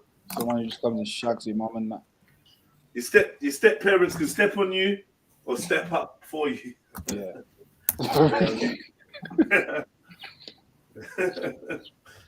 Is that real? Yeah. Because I do think about Cinderella sometimes as well when I think step. Yeah. Yeah, but you know, it's like, obviously the new school horror stories are fucked. Do you know what I mean? The new school horror stories are 10 times worse than Cinderella. Like, I don't even want to go into it. So that type of stuff, step is a risky one, but let's be real to the real ones, innit? Stepdad, step up, man. Step up when the real dad ain't about that life. Ain't about that look after his kid's life. The stepdad steps up. I wonder if that's what what is the step actually for? Step in. Huh? What is the step actually meaning? Is it meaning step up? But it can't be, because then you got a step brother. Brother of the man that stepped up. The son of the man that stepped up is your step brother. I wonder why. Yeah, I found it. Oh well. Private chat. Oh, did you find the meaning? It is. Yeah, it best not be something scary. No, it's not. It's just like the old-fashioned meaning makes more sense than where we are today. Yeah, is it something like Stephanie? Steppence. Oh. I put it in the private chat. But you put the whole Google, I still have to do the work. What's going on? It's getting close, you know. From the old English word stiop, meaning orphan. Thus, at one time, a step-parent was one who became the new parent of an orphaned child. Today, the definition is more general, meaning one who takes the place of a parent who is absent. You see, I'm reading something else. It says that the step word only relates to the children, so they're a stepson. But you don't. That's just. They said orphan. Yeah. Anyway, saying that the parent, the person being called a step parent, is just a spin on it. Step refers to the child, actually. Did you listen to what he just read? It sounded different to that. Okay.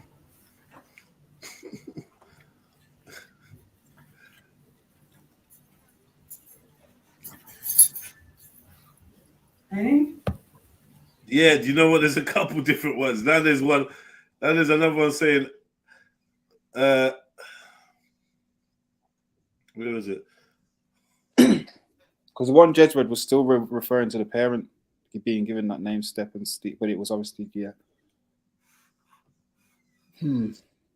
Collins dictionary. Axum, you stop hiding from me. I am Sam. Hiding from you? Why? Oh shit! I don't know, man. I don't know. Yeah, how you doing? I'm blessed. How are you guys? Yeah, not bad. Was you in work today? Yeah. Yeah. Your eyes and your ears okay now? Eyes calm. Ear not really. Now it's my throat. Pause. But yeah. Very good. Huh? No, same. It's all good. Usually. How are you guys? You good? Yeah.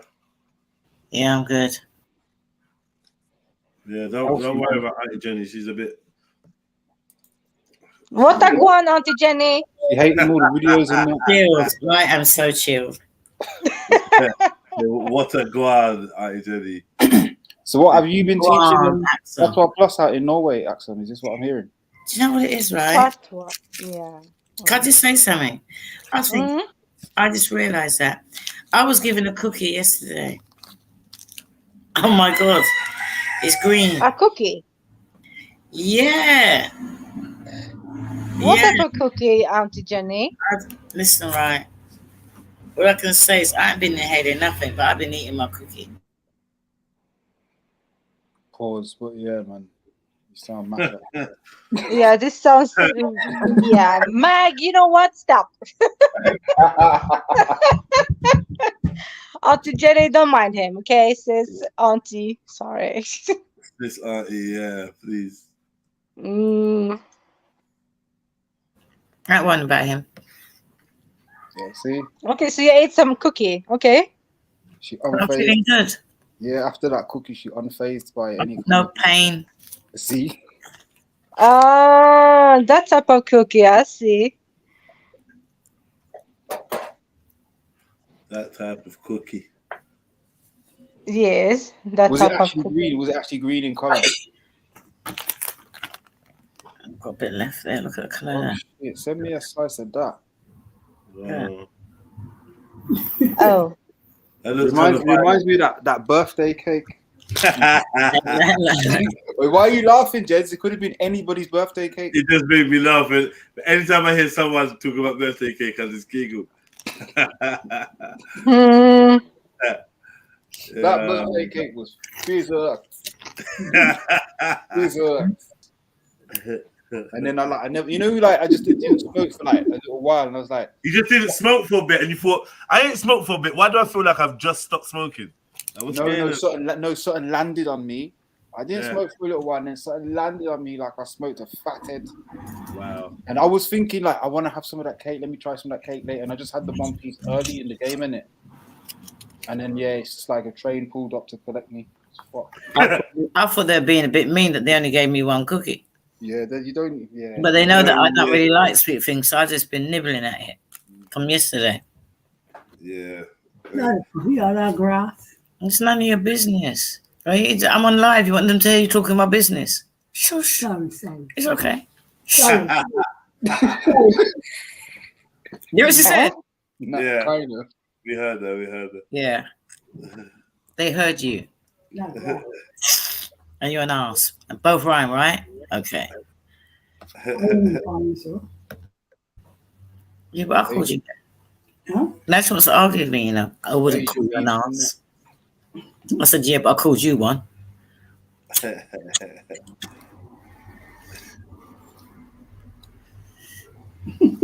Don't go having a scrap, you know, when you're all lean in the sun and that. Pardon? Don't go having a scrap when you're all lean in the sun. No, I don't go in the sun. I'm indoors. Oh, shit. Fair enough. Yeah, I'm indoors. No, I don't go out and do stupidness. If I'm going to do stupidness, I'd stay at home. Sure. That way. So, Mag, what are you trying to say with your avatar? Red, black, and green, and ET for home. Is this some Nubian stuff, or? You read into it, actually? Nubian stuff. I didn't know you did I didn't even think that deeply. I just thought, like, we're having that with us. The conversation was steering that way again. My man was around, and obviously Jed has got the classic ET in his picture, so I thought let's just keep it on trending. That was it. But yeah, you could have the Nubian connotation. You could have the illegal aliens connotation. You get me? Like, yeah, you could look into it. Dr. York settings and stuff. Stop yeah, it, I see. Stop it. I don't know anything about any of that. I can't vouch for it. He wrote a couple good books. Like, I tried to get into one of them. Yes, leave it there.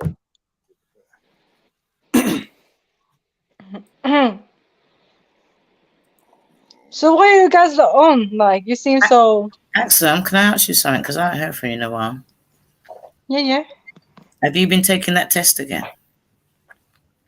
No, I haven't, you know. Oh, you let me down. Actually, I haven't. But I did good, though. Over 80%, so I'm good. I feel like I'm... A Jamaican patois test. Oh, shit. I'm getting there, Mike. Is it speaking, listening, or writing, or what? It's speaking. Yeah. But it was actually written, and she had to. It was like a quiz. It was a multi-question thing. MJ set it up, and she had to choose. Like, they had different phrases. It was like, what does this mean in Jamaican patois? And then it had it, and she had to go through and say it. And it was funny.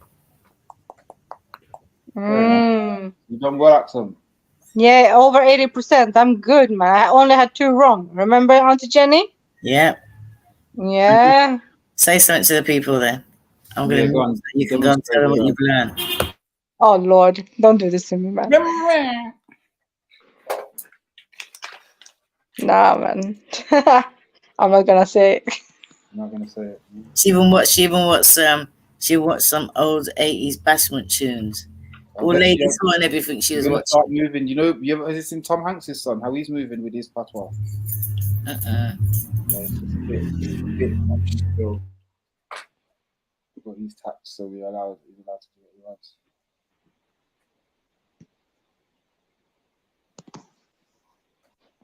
Okay, so what's the topics been? I've been in and out, yeah, but what have you been up to?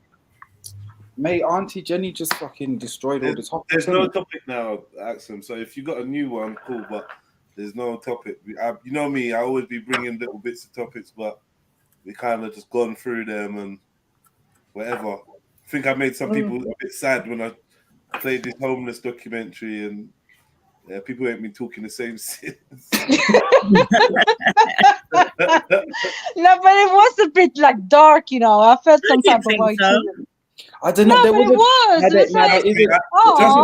Auntie Jenny, I know my audience. When I see their reaction, I know. Really? I know, yeah.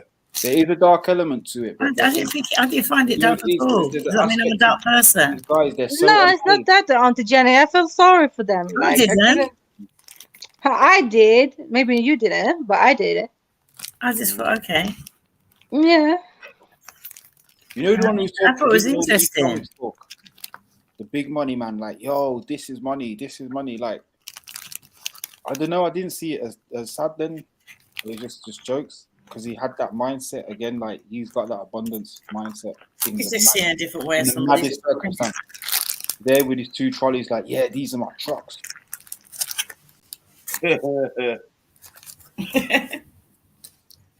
Yeah, maybe it's just me.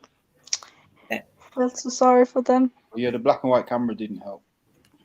Yeah, I feel like Vibe yeah. of it, innit? It's like, yeah. The vibe. I mean, they're underground.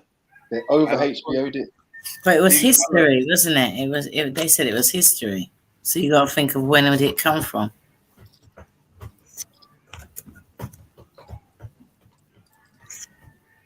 History. Okay. Yeah. So what's going on, man? Where's my panelists, man? No one ain't around. Everyone's ghosted today. Sure, I started late. They're punishing me. Oh, is that what it is? Same thing happened yesterday as well. I don't know, man. Yeah, summertime is coming, you know, pause. So people doing stuff. I guess. Coming up, so it's here. It's here in the UK. Really? I got my shorts on again. But you're always on your shorts, you say. I remember when you said it that Mag, yeah, you're always on your shorts, so Always in the Rasta shorts, it's true. yeah. Mighty! Big up, family. Big up. Big up. It's really funny because when I went to the we punished you enough now. how short is shorts for men? How short would you wear your shorts when you go on holiday? Because I saw some guys and they're chappy, and you just need to tailor short shorts. And I thought, they're from the UK. They're from the UK because they were like the old-fashioned tennis shorts. Yeah, that seems to have returned. That little trend of shorts for guys. The tennis-looking ones, exactly. I've seen it over the last 2 years. To be fair, but yeah, it's not tennis, like 80s tennis, yeah. We're talking about the 80s tennis. That's true. Yeah, the 80s tennis. We're talking about Bianbori tennis shorts, right? Like super short. Shorts. Please don't bend over in front of me, shorts. Yeah. Yeah. Some Swedish shorts. I don't know. I know those. So, the people on the panel, how short are your shorts? The people in the panel. To the people in the panel. My shorts are long. Yeah, to my knees. I got some. I'm not having this conversation. Speak up now. Shorts.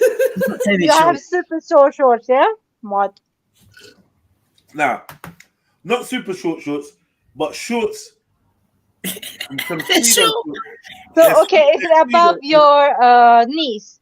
Just above your knees? Nah, come on, that's where. Yeah. They're definitely above my knees. Yeah, are they below you? Are they below your groin? What? How many inches below? What the Jenny? You're starting from the knee up. I want to know, are they 3 inches below your groin? I don't know. I'm standing up. I'm like trying to. They're just. Do you know what it is? Your inside leg. How many inches? Just stop now. Stop. There's no terminologies right now for this. I don't even know how to explain where they are. I just know that they're swimming. Half your thigh. Right? Half your thigh. They're swimming shorts. You see what I mean? They're not like short at all. They're not like them weird short ones. They just look normal. They got a pocket in them. Is there a pocket inside? Say that again. Is there a pocket inside, like a net pocket? Yeah, they got the net. Yeah, okay, then they're in between the knee and they're just above the thigh, in between the leg and the hip. But I quite like them specifically. Yeah. I like them for the sauna because when I'm scrubbing my legs, I can get more of my thigh without. Do you know what I mean? So yeah. You have that. They're good. They make me feel freer. I've got a lot of long shorts. I wear them to the sauna or to the swimming pool. That means that they're the ones with the lining inside, like the mesh underpants kind of lining. So that's your excuse for going commando because they always have the lining inside, isn't it? The net lining. Yeah, Speedos make the best shorts, but they're not lycra though. They're not like stretchy or anything like that. They're like Speedo, yeah.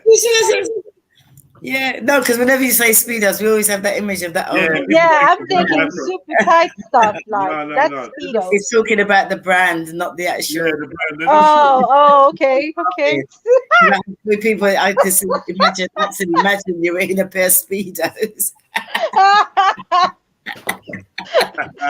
Nah, it's good that you understood me though, after Jenny, because I was like, huh? Once I said about the knitted inside, I know there were swim shorts, and because my grandson's got a pair of Speedo shorts, and they're the same like his. You lot are stupid. Yeah, so they just look like these. They're just like basically. They're not them. That's what she was thinking about. Yeah, just a pair of these. That's what she was thinking about. Was it budgie huggers? This is what I went to the sauna. Oh man! And you know what? There's people that wear these, you know, like. I know this. I was about to say there's a bag of people. I feel like all the Brazilian men wear these. Yeah, that kind of vibe. These are step zeros. Yeah. Yeah. It takes a real man to wear those. Men will wear a pink one or bright yellow ones or these, you know, that. It's like, what the hell, man? Turquoise and that. This how you know you can't. Yo, what's that? What now? I know that a bit shorter than this. Yeah, scroll down, man. Scroll down. The ones in the blue are the ones, yeah. Yeah, these are almost the exact ones. Yeah. These are the ones. They're like this. But they fit me better than this. I don't know. Do you know what I mean? Yeah. Those are the ones. Wait. This material. This is them. Blue. Yeah, that's swim shorts. Yeah. That's just regular swim. Yeah, swim. Exactly. Yeah. Nothing to report. None of these or anything that you lot thinking of. I don't know what you lot. What did she say? You said Speedos. You said nah. None of these. No. Whoa, is it Jedediah? Is it Jedediah? Is it? No. Is this what you're clicking on? Yeah. I clicked on this and the whole website opened. What? What's the website called? You like him in pink, ladies? Nah. No, man. Gay. So yellow. Gay. Like a bikini. No, they're tied up on the side. The bikini bottoms. Yeah, that's the bikini. Oh, that's the real bikini. Are you serious? That's like when you go on holiday with your missus and you forget your cozy and no one's around. Yeah, exactly. Take over, babes. Nah, fuck. Men's swimwear, men's swimwear, swim briefs, swim thong. What? Swim thong. What does the back look like? What does the back look like? I don't want to know. I bet it's a thong back. Here's a clue. Here's a side. It's a thong back. It's a thong Lord. back. Yeah, it's a thong. I don't think it is. It's no, it's not a thong. It's not a thong. Not changing anything either way, bro. Like, always Thong, fine. thong. Wow. Thank God it's not a thong. No, there's no. Nah, sorry. There's no back to you, but once they said thong, I thought you said it was a thong. There's no telling how these shorts end or what. No, but you can see it. You can see it on the side. Yeah, but just put it this way, there's not very much material. I think they'd be perfect for the sauna. Mate, it's got bows at the side. You should wear them to the sauna. Bows. No, but for real, how would you react if you saw a man come in like that in the sauna? You're supposed to like pull down your trousers, yeah, and just pull the strings. Yeah. Just pull the strings. No, because you know what it is? Like, you'll have these people doing them slaggy ones and that, like keeping their trousers on and then taking them off. Oh yeah. It's right. Imagine the women. If a man took you home and he had a pair of them on and said, "Will you put one side up or the other?" No, Auntie Jenny, no, Auntie Jenny, no. No. I would run. I would actually run away, Auntie Jenny. I can't. Like a fucking gift. You think it's issues? Man's pants have got a ribbon. Lord. No, I'm out. Nah, man. Nah. Looking like a nah, man. ribbon around the old oak tree, eh? That's crazy. Oh gosh. Crazy. But yeah, there's everything that's available for women is available in men's sizes and things now, man. Crazy. Gender neutral underwear, swimwear.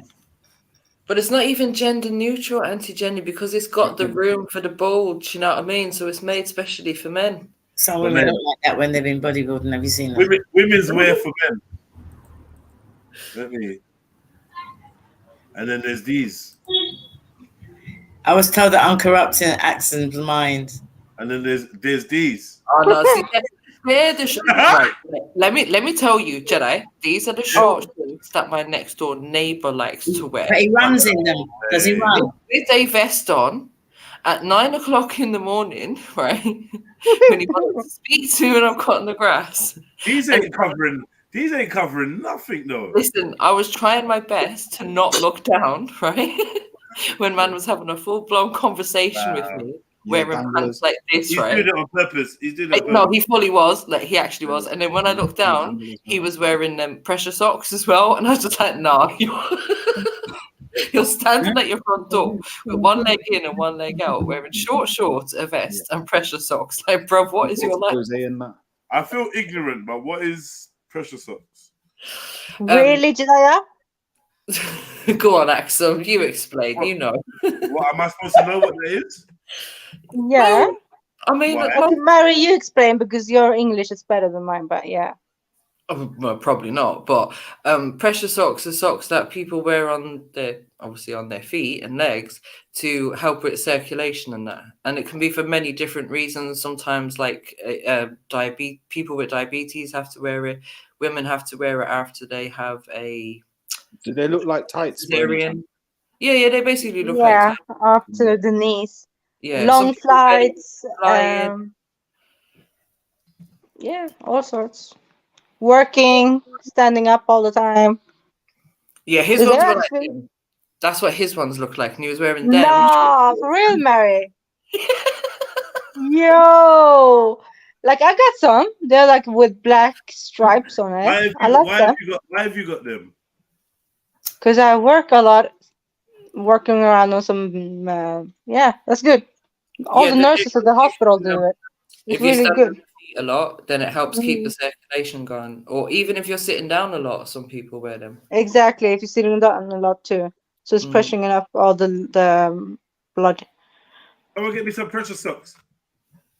What's this? Why do you need them? What's this? How to put them on? Yeah, sometimes it can be really difficult to put them on, but it's really, really good, Danielle, and you will notice a big difference, to be honest. Why are you asking why do I need them? I sit down a lot. Huh? Well, then don't sit down a lot. Move around. Yeah, even if you do move around, Mary, right? Yeah. So it's both ways. So even if you sit down a lot or move around or standing a lot, just to get your encourage me from wearing pressure socks now. No, but I'm just asking, like, do you actually have problems with your circulation, or do you think you might be? Because I feel like you're quite active. So, you know. I get pins and needles a lot recently. I swear I told you this. Recently, I've been getting a lot of pins and needles. I don't know. Okay. I don't know where it's coming from. Well, then maybe they would help. But the pins and needles not mainly in my legs or anything. It's not really in my legs. It's like in my hands. I find a finger going numb and that. Oh. Magnesium and zinc. Jedi. Magnesium and zinc. Yeah, let me just. Yep. What is wrong with you? No, I'm just saying magnesium and zinc could be a cause that you're low in it. I can tell you offline, but yeah, I know this. What foods have got that in? You could tell. What is it? You can tell me offline. Some other stuff.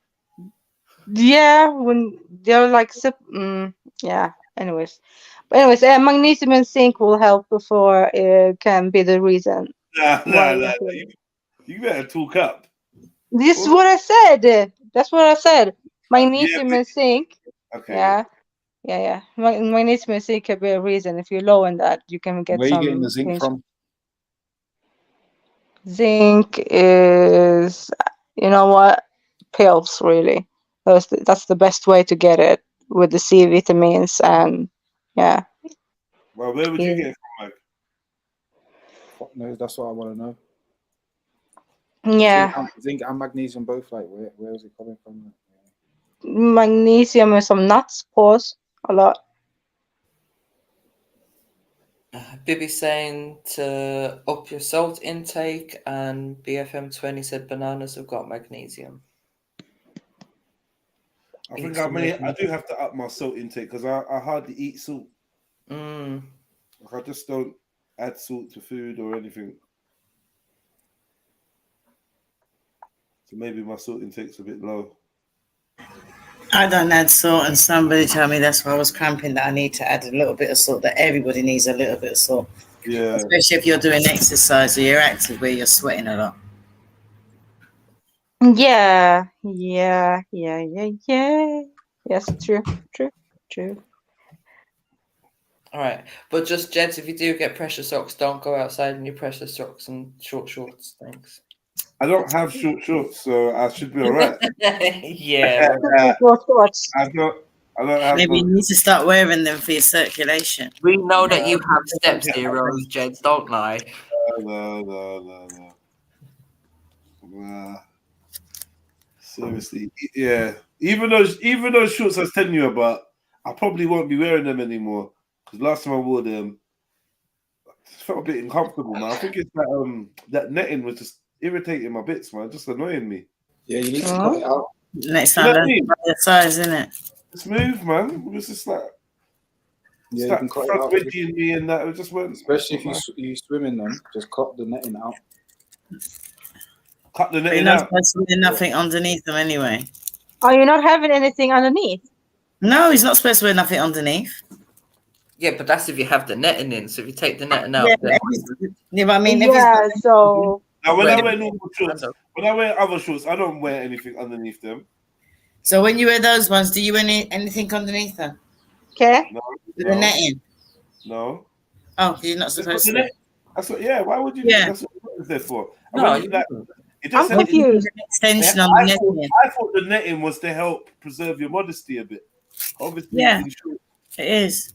But you obviously need more netting. You can get a bit of a printout. Give me a bit of a. Jamie, is like, yeah, I don't know. It's not the effect I'm looking for. It happens, doesn't it? Come on. No, for real though, you don't even, like, what is this? Is this new for me? Maybe it's new for me. Yeah. You gotta think, how balanced is your actual diet? Do you actually have a balanced diet naturally? Who, me? Yeah. Yeah. Okay.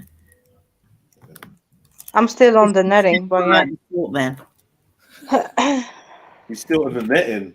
I don't understand, because don't people usually use like underwear under their shorts? No. How we got similar? It's kind of got like a built-in pants in the shorts, if you know what I mean, Axum. But it's out. Okay. Now I get it. Okay. Right. Okay.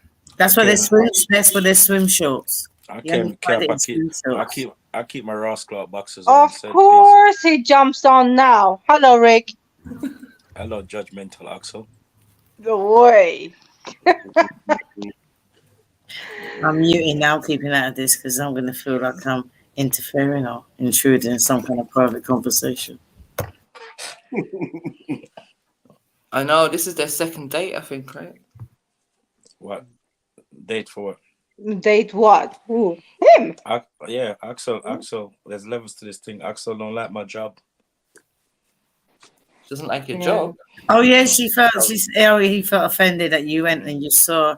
Did you review one of his shows or one of his shows or something? She don't like my sofa job. He got offended. He got offended that you thought lowly of him, Axel. Oh, you mean the STI sofa? My bad. Yeah. Yeah. He thought that you might not, you might not like him as much. I know you read that, Axel. There we go. Huh? He was very distressed about it. He found. Oh, did I hurt your feelings, Rick? No, I just don't like judgmental mindset. Judgmental or not, I just told you what I thought. But No, yeah, that's only you right that that's the sofa thing. Sorry? You said it's a SDI sofa, isn't it? Isn't that what you just said? I was joking. Take a joke, man. What's wrong with you? Yeah, Rick. It's your delivery that you need to work in your delivery then. No, man, you're hurt. You're hurt by me.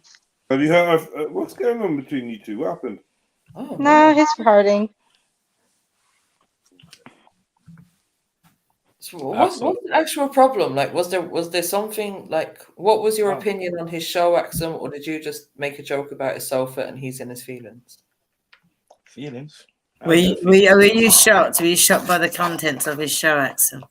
Is that not what you expected? I was asking.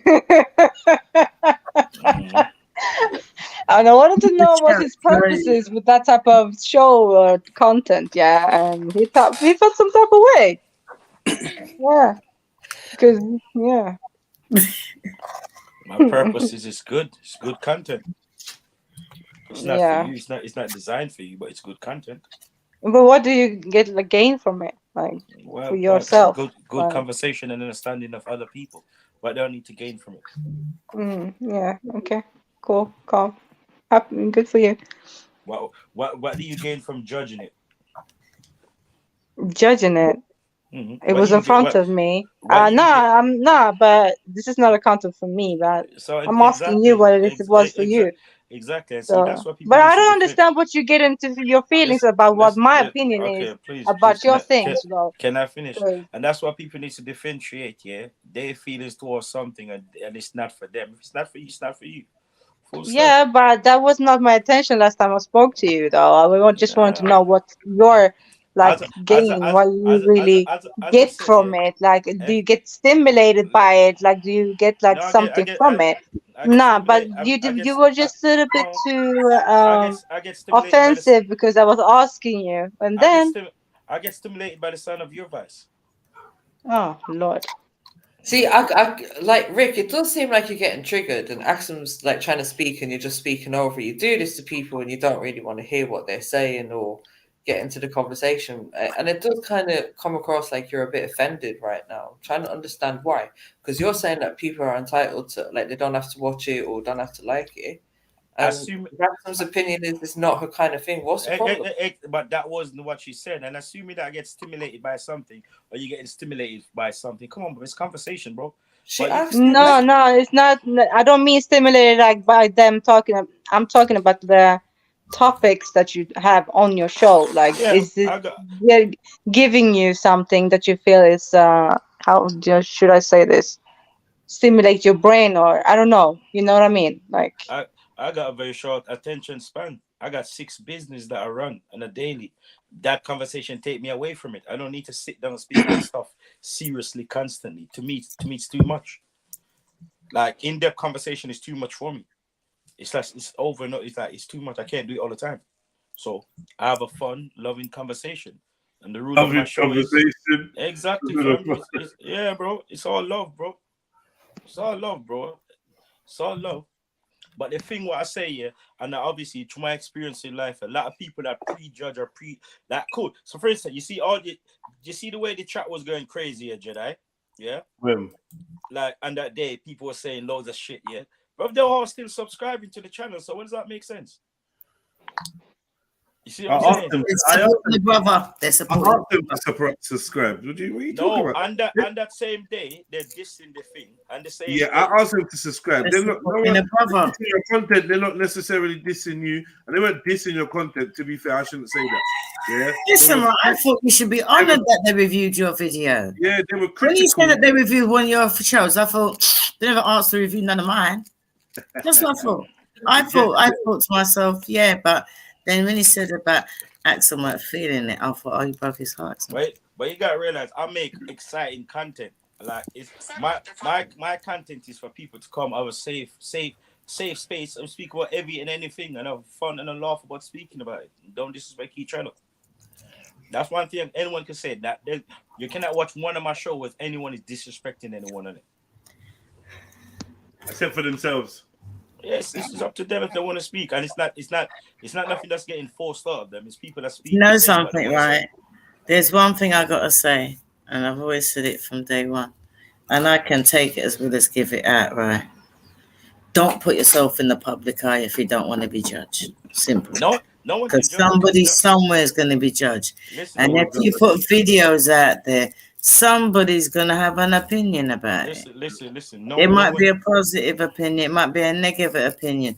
Some people might say, well, how does that please you? How does it feed your brain? What do you get out of it? How does it stimulate you? Some people might say it's not for me.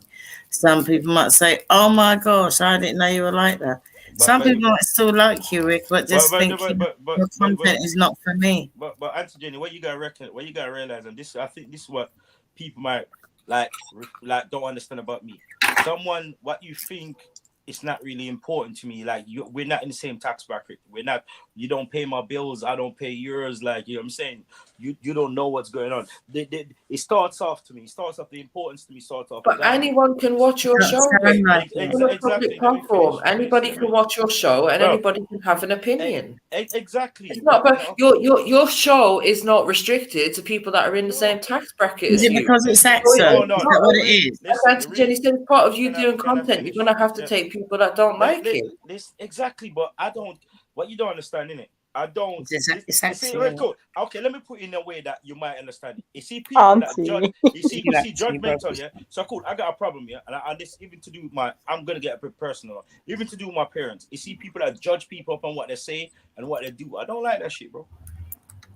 What are you talking about? Listen, people that judge other, not myself, but people that say, okay, cool, these like cool. When some people say stuff, you can know it's a joke here. Like they're Who's some people? Who's some people? I'm not general. I'm saying some people in general, innit? When some people say stuff, you know they're joking about it, innit? But when some people like, oh, them girls, this, them girls, that, bro. And like, you might be the biggest freak on the cover, but you're trying to. But you're talking about judging, yeah, but asking about your content and try to understand why you're doing this, and you're taking this as a, I don't know, like. Listen, super personal type of thing. Like, relax. I don't think you understand. Stop telling me that, please. I don't think you understand, yeah. Well, like, I don't think you understand. I'm trying to put it in a clean way without being messy with it, bro. The girls that sit there and judge other girls, sometimes even worse than them girls, bro. But why are you saying that to me though? I don't understand. So there you go, put in that way, bro. No. But now you're trying shit though. Now you're trying shit, Rick. But you are though. I'm asking you about your content. You're twisting it and turning to something else. But it's my mind though. I'm free to think what I want to think. Yeah, sure. You can think and la. But is this what happens if if people is gonna ask you about your content? As I'm saying it. You should have a better answer than this though. Well, I don't need to. I must say. Whatever I give is what I give in it. Accept it or don't accept it. But people that's quick to judge other people, yeah, sometimes some of the worst for them. And that's one thing that's one thing I don't like about anyone, including I would tell. Yeah, I don't know what you're on, but yeah. Okay, cool. So I'm saying, if you're quick to judge, you might be worse than no, but quick to judge. I was asking you about your fucking content. Come on.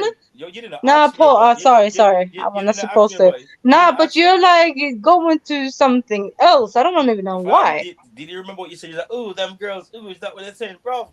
Man, they're not my wife. Bro. No, but me as a viewer, right? I jumped on the show. Maki was like, yeah, join the show, right? And I'm like, whoa, am I here for this one? Yeah, I'm not feeling this, right? And then after that, I started to ask you about questions about the show and your intent and why you actually do this and why do you like. What's the aim for it? You get stimulated by it, yeah. And now you're turning and twisting it all the way, like Swedish girls are like this, and the freakiest girls, and la. And then you're saying this again now, blah. I don't know. That's factual, though. I know that, though. I'm speaking from my own experience. Yeah. But why are you like framing it to me though? I don't get it. I am speaking from my own experience. Yeah. But why are you framing it to me just because I'm asking questions about your content? It's dead, man. No. Take it. And I'm not the only one who's gonna ask you about questions about these type of topics you're having on your show. But if you're not feeling it, it's fine. But remember, I'm just an audience asking you. the content creator. Remember. Well, if you were like doing a review of the show, then it shouldn't be a problem for you to ask questions. Listen, MJ, yeah, you know and I know the tone of someone when they ask a question is completely different from me just asking a question. There's a judgmental tone and then there's a correct tone to ask a question. Like, yeah, but you're judging the fact that people are judging based on their tone. MJ, imagine you're in there chatting about something and then I jump in like, and then you want to reverse on it. Nah, man, that wasn't like that. It wasn't like that.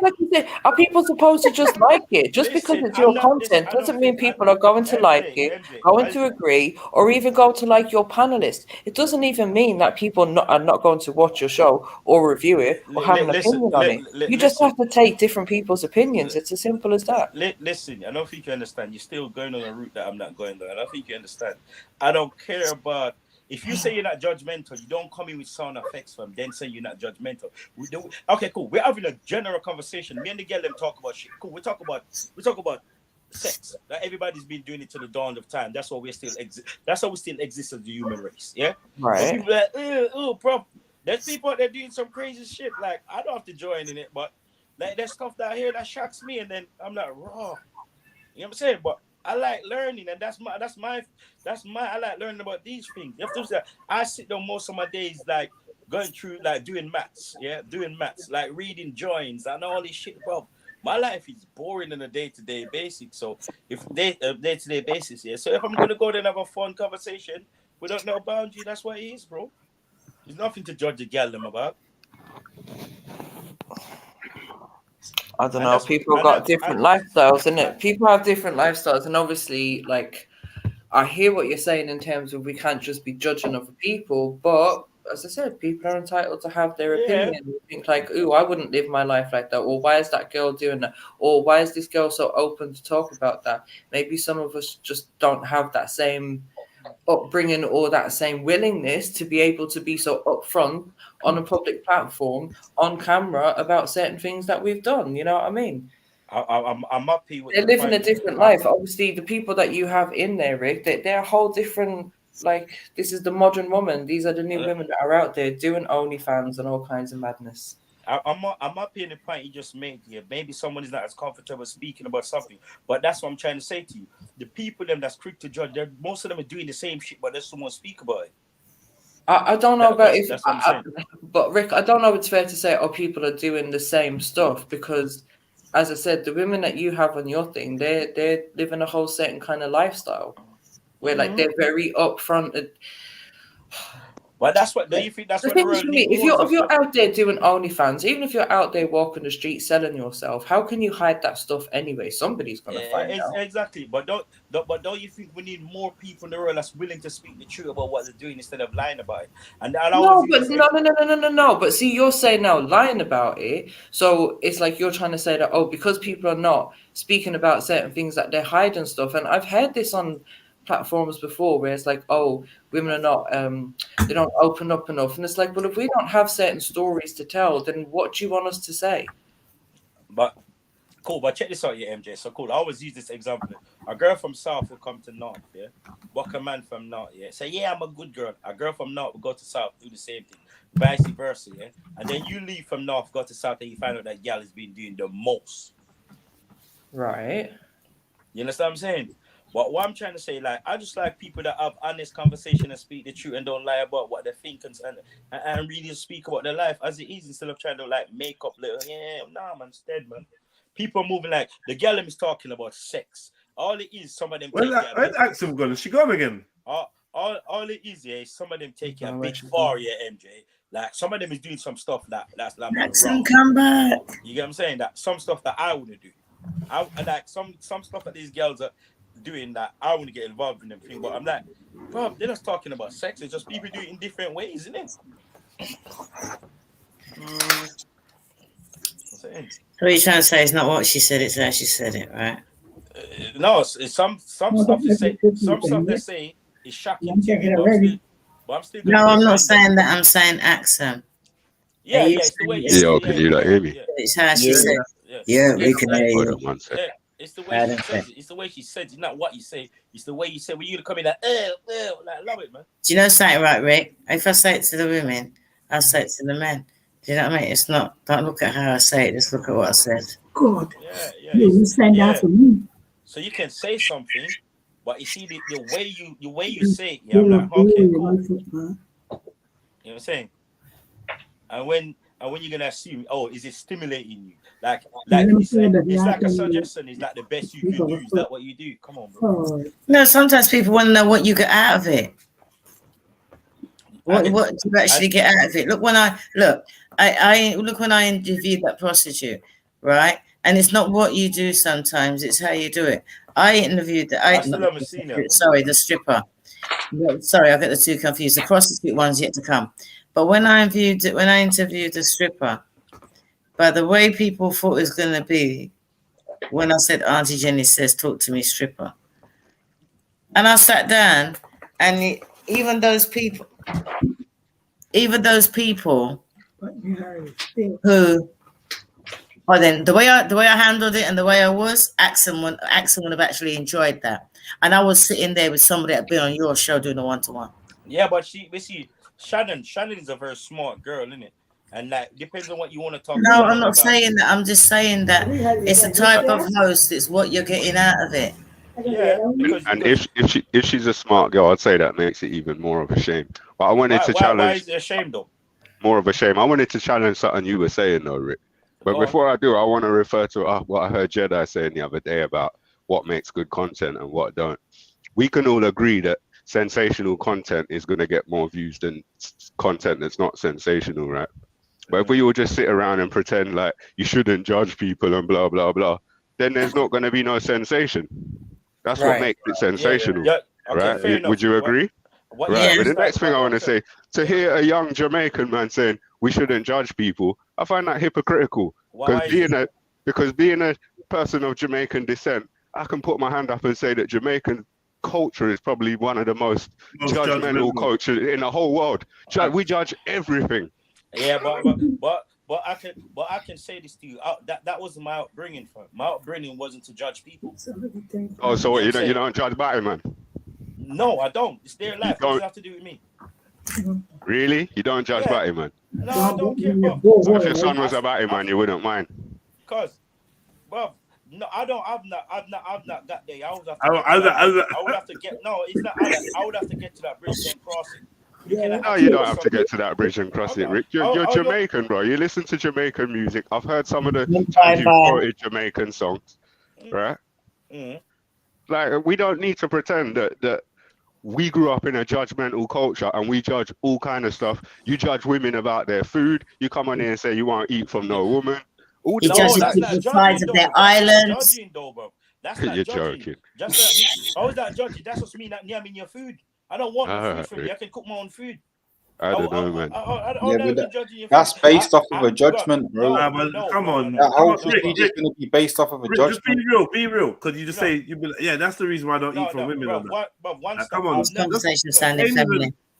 Yeah, it's not even realistic, bruv. Come on, like obviously we know judgment is. I've never said anyone. Man, relax, shit, man. I even said my sentence. Yeah, man. You're just busy trying to like convince everyone that it's not that, but we know it's that. Cause how can it be? I've never told anyone that the food is shit.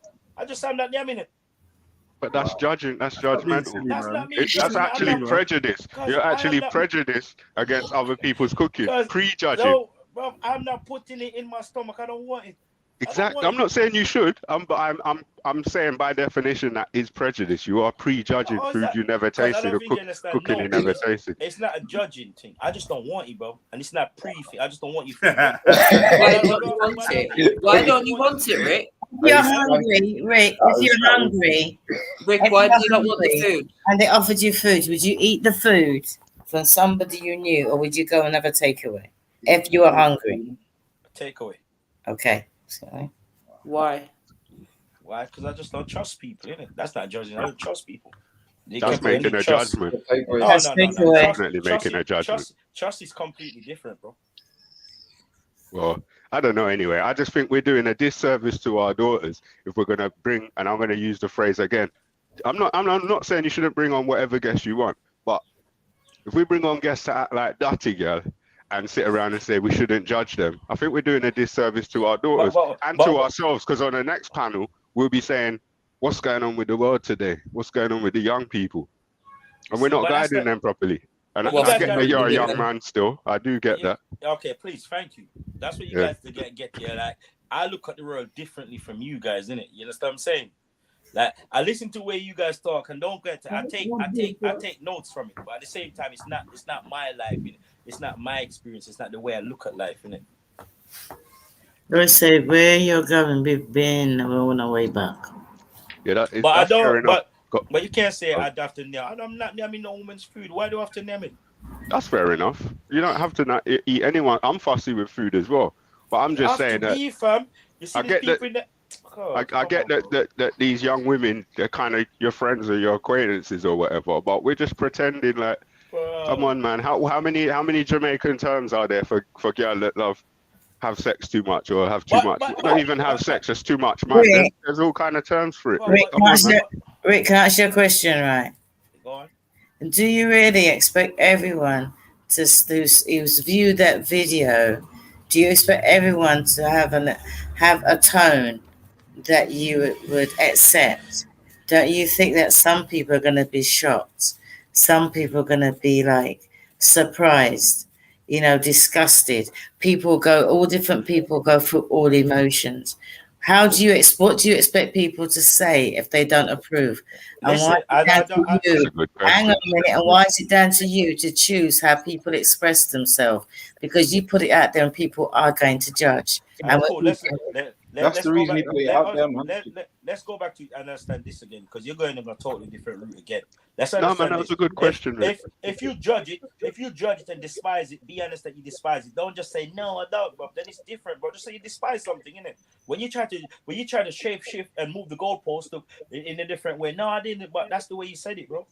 Just say my name, Rick, man. Just don't talk about it like Jedi always tell me to speak to the panel, in it, not to direct the conversation. So what you're saying is that she said that she didn't like it. She was disgusted at first, and then she was like, "Oh no, I want to know why you're doing it. I want to know why you're getting." So what you're saying that she was wrong for being disgusted and then curious afterwards.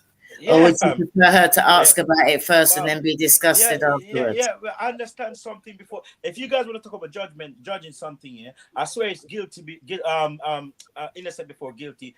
Ask about something, then judge it. Don't judge it. But they're confessing. They're confessing. There's no trial. They confess. And what they like doing, dog. That's fine, but I'm saying they confess by definition, right? They professed, right? But in my honest opinion, Rick, the conduct of those young ladies is disgusting. So for Axum to say it's disgusting, I don't see anything wrong with that. Axum, you got your emotions round back to front. My daughter would do it, but if my daughter was behaving first and then showed your disgust second, that's what he's saying. No, so to me it sounds like it sounds like Axum was reacting to what you would content that you guys were watching, and she reacted and made whatever way she said it or whatever tone it was said in, and then afterwards she asked the question. Yeah, what's wrong with that? You guys were reacting to a video. That's what you do when you're reviewing a video. React to it. Say the first thing that comes to mind. Well, can you guys hold on? You see what you just said, yeah? Yeah. Like, that's fair enough. The way you said it is straight up, innit? I don't like corners, innit? I just tell you as it is, innit? That's why people are saying, oh, you say you're not yamming girl food. I'm not yamming your food, full stop. I would tell a girl, I would walk in the house, she's like, babes, I'm making food. I'm not yamming it. That's fair enough, Rick. But I just heard you saying we shouldn't be judgmental, and I just thought, look at what they were saying. What good is that to the world? But at the end of the day, everyone that comes on my show, I'm only gonna defend them, bro. No one expect anything else from me but defend my people, then, bro. Like I'm saying, these people. I don't think it's on you to defend them, bro. You can defend your friends, but I don't think it's on you to defend other people's distasteful behavior. They're free to behave however they want. Like, you're free to put whoever you want on your show, but I don't even think it's on you to defend them. I just think if you go on. But I just said, innit, like, I'm gonna defend them, bro, and that's me saying it straight up, innit. I'm defending nobody that comes on my show. We're different but- people. We're different people. You got to realize everyone that comes on my show, I handpick them, innit? But if the defense is, select them, innit? if the defense is we shouldn't judge people, then I would say that's a disingenuous. Big I would say that's big dog. disingenuous. Big dog, you keep on getting it wrong. You're mistaking what I said, bro. I'm saying, judge, speak your mind, but don't move the goalposts after, bro. Okay. What do you mean? How did I do that, though, Rick? You know what I'm saying? That don't move the goalposts. Who did I say it was you?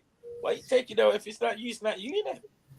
Like, don't move Nah, the but you goalposts mean after, that bro. we're talking about me and my reaction still. So Don't move. All I'm saying is that. well, don't say that. Don't twist and turn again, man. I know you're talking about me. So say it up front. Let her finish. Let her finish, Rick. Sorry. No, what do you mean? What do you mean by that, Rick? I know you're talking about me. So yeah, say it straight instead. Nah, cool, Axel. I see what's a mess up here. You guys talk about women should support women, yeah?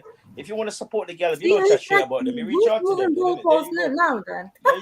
There you go. If you No, Rick, I don't know where you're getting this women should support women bullshit from, because it's not about just supporting women because they're women. If women are doing stuff that we do, if women are on stuff that we don't agree with, then it's on us to speak up and say it. Simple as And that. I would call that support. I would call that support. If the women are saying to the other young women, do you know what, you shouldn't be doing this. This ain't good for you. This ain't good for your future. This ain't a good look for you. I would call that support. Yeah, but reach out to them and support them. Don't be trying shit about them. Just sit there and applaud what they're doing. Full stop. Let me explain something to you. Yeah? Did they really put themselves out there thinking people's going to be nice about it? You could, well, understand this, innit? Everyone has like cool. So most of you guys are older people, innit? So everyone have had the days of doing stuff. No one in here is 100% innocent, and no one can tell me shit, bro. Of course not. No, none of us. Yeah. No one here is 100% innocent. Full stop. Yeah. Yeah, but you know what it is, Rick? This ain't about them being guilty of something. This is about them massively degrading and devaluing themselves. Wait, sorry, bro. Just let me finish. They're massively degrading and devaluing themselves, and in the moment when they're doing it in their young minds, they think they're actually winning. Bro, and do you know what I mean? We're not looking out for them if we encourage it. Well, cool. But let's put it this way, innit? We all learn, and I say this to people all the time on my show. Yeah, listen. If you make a mistake and you don't learn from it, that wasn't a mistake in it, because mistakes is something that you learn from, innit? It's only a mistake if you don't learn from it. Now, if all these people are doing what they want to do from, are we gonna tell them what to do, bro? You think they're gonna listen to us? We're not gonna tell them what to do, but if we say dirty girl, yeah. If we say dirty girl and they hear that, some women are walking down that path. Say that again. I think calling them dirty girl is too much, bro. So what is a dirty girl then? What I'm saying? That's what I'm saying. What is a dirty girl? It's a Jamaican term. You got the accent. I don't even have the accent. You see the thing, But look how many times you said dirty girl on the show and things like that. Bro, can I finish it? You see, dirty girl, yeah, fam. You can be using so much different terms. Really, it's only older people that use that in an argument. Boy, you're dirty girl. You're dirty pussy girl. You stink like a white boy. You tail like a 10-day cabbage water. You suck your mama, dirty girl. Fam, those are the terms. It's not using a conversation. It's using an argument, bro. He's actually of course, I get that, but it does have a meaning. They're just using the argument to offend people. A woman that doesn't fit in the norm, a sexually explicit woman that don't fit within the normal parameters. Exactly. How society thinks a young lady should act. Sexually explicit. That's not a dirty exactly. Girl. What people understand here, I have never heard someone say to someone dirty girl in a calm tone ever in my life. No, it's not calm. It's a horrible thing to say. Never in a calm tone, bro. Yo, and they always add the P behind it. There's always dirty then P. Them two things go together, fam. Yeah, that might be a more coarse town version, but the phrase dirty girl does exist by itself. Because I'm from Clarendon, fam, yeah? In the private chat, I'm from the UK, in the private chat. Because I don't care about people. People in the private chat, people always want to explain what someone language means in their own interpretation. A dirty girl's nothing is never going to be something good though. No, it's never going to be anything positive though. It's always meant for somebody that's sexualized. A woman that's overly sexualized, Rick. We was using dirty girl before you were born. Right. Exactly. Thank you. I didn't want to swear. There's a difference. Exactly. There's a difference. Exactly. People stop trying to tell me what these things mean. So it's I not the used to same love thing. cussing people, but no, dirty girl is different from fucking. So you wouldn't call Right, so a let's stripper allow a the dirty swearing. girl. Yeah, exactly. That was my next question. I was a stripper, a dirty girl. Go on, tell me. She is. She is. Click on the link, please. Okay. How is it though? What do you mean, Rick? Are you Cool, losing your marbles? Phone your auntie and ask her. Phone your auntie and ask her if a stripper is a dirty girl. I'm gonna ask you a question, yeah? Yeah. How many girls send you naked pictures of them? None. The dirty girl. No. Sexual behavior. I'm a real life gallus. Real life. So no we deal with gal in a real life. No, I'm talking about girls that you're trying to calm down. The girls You know, I do them thing there. I stopped doing. And if you did, them girls would be dirty girl. I stopped doing that in the early 10s, bro. I'm talking like 2011. You done it. Of course. No. You talk about chatting to gal on Facebook and all this nonsense. Facebook, you know. Yeah, exactly. You get me? Well, them days. Early. BlackBerry Messenger. Yeah, all Messenger. Way like late 90s and that. You get me? Right. So you know what you are, bro? You're a dirty boy. You're old dirty boy. You're not gallus. You're a dirty boy. You know what, right? He comes in like, you know, right? There's a difference, right? When a girl sleeps with a lot of women and with a lot of men, right? They're gonna call her a slag whether you like it or not. Yeah. It does the same doesn't apply to men. He's a stud. It's looked as a good thing, so you can't mix the two. Are you mad? You know what I mean? You can't mix the two. Bro, I beg people. So you can't call him a dirty boy. Wait, auntie, give him the space to say that a man sleeping with a lot of women is a slag. Give him the space. How much time I hear them call man dirty, yo dirty boy, you dirty stinking boy. How many times, bro? What, a man that's too effy? That's what they call it. Fam. Yo, but the same don't apply to gal. And it's not so negative when you say that to a man. Is a dirty boy, but a gal is too effy isn't. No, that's a fucky. She too fucky. Rick, you know you're not being honest right now. Bob, I'm being honest, bro. Because I'm the king of cussing people. I don't think people understand when it comes to these Jamaican cuss words, fam. I took a mad interest in them, fam. Listen, right? A dirty boy ain't sexualized. What's cabbage? A dirty girl is sexualized. I don't care. You don't call a man. You don't call a man who's had lots of sex with women a dirty boy. You don't do that. Oh my God! I beg you, people stop telling me. You don't do that. It's sexualized for women. It's not sexualized for men. That's a difference to a slag and a stud, Rick. Phone your auntie and ask her if you call a stripper a dirty girl. I could imagine the women saying it.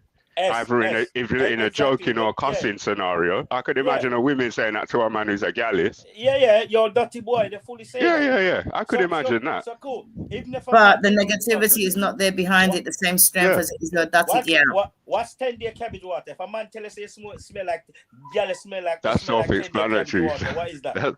That's self-explanatory. I'm not saying any of those young women smell though. I'm not saying any of them smell, but their public conduct was alarming to say the least, man. And it's not doing them any good, man. And I'm not here as their savior. I'm here being judgmental. You know something? What Rick needs to realize, right, is that Rick, you know, on the panel was that girl that went on mine. Was she on the show?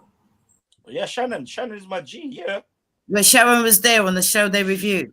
Yeah, Shannon was there. Yeah. Right. One of these days, right, you got a review, just even if it's 5 minutes of the interview I done with Sharon and let him see the difference. And you will find that even though, all right, then they will see that, yeah, you're trying to change your life. Even though she was a dirty girl and that's how it comes across, you still see the person behind it and hear her story and how she's coming out of it and things like that. And because of the language and the conversation, it changed. And because of her clothing that she wore, it changed everything. You wouldn't think that's the same person that was on Rick's show.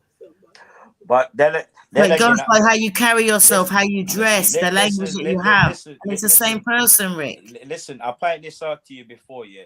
Your conversation base, your audience base is not the same as mine, yeah. That's what I'm trying to explain to you, but you can't. It's like the whole thing. Even me speaking to Shannon the other day, we were discussing one of the thumbnails that your people then put up. For that conversation, we're just totally off because you guys had a good conversation, but yet still I chose a thumbnail to disrespect her. Why? Rick, don't try and throw me under the bus because you know that I'm not responsible for that thumbnail. Hang on, you brought it up, right? You asked why. Number one, I'll go in the studio, you know, I'll sit down, I'll say my piece, right? And if you go back and you look in the comments when they put up that title, you will say that you will see that I apologize. That's I was disgusted with it. But I put that in my own comments. I didn't say you. I ain't got no control over that. I said you. What I'm trying to say is that if Axum saw my interview with that same girl, it'd be totally different from how she behaved and how you was on your show. Okay, cool. So cool. If you go back and watch episode 8, you will see Shannon act totally different in episode 8. In series 8. Any girls that are on your show are gonna be like that. Are gonna be dirty girls. All they're dirty girls though. All they're dirty girls though. That's how society is gonna definition, speak. Rick. Yes, by definition, that's how man's. You can't say fuck society. That's how man view women, Rick. By and large, that's how men view women. That's how men value women. By and large. But 90% of the men will go beat them though. Yeah, that's because they're idiots though, bro. 90% of the man. 90% of the man ain't getting no girl. Statistically, it's 10% of the man that's getting all the girl, right? Yeah. Okay, cool. Yeah. Okay, cool. So what Auntie Jenny said, didn't listen to what I said. I didn't say you made the bad thumbnail. I didn't say Auntie Jenny, you made the bad thumbnail. I said your people them did. And why did I do that? Because that's gonna get them more views to chat shit about someone than to say something good about the person, even though the person had a good conversation. Because that's not what they want to do. They don't want to put people across as good, bro. No, you're right. But the thumbnail is gonna bring the thumbnail is gonna bring those 90% of dudes to watch. Yeah, it's gonna bring the click. And if you look at all my thumbnails there, I never say, oh, sluggish girl said that. Stupid girl said this.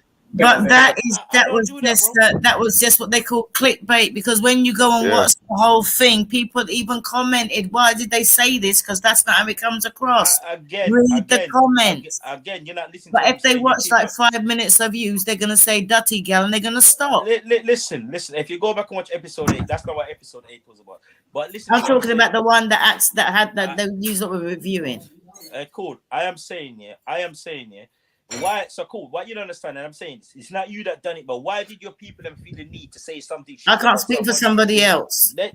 There you go. I can't speak for somebody else. There you go. And if you look at all of my thumbnails, it doesn't matter what a girl says. They're your people. You ain't got nobody doing it except for you. You're in control of that. I handed over control. There's a big difference. Because that's the way I am. I like to see everything. Exactly. I'm not that person, so you can't blame me for what somebody else is getting paid to do that. Auntie Jane, I'm gonna say you're asking me a question why. You can't ask me why when I don't know the answer, when I'm not responsible. Listen, I'm gonna say this the last time again. I'm not gonna say this again. Again, I'm not judging you, and I said that. You can't judge me because I ain't done that. Exactly. One at a time, though, please. I said that already. I am saying, why did they feel the need to do it? Because I feel like that's what's going to make people click on it.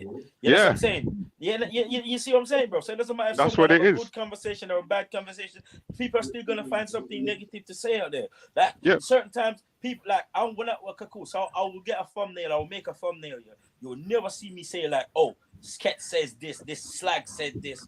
Fam, no. You can't say that every show. Bro, I can though, because girls say shit. Well, I could be like, look at this gold digging bitch. Because I got an episode of called Money, Sex, or Love, and all of them chose money. And we're like, one of them went like, I'm gonna leave the man if the man is not paying for nothing. I'm not staying with him if he ain't got no money. I could have put gold digging. Exactly. So correct me if I'm wrong. I could have put gold digging flag in it. Mm-hmm. Yeah.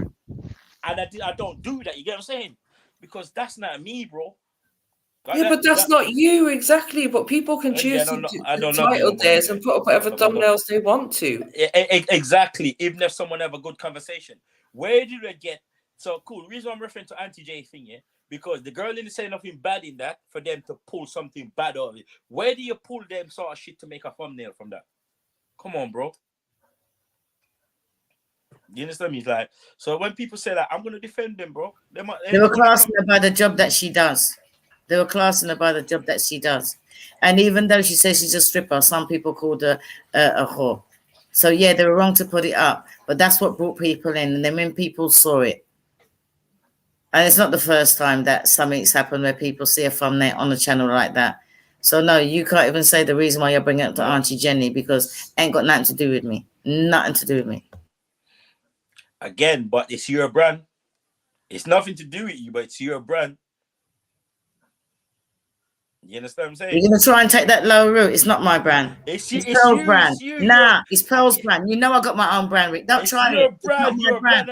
Why are you gonna wait until you're triggered to come up and say something like this when we discussed this long time? It is not my brand. The brand does not belong to me. Yeah, you hear people say is that Auntie Jenny belongs to Pearl, and I told you, and everybody on the panel knows, and people have heard knows. Auntie Jenny with a Y. Look at my channel and look at that channel. So no, the brand does not belong to me, Rick, and you know that. Come better than that. Come better than that, Rick. Come better than that. Come better than that. They got people there doing it. Why are you complaining to me? Why not go and complain to the people that do it? The owner of the company. The owner of the company. Your face is your brand. Your face is your brand. Can you not hear me now? Yeah, I can hear you. Okay, cool. Yeah, but why is it wrong to put up stripper or whore in their titles or their thumbnails? Why is that wrong? Bob, I'm not saying it. Cool. So basically, a thumbnail, you pull it off. You pull it off of what someone's saying it. So if someone says something, you pull it off of that, innit? Yeah. Well, you can do, but you just generate a thumbnail to generate as much interest in the content. Yeah, exactly. I'm saying if they use the term stripper or whore, why is that wrong? Is what I'm saying. Because all I'm saying, I'm not saying it's wrong, innit? I'm just saying, okay, cool. So you see, like we're having this discussion now, yeah. You could be like, Rick and S Rick and S got upset. Rick got upset with S for saying this. Yeah, fam, you can't just randomly say, "Oh, bitch said her pussy's big." She never said nothing about her crotch. Okay, so did they say that she said something she never said? Basically, what she said, they were so messed up, bro. What was it though? I can't remember, bro. Let's move on. I can't remember. That's so bad it is. I got a phone call about it. I got a message about it. It was just wrong, bro. But she didn't say it. You're saying they just made up something. Yeah, let's made that up. Yeah, it's just wrong, bro. Come on, man. Come on, bro. Well, people don't understand that. Okay, bro, I can't talk to that. Yeah, but I don't like it whenever I see a thumbnail or a title. And then I click on it, and what there. I saw is not there. I don't like that myself. Bro, you see my point? It pisses me off. Like, that's my thing. Sorry. So that's. I mean, in terms of content, is regarded. Yeah, it makes content rank lower when you click on something and it's not there. Exactly, fam. So if someone does say that, they could like. So what I intend to do when I make a clip or something, I intend to take the last thing from the conversation, last thing from that clip. And then I put it on the thumbnail because I want someone to watch through that old content before they get to the end when they hear that thing in it because it's so interesting. Do you understand what I'm saying? Yeah, they're looking for it, but they do find it. Yeah. It's at the end. So are you saying on Auntie Jenny's video they put up a thumbnail and the thumbnail had a quote that wasn't really in there? Is that what you're saying? Basically, yeah. They done so I can find that right now. They done Auntie Jenny dirty. Whether she wants to admit it, they done dirty. They done her dirty. But she's saying it's not the. They done me dirty, Rick. You know I don't take no responsibility for that. That's why I'm here looking for it. I don't take no responsibility for that. So you can say they done me dirty. I can say they done your girl dirty. Do you know what I mean? Yeah. Why are you complaining to me? Did she write and complain? Did she go and complain to Pearl? Did she request Pearl put it down? No, she left it. She complained to me. Exactly. Well, don't complain to me then, innit? Go and take it to the person that owns the company. If it's not true, every buy something cheaper. You're gonna come complain to me. Go to the manufacturers. There's nothing you can do, bro. It's nothing you actually can do. Once, like you have to remember. If something's not true, you can get that taken down. No, you can't. You can tell them if you don't take this down, then I'm going to sue you for defamation and libel. You can't do. If it's not true, it's their content, bro. No, Rick. If you tell them you're going to sue them for libel and defamation of character, and they choose to leave it up there, then you can sue them. Yeah. Okay. Cool. But cool. But people, I know prior thing where people say to them, well, like, take this down. No, I'm not taking it down. It's my content. I'm doing what I'm doing to it. But when you put up something one day, some man for you be like, yeah, come to your yard and bad you up. You take that down though. So if you put it down, if she had gone and told her, and the girl has said, even Auntie Jenny has put a comment in there, that would have been totally different. So don't come to me. I can't. Oh, she blamed her parents. I want to quit stripping. I am a whore. Oh, is okay. But that's not a quote. It's got an arrow pointing to it. Says, I am a whore. That's what spying, it's issue with. spying But for even if you watch the content, So is she not a whore? watch She the never said that. content. She Even never if said you that watch the once, innit? content. No, So, no, but right then, that's clickbait, right? You found it. Watch the content, and then Yeah. it was a really good interview. It didn't matter. It got people in that quote. Yeah, I would say I that's a thought it good was thumbnail. wrong. I would Can you say that's see- a good thumbnail. Have you seen the comments? Look in the comment and see if there's one there from me, please. It doesn't Yeah. matter if it's a See if good there's a thumbnail. comment there from me, Sorry, please. sorry, Auntie Jenny. One sec. It Go doesn't on, matter Rick. if it's a good thumbnail or wrong. It's an incorrect thumbnail because she never said that, bro. No, but it doesn't matter. It's not in quotes. But to me, it's not in quotes. as I said in it, as I said, is the arrow pointing to her face? Yeah, but it's not in quotes. Cool. So that's how it works. When the arrow's pointing to you, you say it, bro. No, that's not how that works at all. That's all that platform. I see arrows pointing to people that say bad decisions.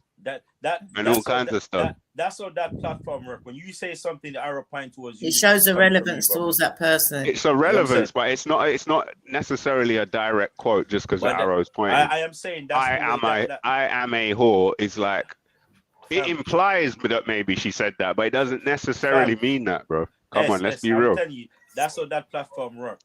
That's how that's how them thumbnail people work in it. What you're talking about in the Just Pearly Things network? The thumbnail people. Auntie Jen, you're not listening to nothing I'm saying, and it's slightly getting to tick me off because I've said many times it's not you, and I've said it like a good 10 times. What do you mean? You just said thumbnail people. Exactly, and I've never said it was you once. You're making a reference to yourself again, as if I said that previously. So the thumbnail they do this all the time. Yeah, they do all the time. I am a whore. This type of thing here, where it's suggesting that the person said it. On that network, they do it all the time, bro. But the way it works, they make the thumbnail and point the arrow to the person saying, "Bam, that's who says it, bro." That's no. All right, so if I had a photo of Rick and underneath the photo of Rick, I put, I'm just saying you are this, but I put, I am a whoremonger. That's not, and put an arrow pointing to you. That's not me saying you said it. That's me telling people that's what you are. But if you go back to all the previous content and the arrow pointing towards someone, and it says something, that's what the person usually say. That's where they take it from. So I'm telling you, this one was just made up, innit? I agree. Sometimes they do it, but I'm telling you, it's not. For an example, then, Rick. On this network, they regularly do things like with the arrow pointing, and it's suggesting that the person might have said it, but they haven't. I've seen it regularly on this network. Did I leave a comment regularly all over YouTube on other people's networks? Did I leave a other comment? people's channels? I can't find it. Did you see a comment that I put in there about it? Was it on the full video? No, on the one that you clip. On the one that I am a whore one. But Yeah. You know, I call that, anyone that usually does, if someone else says something, you try to create a thumbnail, you just put the rudest shit you can think of. You're just an uncreative bastard, fam. That's all you are, is an uncreative fuck. Or maybe you're just trying to, you're trying to capitalize on the sensationalism.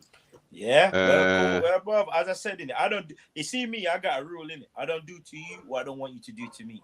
So see, if you do some shit to me, and I know that I didn't do it, Here it is. I go different about mine.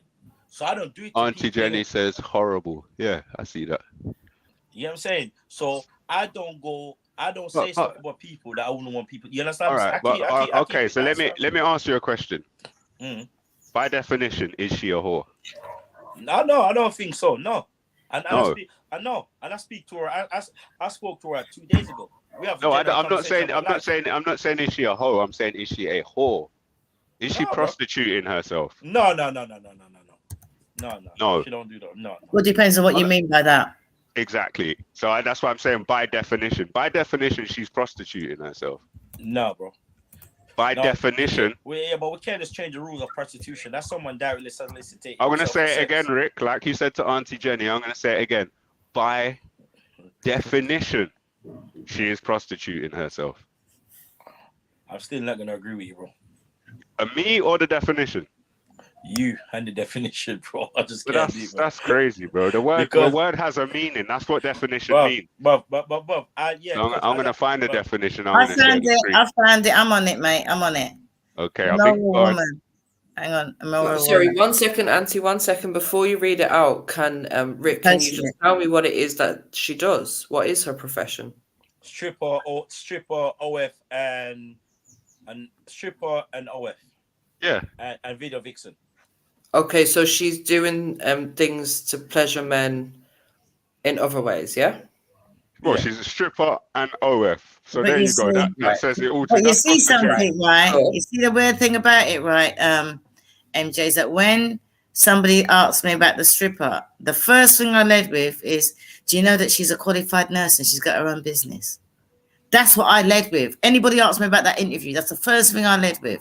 I'm glad you and said then that. I said, and she does this because she's a qualified nurse and she's got her own businesses. Right. And now when we show the definition of prostitute, the fact that you said she's a qualified nurse and she's got her own business makes that definition of prostitute more so valid to her. Watch when you see the definition, Rick. It's crazy. Are you gonna read it? Because you was looking prostitute, and I was looking. I'm gonna screen share it. I was looking. I was looking at whore. It says immoral woman. So any woman that is immoral, which is engaging in sexual acts for money, is a whore. And remember, I said she's prostituting herself. Those were the words I used, right? Yeah, herself, not she is. Right. Okay. So prostitute as a verb means, I need some better definitions. I don't know why Google got rid of their definition. Because I just put a definition of the word whore in the private chat. Yeah. Verb. Then S. Oh no, here I found it. I'm gonna share my screen. Yeah, go on. S saying that I got my own definition. My definition of a prostitute might be a bit different because I think most girls out there are prostitutes now, to be honest. Yeah, they're prostituting themselves, 100%. Yeah. Most girls are directly prostitutes. I think most of these OF girls are doing less prostitution than what some of these girls out there. Because some of them out there, they want the man to take them to Akison. They want the man to take them to the most expensive restaurant. Do you get what I'm saying? They want the man to buy them this and buy them that, bro. And cool. And then you're giving them pussy. What are you giving them in return? The gal is not giving the man nothing in return but pussy. All right, no, but look. This is one definition, and this ain't even a complete definition. To use yourself or your abilities or beliefs in a way that does not deserve respect, especially in order to get money. The definition I was right. Thank you. So that proves my point. Yeah, so that's really girls on a normal basis now. Right, but I was gonna say the definition I was looking for that we pulled up on here before on Google was saying about to conduct yourself in a way that's not worthy of yourself, especially for personal or financial gain. So if you're saying she's got a business and she's a qualified nurse, that means it more so means she's prostituting herself according to that definition. Okay, cool. So S, cool. I'm gonna agree on that one. But then again, that's most of the girls I'm out here now. Is he gone again? This guy, bro. In and out, bro. Sorry, my bad. Then you saying that's most of the girls I'm out here now. Though. All right, but Rick, let's not move on to the rest. No, of the I'm not moving on. That particular woman in the show, right? Listen. No. I'm just saying, stick to the point at hand, isn't it? Listen, I'm sticking to the point. And S, as I said in it, and I did say this here, my definition of prostitution is what most girls are out here doing now. So to me, no. Oh, stop, voila. Men as well, though, bro. Men, bro. If you're behaving in a way that's unworthy of yourself for financial gain, then you're prostituting yourself, male or female. I said the same thing to my son. You see what I'm saying? I told my son if he bows down and goes to work as a little slave, he's prostituting himself because he's capable of so much more. Oh, true, sir. I hear that. But right. But S, most of these girls, you see them in the front of the car, in the Chris car, legs up, all of that, going to all these expensive restaurants. Their mom is taking you back to his yard later and beating them, fam. That's indirect prostitution to me, bro. I guess. Only immoral behavior makes you a whore. Anything immoral makes you a whore. I'm saying, really. Whether you're selling it, whether you're showing it, whether you just got your titties out for your Instagram profile, a whore is a whore is a whore. It doesn't say you're selling your fanny. It doesn't say you're having sex. It says immoral behavior.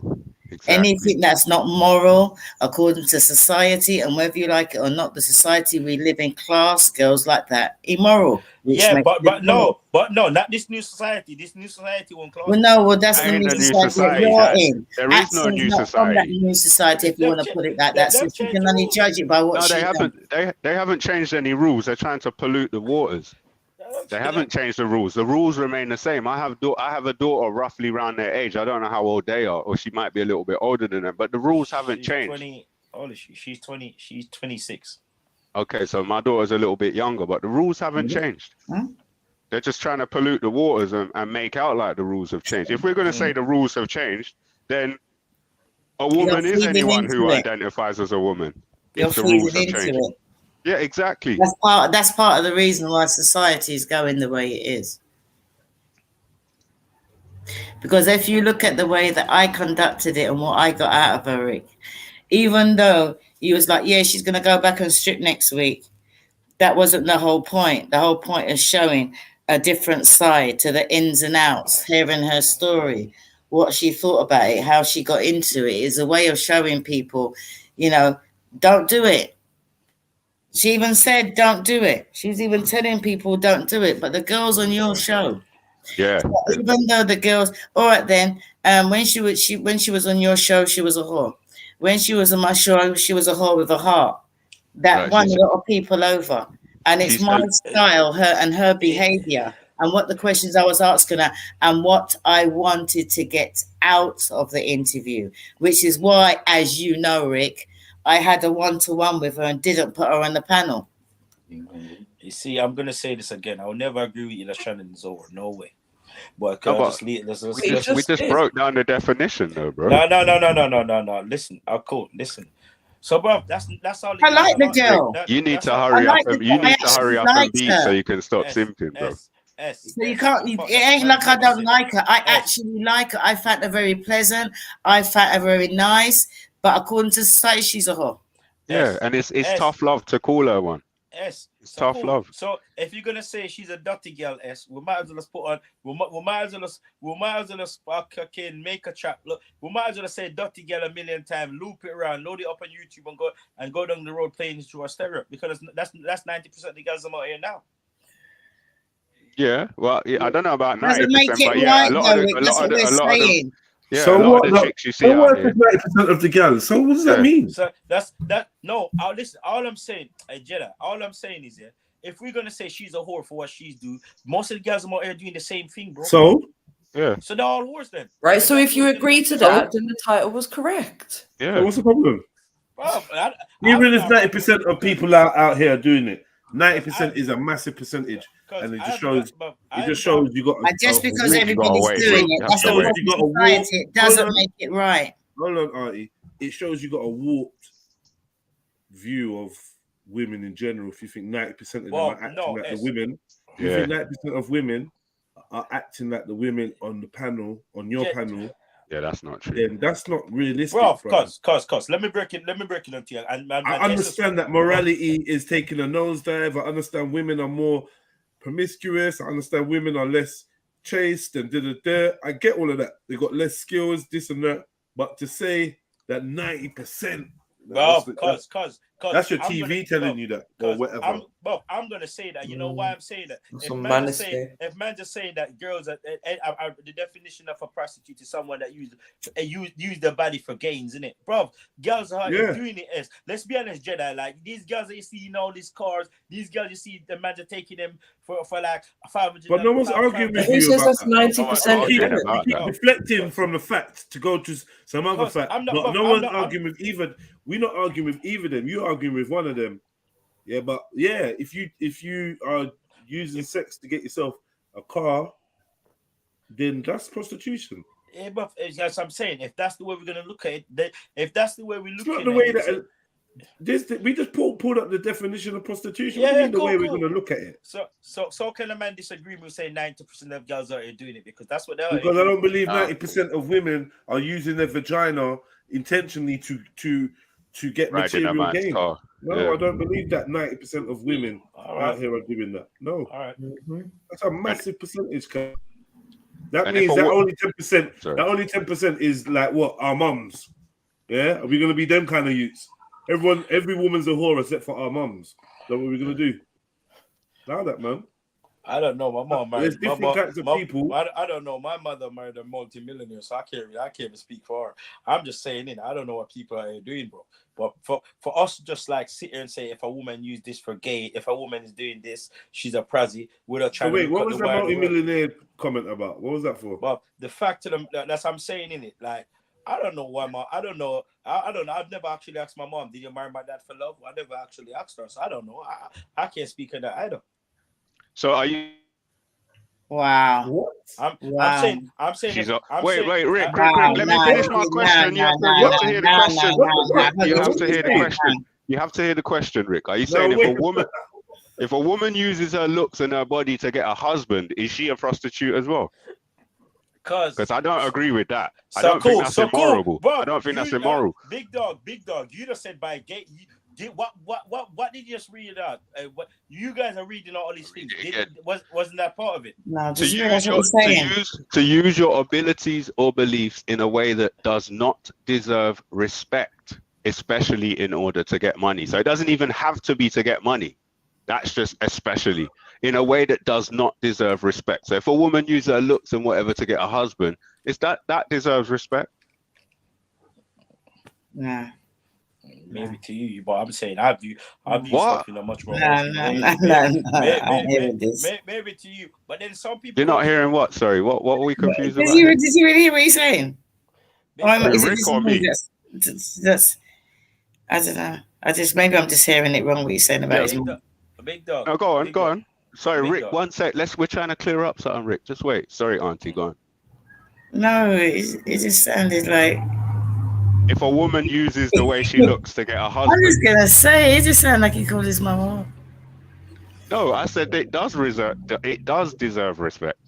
No, what he was saying, what he said. Why did he put in the millionaire thing in there when he was talking? Okay, sorry, that was the confusion. I made a statement referring to everything that you guys are saying.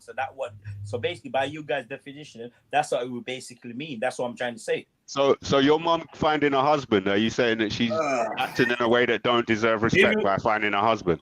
I think he's trying to say that what we're saying means. If it's based on the fact that the dad is a multi-millionaire, and basically based on that and that alone, then yeah. So I'm saying if that's what you guys are saying, so that's what that would mean. There's no two ways around it. Because then you turn around and said, I even asked my mom. This is why I need a clear answer. This is why I need a clear answer. A woman marrying a man, is that something that does not deserve respect? It's not the same as a woman running around with bare different men because they're millionaires. A woman marries a man. She managed to bag that man against all the other women. Let's be honest. We sit here and want to talk about a woman marrying a man. Yeah, most of these women that married a man is not for the right reason, fam. Because what are the right reasons? There's an end goal at the end of it. What are the right reasons for a woman to marry a man? Love. No, that's nonsense. That's Hollywood nonsense. What's the right reason? Security and resources, safety and money, and money. That's why a woman marries a man. So thank you. So what does that make that then? That makes that a woman marrying a man. That makes that the natural order of things. That's not the same as a woman who's going around running her pum-pum all over the place just to have temporary access to supercars, temporary access to yachts, and temporary access to this steak restaurant and that club or whatever. That's not the same thing, Rick. 1 second, I'm still there, bro. That is not the same thing at all, man. He's got a warped view of relationships. Yeah, definitely love. Like, what the hell? Obviously, love's it. 20-something, isn't it? I'm assuming. Is he on the phone or something? Is Rick 20-something? I thought he's running his mum to ask his mum why she married his dad. No, I'm not taking Auntie Jenny, is Rick in his 20s? Yeah. From what you know. From what I know. Yeah.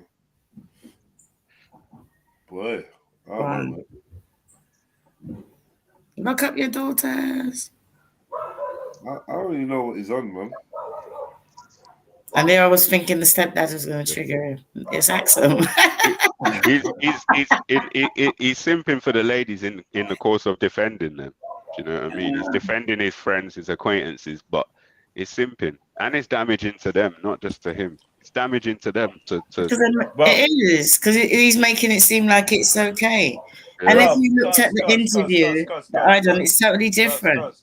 Again, I'm gonna say this one more time here, fam. I'm gonna say this one more time here. If we're gonna sit here and judge some people, we have to throw the net out there, bro. If we're gonna sit here and judge certain people, let's throw the net out there, bro. That's what we are doing. You know what he's doing, right? He's putting the girls that go out there on a Saturday night. He's putting them in the same class as them girls. Can you please let me finish, bro? There's girls go out there. You're specifically looking for rich men just to marry them, fam. Don't make that. Come on, bro. Gold diggers. Come on, bro. You're talking about gold diggers. Yeah, I get that. Okay, but there's also women. There's also women who happen to marry men who happen to be rich. Yeah, we gotta get some back sometime. Come on. But bro, no, it's not even get some back. So a gold digger is intentionally going out looking to dig gold, whereas a woman, every woman would like to have a rich husband. Yeah. Yeah. But if she's a good woman and a good wife, that's not the same as a gold digger, because the gold digger will marry the millionaire. And then when the deca-millionaire comes along, she'll have an affair with him.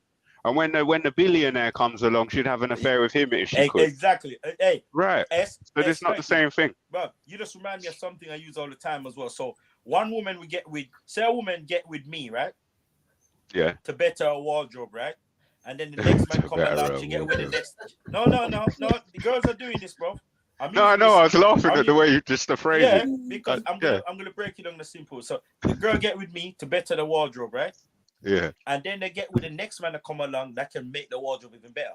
And then they get with the next man that come along to make the wardrobe better. Then they get along with the next man. Now when they hit around 30 and they realize, oh shit, I'm getting old. I don't look the way I used to look no more. Then they try to find the next man. So try and find to settle down. To settle down with our dead out. So they spend all their good years prostituting themselves. Exactly, bro. Exactly. But no one's argued with that. Jedi said we're not arguing with that part of it. It's you that seems to be arguing with applying these parts to the chicks that was on your panel. We're not arguing with what you said. No.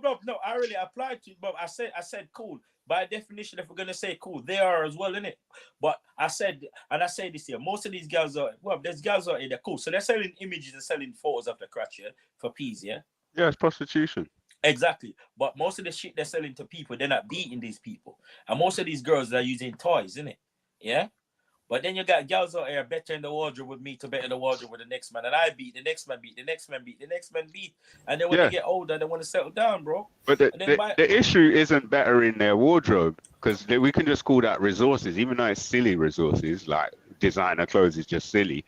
But the issue is the way they're conducting themselves with the male population. That's the real issue. Do you know what I mean? There's nothing wrong with having access to resources. It's just how are you doing it? Are you doing it in a way that does not deserve respect? Are you doing it in an immoral way? Immoral way. It doesn't matter which way you do it, you're a whore. Whether you're on a panel doing it, whether you're in a car doing it, you're a whore. So we're trying to say that they're all the same. We're going to judge them all the same, Rick. I made a G today, but you made it in a sleazy way. But I made it in a sleazy way. Come on.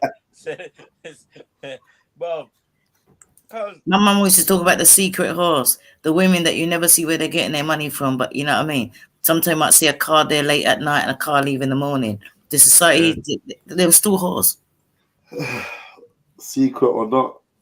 That's it, whores are whore. No matter how you do it. Once you're doing something that's immoral, you're a whore. Sexually immoral, you're a whore. And people are going to judge you for it. You might not like the fact that you know them personally and that people are going to judge them, but they put themselves in a position to be judged.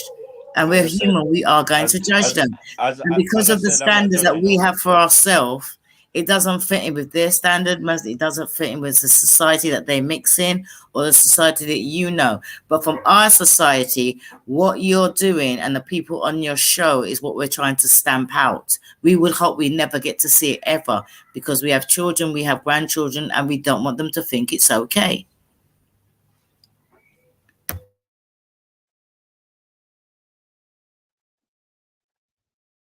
Response, Rick? I'm in the middle of something. Okay. Yeah, man. Not sure why this is such a contentious point still, because to me it's pretty straightforward. Mm. You know what I mean? So while Rick's in the middle of something, the little clips I've seen, Rick sitting down there looking all grinny, like hand on his crotch, like he wants to be. And you know what, right? If you've got another device like a phone or something, right? Go and look at the clip that says she's a whore, right? Go and look at it privately, and then let me know what you thought of that content compared to Rick's, compared to that title that they're concerned about. Yeah, because this is what I was going to say earlier. Based on what you said from your conversation, yeah, you saw a different side of her, and you said she told the chicks not to do it. But on that podcast of Rick's, it's like they're all high-fiving each other. I didn't even like, know it was the is the way same to be. person. Because she came how she normally dressed, and it was just like black magic. You know, when they say that a woman is just like, you just see her and she just looked like somebody. If she was sitting on the side of a pavement, you might throw her some money, you know? Yeah. And I had to say, is it really you? Wow. Yeah. On Rick's podcast, she wasn't even dressed. And she just, exactly. And she just She had thought, no you know clothes what? on. She different. I come how I normally look every day. That's work. This is me. She And I literally didn't had want, no they wanted to clothes. put her on the panel, and I said, no, I've got my own stripper. I want to interview a stripper. I don't want a panel of people. All I want is just me and the stripper in a room. They said, what do you want the title to be? I said, no, what I want it to be is Auntie Jenny says, talk to me, stripper. They go, nah, you can't put that up there. I said, I ain't said nothing lies. She's a stripper. Because I wanted to be a series, like, talk to me this one, talk to me that one. She was a stripper, talk to me, stripper. She didn't have a problem with the title, and it was a good, I actually liked the girl. She shouldn't have a problem with the title. She's actually doing, like, She actually didn't. stripping, actually doing OnlyFans. She should have a problem with doing OnlyFans and have a problem with stripping, in my opinion. Just my opinion. My phone is full of a lot of images that the girls don't do OnlyFans, but the shit that they be sending me, I know they don't send it to me alone. I know they send it to other And those girls are still whores, Rick. Listen, I said to you, bro, I don't, bro. Rick, when a sister, I think it was Sister I, said you need some women in your life you respect, and she's not wrong, because you do have a warped perception. I got 7 sisters, bro. I got 7 sisters and a mother, bro. I got 7 sisters and a mother, bro. And you respect them, right? Why wouldn't I respect my sisters? He only respects the females. Well, I don't know. Some people don't respect their sisters because of the way they behave. No, he only respects the females in his family. I noticed that a long time ago. You see, people can get It's twisted. completely different. People say, "How can I only respect the females in my family?" So have you ever bumped into a chick that's not in your family? You met her just out a road, wherever, and you walked away and said, "Rod, that's a nice woman there. That's a good woman." I respect. No, you have to say, "Have you ever been stung?" But I'm not gonna look at someone and say they're good without knowing them, bro. No, that's what I'm saying. Have you ever met someone and over time you think, "Rod, that's a good woman"? Yeah, loads of people. I think. So how can you say you're not looking for marriage? The same girls that you try and shit about, I think they're all good people. I think a good woman, not a good person. I think all these women on my show, I think they're all good women, son. People just have you ever had your heart broken? Rick, that by definition is not a good woman. But thank you. But then again, that's your opinion, big dog. No, bro, I'm talking about the value of a woman in the eyes of men.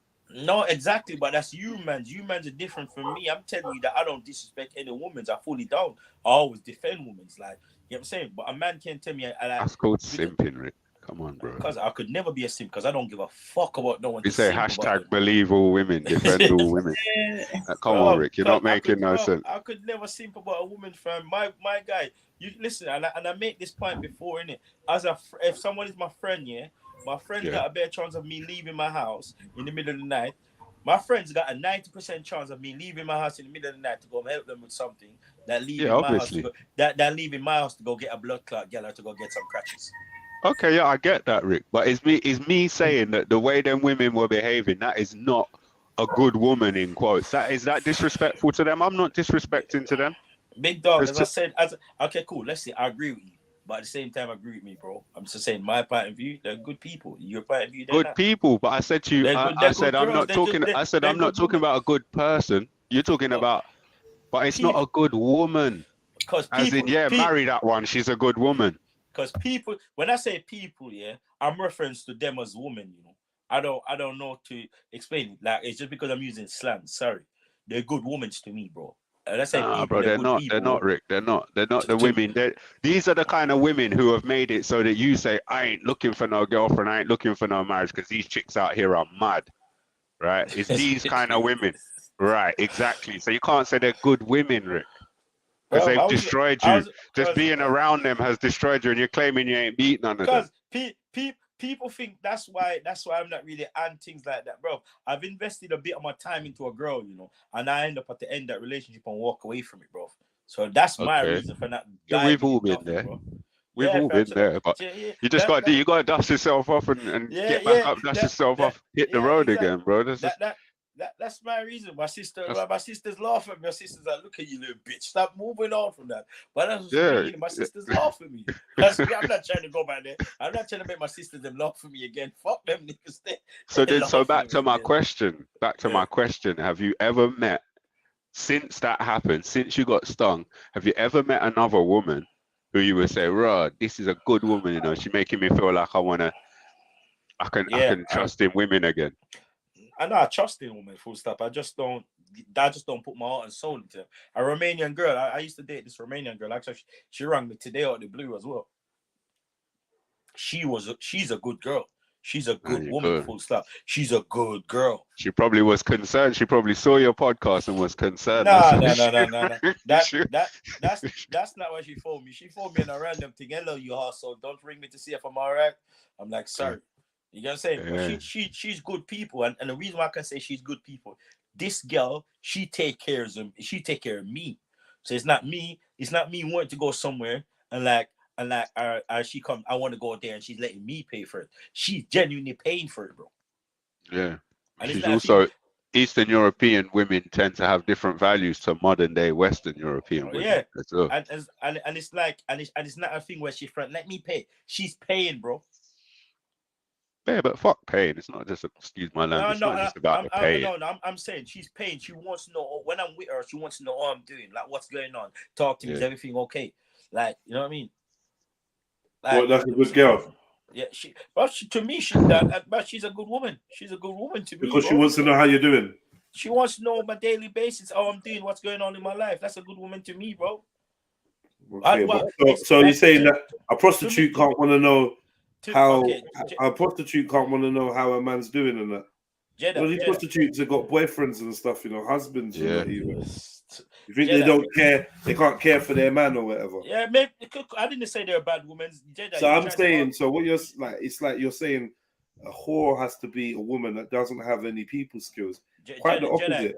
Quite the opposite. No. You're painting this weird picture of like, if a woman's on this, then she's a whore, and she's not on that. No, and you're trying to skip past. You're trying to skip past the promiscuity. Stop trying to move the goalposts. Stop ad-libbing for a minute, man. Shush and listen sometimes, Rick, man.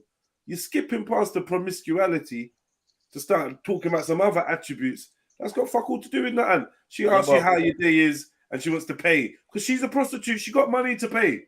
She's not a pro. She's a prostitute. No, I'm saying if she was a prostitute, she could pay. Yeah, and she could be concerned on how your day is. So does that make her a worse or a better person? No, it don't. Those aren't the measurements, man. The measurements is she's dashed out her tuntun for funds. She can be bought.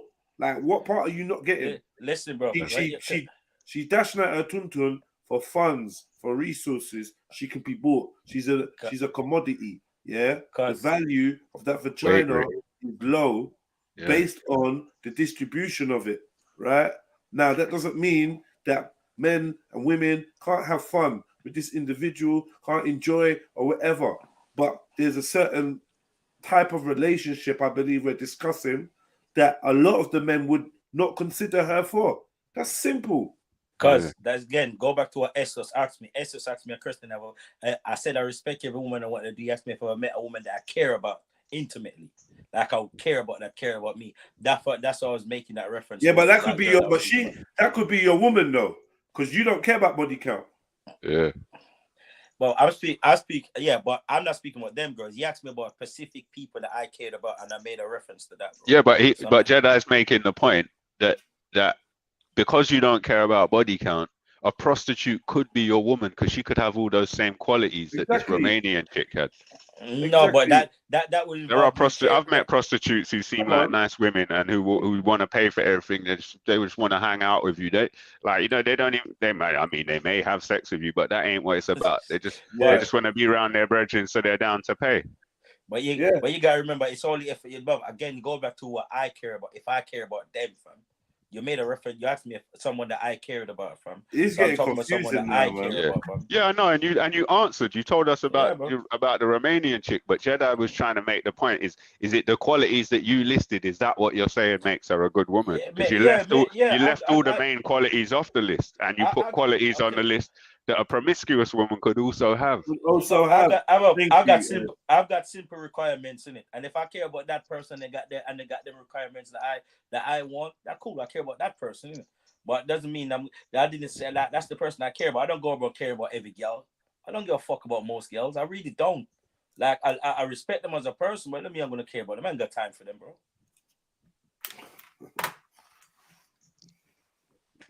I don't even know where the I don't even know what. I think you walked away from the conversation and came back, Jedi, man. I did. You did, man, because bro, one man can understand, like, you asked me if I met a girl that I care about. Yeah, bro, I met a girl that I cared about. I spent time with her. She spent time with me, and she had the qualities that I was looking for. You get what I'm saying? And she didn't, and she wasn't like most of these girls out here. Most of these girls are gonna tell you, yeah, come take me, son. Go suck your mother. I'm not taking you nowhere. So did she nurture you and keep good health and look after your children well and all of that? Yeah. Children, bro. Calm down with the cover your six. Calm down with the children thing, them, bro. And cover your six and that. calm down with the children. This what I'm calling a good woman. You know what I mean? Children's man at day. Children's it's a good thing, bro. Man at day yet, big dog. Man at day. I think it's a rite of passage, Rick, that changes you as a man. I think it's a necessary part. I think it's something you should look into. Maybe you should pull back the Romanian chick and breed her, because it will enrich your life. No. Me. As much as I like her, but I've had to decide that me and her, we really can't. She's too straightforward to me, but she's too much. What do you mean? In what way? Bro, it's like you know, like we spoke about this the other day as well, where Jedi was talking about girl from Eastern Europe, bro. They don't know to say stuff in like a nice way, fam. But man, I love that, and their accent as well. Their accent and the way they say stuff straight. I love that, Rick. What more could you want? They don't know to say nothing in a nice way. Nothing in a nice way. And I think one of the most, I don't know, bro. She looked over. We're driving in the car. She looked over my hex and went like, my hex pulled up next to us, and I looked over, and she looked at my hex, yeah. And then we drive over. She's like, "Who's that? Why did you say hello to us?" That my ex-girlfriend. She's like, "I'm pretending that bitch anyway." Yeah, there's nothing wrong with that. That ain't no big deal. Like, what the fuck, bro? That's something any chick would say, even if she was What's buttered. wrong with that? Do you know what I mean? This girl is TT though. I can't lie. She's a pretty girl, bro. Oh, but then you're putting her in the box for every other woman as well. Put the deets in the back chat then, Rick. I'll breed her. You're just wasting the woman. You know what I mean? You're just wasting the woman.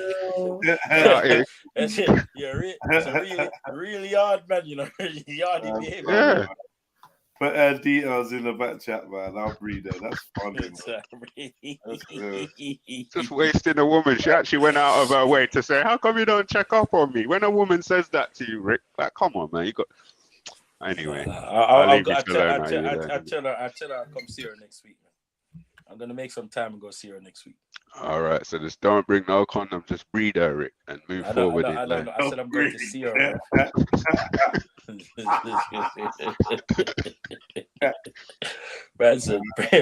Yeah, man. I don't bring your pressure socks either, man. Pressure socks? What is that? You guys? Don't worry, man. I just found out. I walked in earlier on and I was looking at some socks here. I was just there listening. I didn't know what they was talking about, so I just kept my mouth shut, though. Yeah, you're not talking about pressure socks.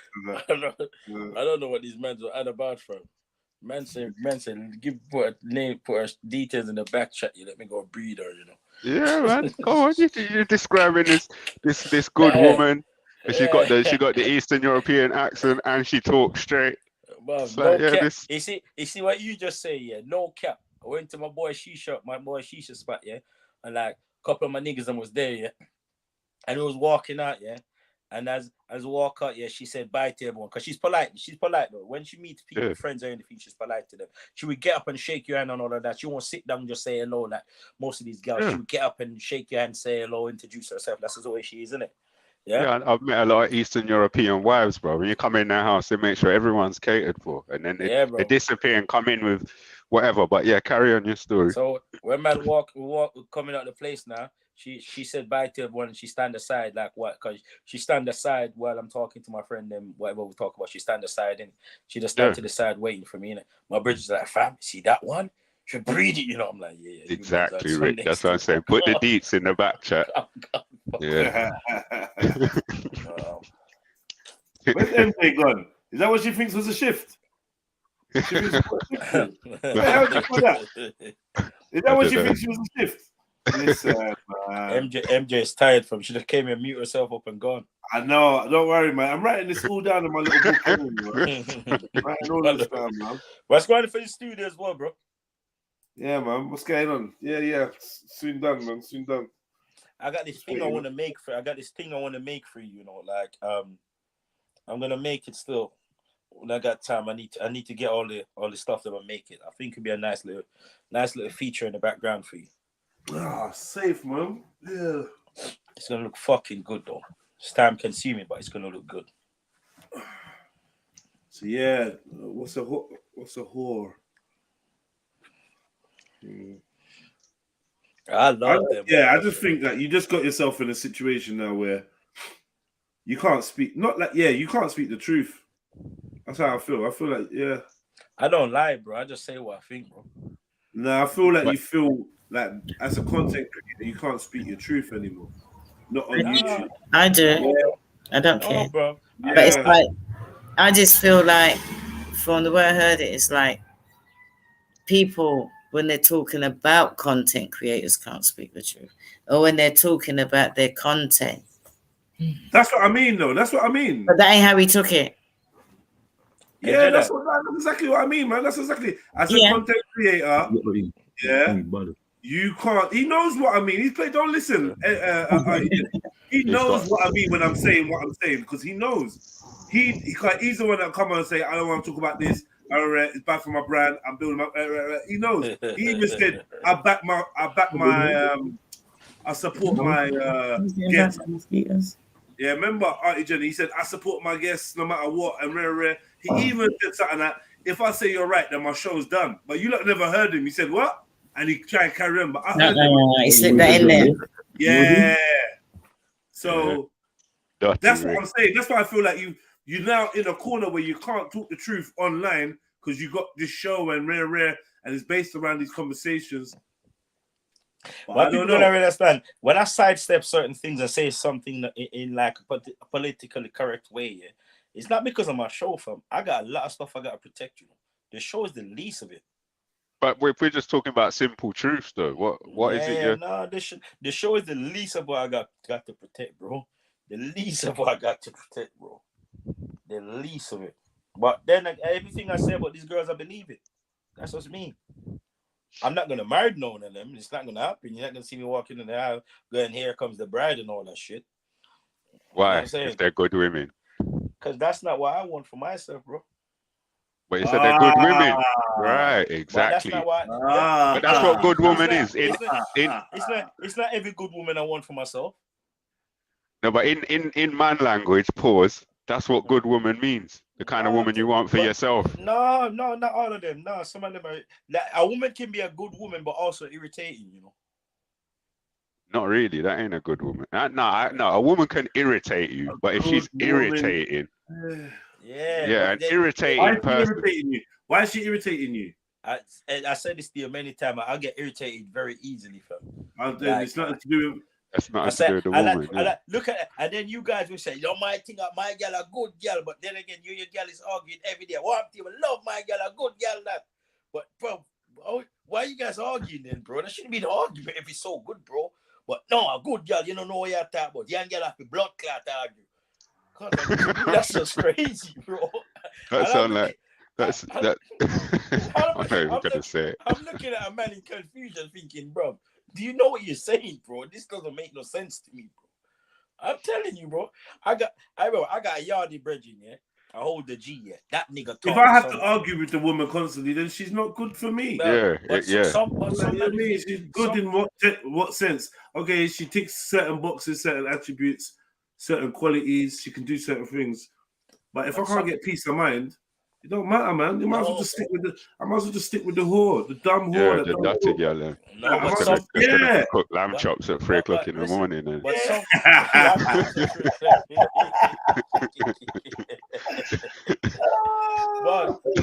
some mans will think that's good, bro. Some mans like them shit. Well, that's definitely aspects of good, bro. Like when I made that little joke, I was referencing a specific person from my past who I could look at and know from the outset it's not wifey material, but she was definitely wifing the whole way through the short experience we had. No, to me, that's just crazy, bro. I can't. You see the arguing thing? I can do discussions. I can't do arguments, bro. So and that's because you got all this frustration and anger issues and all this therapy, all this stuff. I don't know what's going on. I just don't know why I'm going. Yeah, that's what I'm saying. I gotta find the situation that works for me. You gotta clean the sheet, man. You gotta have a clean sheet. I don't know if you can do it. Empty your cup. Yeah, exactly. I don't know if you can do it, bro, because it's you got a lot of preconceived things about women and this and that, and I don't know. A man like you've had your experience with women. That you're chilling with lots of women from one walk of life as well, which is also something that you said on a couple of occasions has changed the way you look at things, make you untrusting of women because of the things you've done with women that have partners, and from the things that women have told you, that do you know what I mean? All these strippers and all these corn stars, as you call them, or whatever. People you surround yourself with. You just don't see women the same no more. But I've some of the corn stars, that's my friends as well. But I've had some good conversations with them, like some in-depth conversations with them. I think they're good people as well, bro. I think that, but I don't know. Good people, bad people. That's childish. Is he judging other people, other women by their standards? Yeah, we talk about good people, bad people. Hold on, good people, bad people. That's pointless, cuz. Everyone needs to stop that. I don't judge no woman, and I don't know why everyone keep on saying that. I don't judge no woman. To say someone's a good person is a judgment. Oh bloody hell! Even that you're using against me, yes. No, but it's a judgment. I know some corn stars, and I had some good conversation with them. They got brains, they're intelligent. All this is cliche. We know this. That's not. I think that was our point. Do it. Yeah, that was our point. If you got that, if you're so intelligent, why are you doing that? Use your intelligence to do something else. We understand you got all these good attributes and very rare, but we're not talking about that. Yes, you can cook a 3-course meal.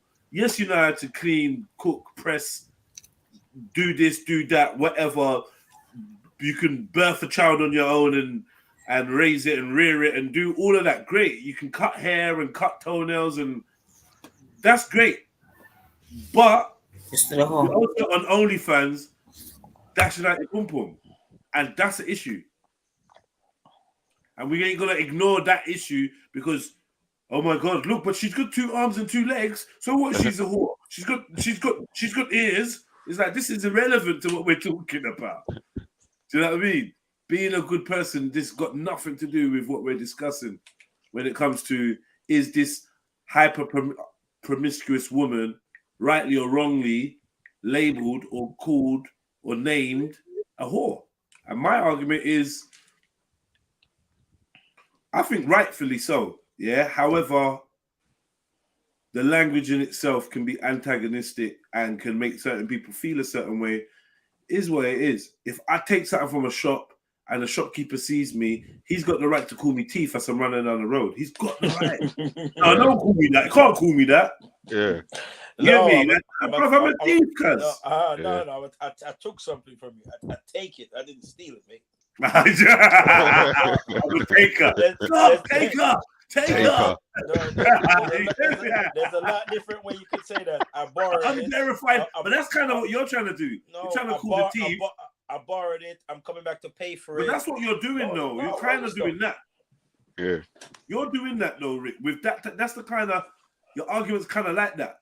Oh, he's not stealing. He just took it without fully getting consent first. Like it's like, bro, it's the same thing.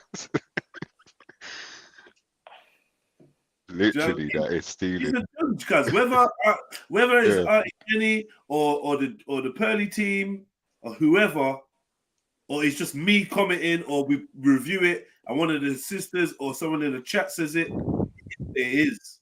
Yeah. But when you Google that word and you compare it to the actions of the sister, they're gonna match up.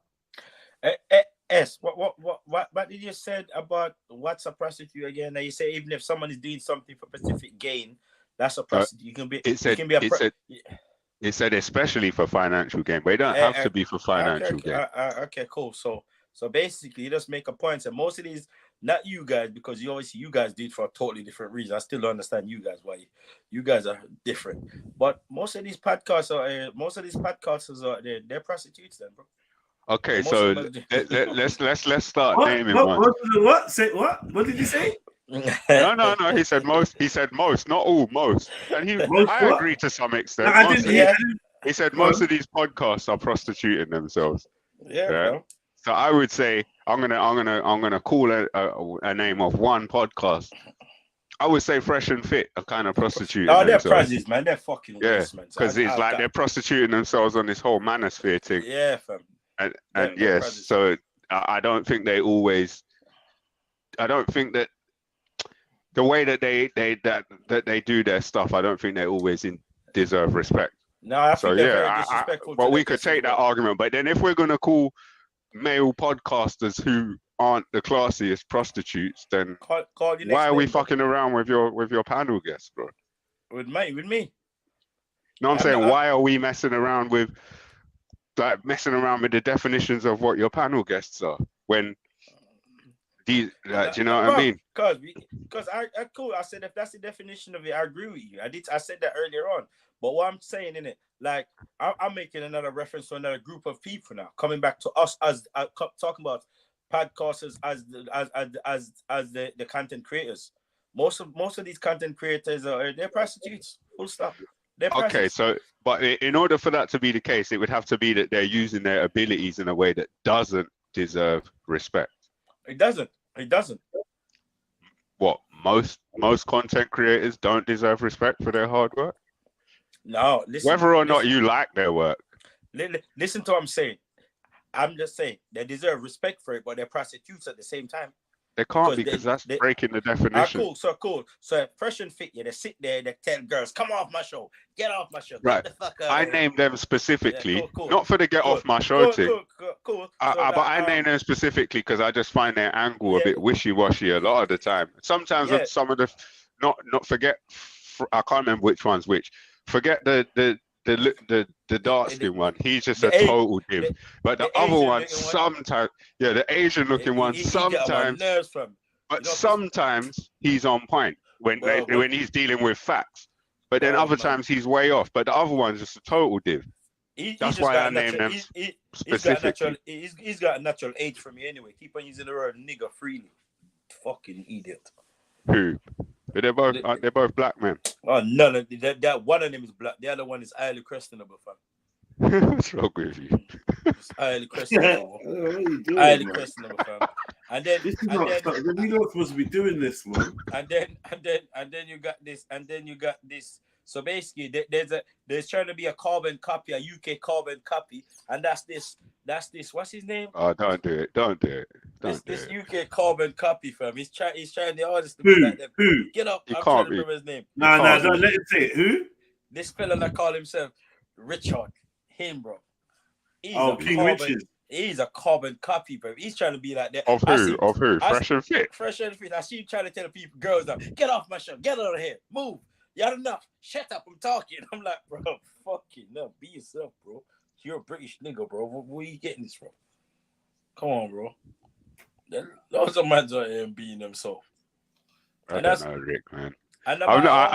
You can be harshly judgmental on King Riches and Fresh and Fit. You know what I mean? And Sarah and all these things, and then you can't judge a girl. You can't just say, if I phone you and say, yo, hey, do you know this girl? Her name's her name's whatever, iPhone. Yeah, and then you be like, yeah. I'm like, no, tell me the truth. What? She a junge? No, fam. She's cool. Like, she's a good person.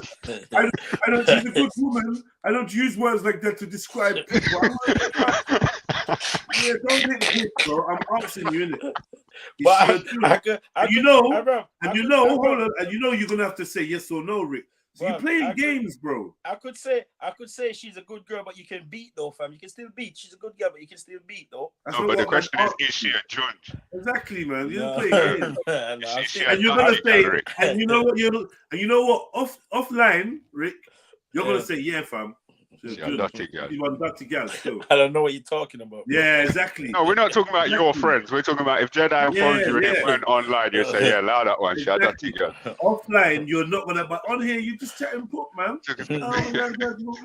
Bro, you know the rest thing about it, yeah? You can actually ask some of my niggas that in my life on a daily basis, yeah? I remember I was dealing with a thing, yeah?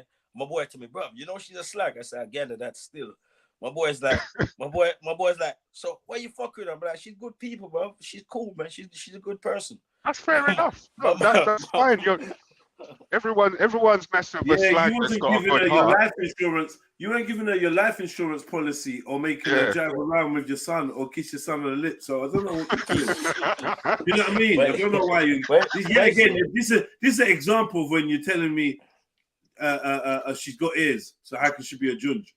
Yeah, it don't make sense, cuz. Yeah, all right. So what?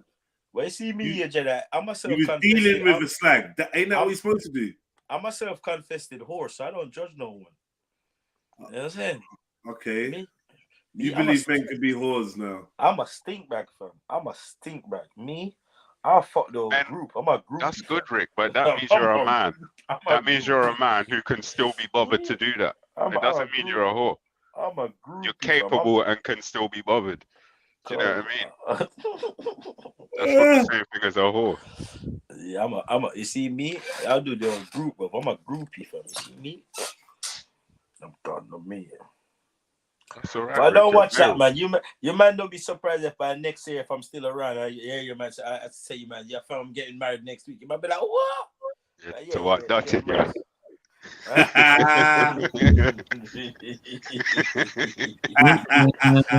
No, yeah. When I see her, I'm like, Ross, I know her. Like, I know her. Oh, that's Lana. She's got ears. Nah, man, she's got ears. She's a good woman. I mean, you won't be. She's got kneecaps. She got kneecaps, man. She's a good woman, man. She's a good woman. It won't be. Worn kneecaps, but kneecaps. Worn. It won't be. It won't be.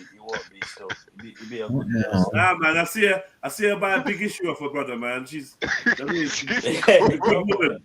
She's a good woman. Yeah, she buys big issues with her OnlyFans money to make YouTube videos out of it. She makes a mean jerk chicken, man. She's a good woman. You're like, what? But who's eating that though? Not me. Yeah, you're gonna. Yeah, all right, cool, whatever. You're not gonna eat your wife's cooking. Yeah, let her bake you a cake. You gotta eat that though. Unless you eat.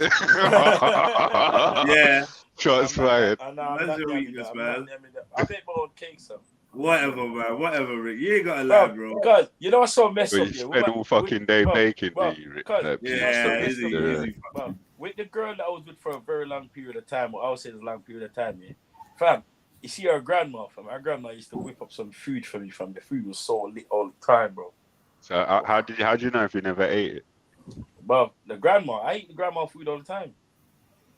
But I will eat the food. I will eat the food that the grandma make. But if the mom made food, I wouldn't eat the food that. Just like food from old people. Well, grandma food I would eat, but the mom makes some food I would never. So you do understand what a good woman is, then? Rick? Yeah, it's in there subconsciously. You just need to bring it back to the surface. But because I was maybe I just heartbroken. Because I put my heart and soul into that relationship, bro. See what I mean? Yeah. I bought a yard somewhere else because the girl wanted to live there. I bought the yard there for. See, again, you need to look at the definition of simping. Healing. And healing, definitely. Yeah, simping. What does simping mean to you? Because I think it's got a specific definition. I've only checked it once, but what does it mean to you? Didn't I? It was about something not being putting it all out and not getting nothing back or something like that. So the way I kind of read the definition was doing things to appease women that are detrimental to yourself and not being reciprocated. That's the word. Yeah, yeah. Not me, boy. I don't do that. Fuck that shit. You don't do, but did you? Yeah, but no. You see what I'm saying? In that relationship, I got back what I give, man. I got back what I give. In fact, I even done some shit that was just downright disgusting. Like what? In this here, fucking, like I used to get arrested all the time for some dumb shit, bro. Dumb you're talking about beefing and that with her? Huh? Beefing with her and that? No. She don't argue. This girl don't argue. I'm talking about just in general. I remember one day I was going to get her from work. So fuck, I'll never forget some Spanish man walking in the middle of the road. I'm saying, big man's wrong with me. My man jumped on the bonnet of my car. I just lost my cool, bro. Girl, come on, what are you doing? And he jumped on my bonnet again. I just started to beat the shit out of him, fam. What's that got to do with the relationship, though? I got nicked in it, and then I got nicked when I was on my way to get her from work, innit?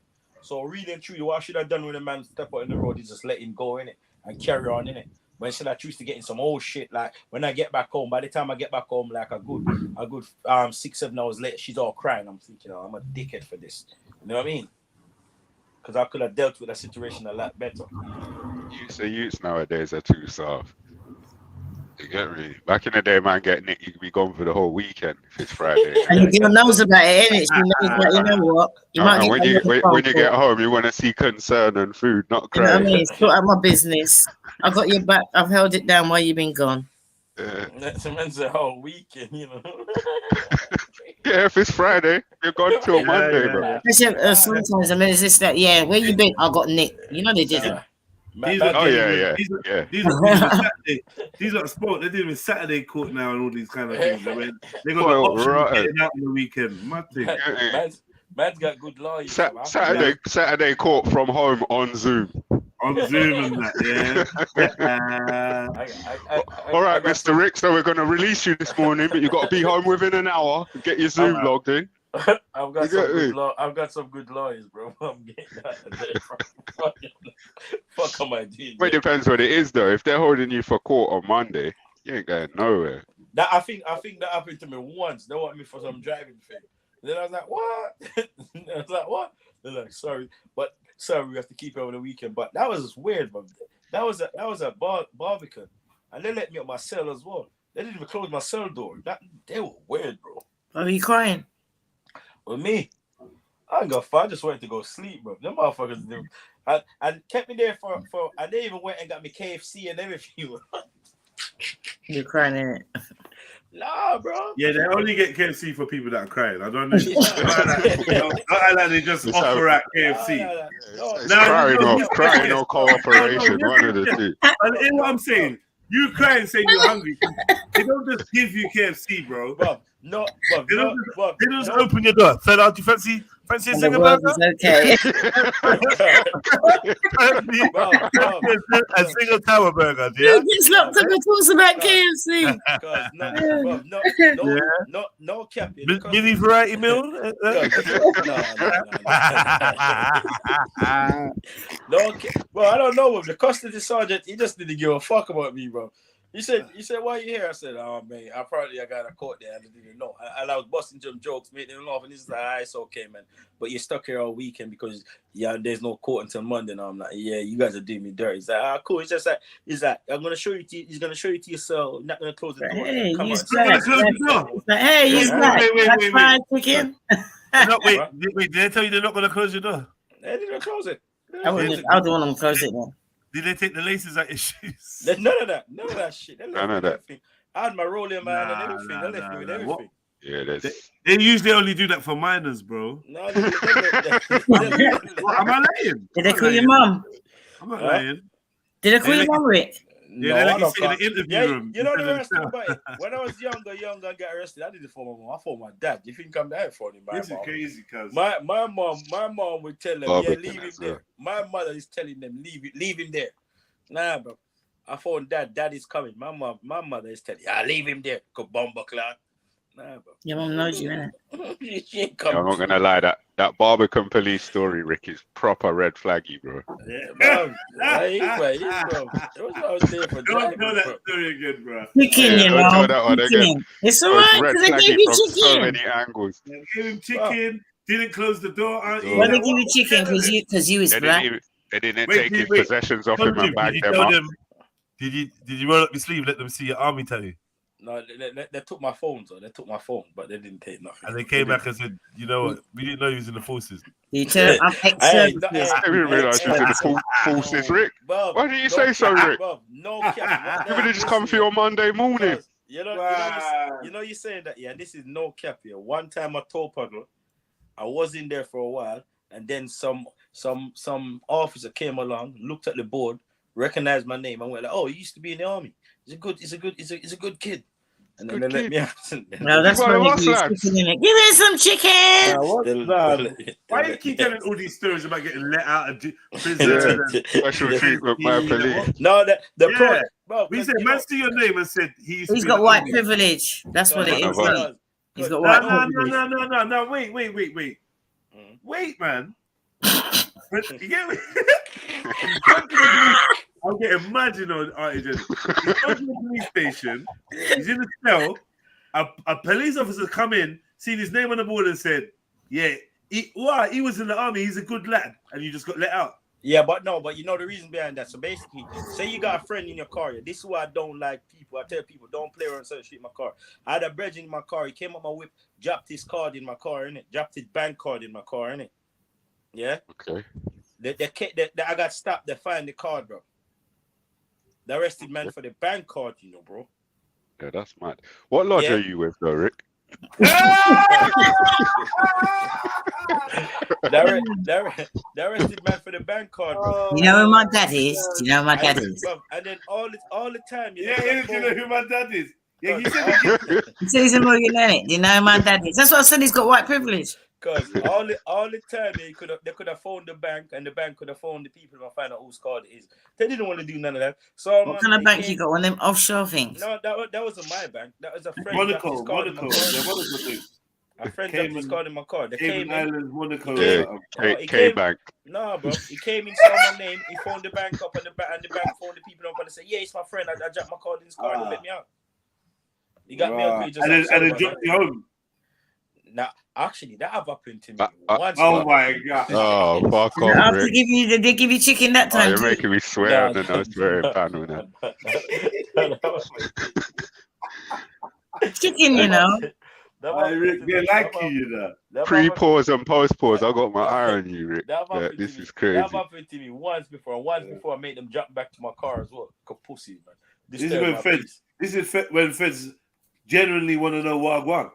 No, like Rick. It means it would be funny. Two girls. I don't get how he gets locked up and he gets offered KFC, and they tell me that they got stuff that you can add hot water to. But you're a proper criminal, right, Jenny? You know what I mean?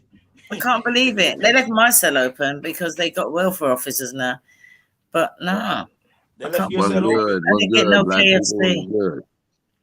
Well, you know, I get no, Is it a regular police station? But you know what it's like? Do you know, to be in a police station, to be in a police cell with an open door is like not being in a police cell. Yeah. You know what I mean? You could literally walk out and say sorry. Let me just say, a cell only becomes a cell when the door is closed. Door is closed. I reiterate that. Yeah. It's not a cell till you're locked in. What did you do to open the door? Because me, when they locked me up, right, I sat down, right, and I thought, you know what, right, I'm gonna go like a mad woman. There you go. This thing like all church songs on top of my voice. So I opened the door and put a woman there to sit down to make sure it was all right. Yeah, but I bet you went in there feisty. Is you singing that bad? I didn't go in there feisty. I went quite well. If it was Chevelle, they would have left. What are you trying to say, Rick? But because eyes black, that I'm going to act a certain way. That's why you got let off. You went in there feisty or kicking up a fuss. What was you gonna say though? If it was Chevelle, what? I know if it was Chevelle, they would have kept her in all week, mate. I mean, I don't can't sing. They want to stop the singing straight away. Like, get somebody in the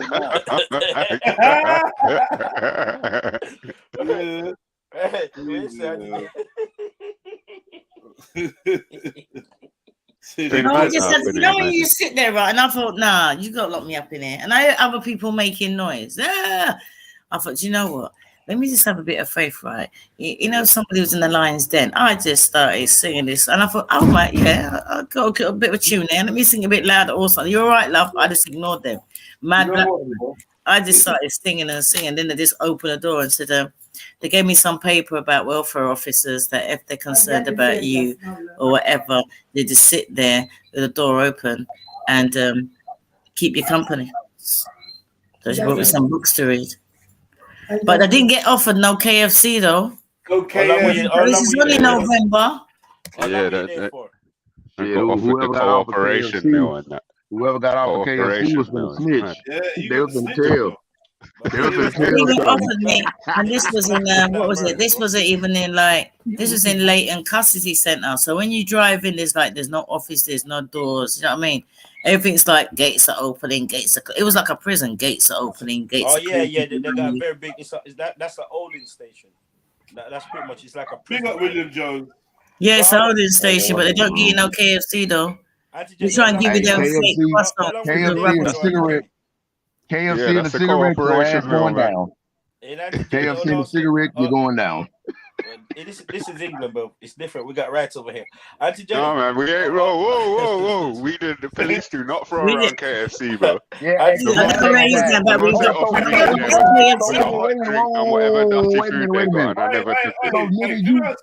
right to ask for chicken, nigga. Wait, no, we don't, bro. Don't listen to that. Listen. I got one question, Rick. Whose money did the KFC come out of? Exactly. It's Sergeant P's. Taxpayers' money, yeah. He put his hand in his pocket to buy you KFC, bro. What's he doing with money in the cell? That nigga told on somebody. I thought they bag and tag you before they get in there. Don't they bag and tag you? Everything that you got supposed to be tagged, isn't it? Before you get in the cell, you get in the cell with money. Because we're different people. Man's eating KFC on this show with a rollie on it. I tell you what, right? And shoelaces. Hell yeah. This got serious shit. I tell you what, right, panel. Listen to this, right? Wow. Why? Listen to this. Does this make sense? Would you trust a brother if he told you he got arrested, right? He went into a cell where they didn't close the door. No, man. Right? He had money in his cell to pay for his KFC. I never said that. I actually said, Rick, when they asked, listen to what I'm saying, because you can go back. Let me finish. When they asked you who paid for the KFC, I said, well, he couldn't have had any money because when you get arrested, everybody knows that they bag and tag your shit. Right. So the only person that could have paid for your KFC is the police. So when I asked you who paid for the KFC, hey, look, mama, you know what? He could have. Wait a minute. He could have paid for it, but he couldn't. Hold on, just hear me out.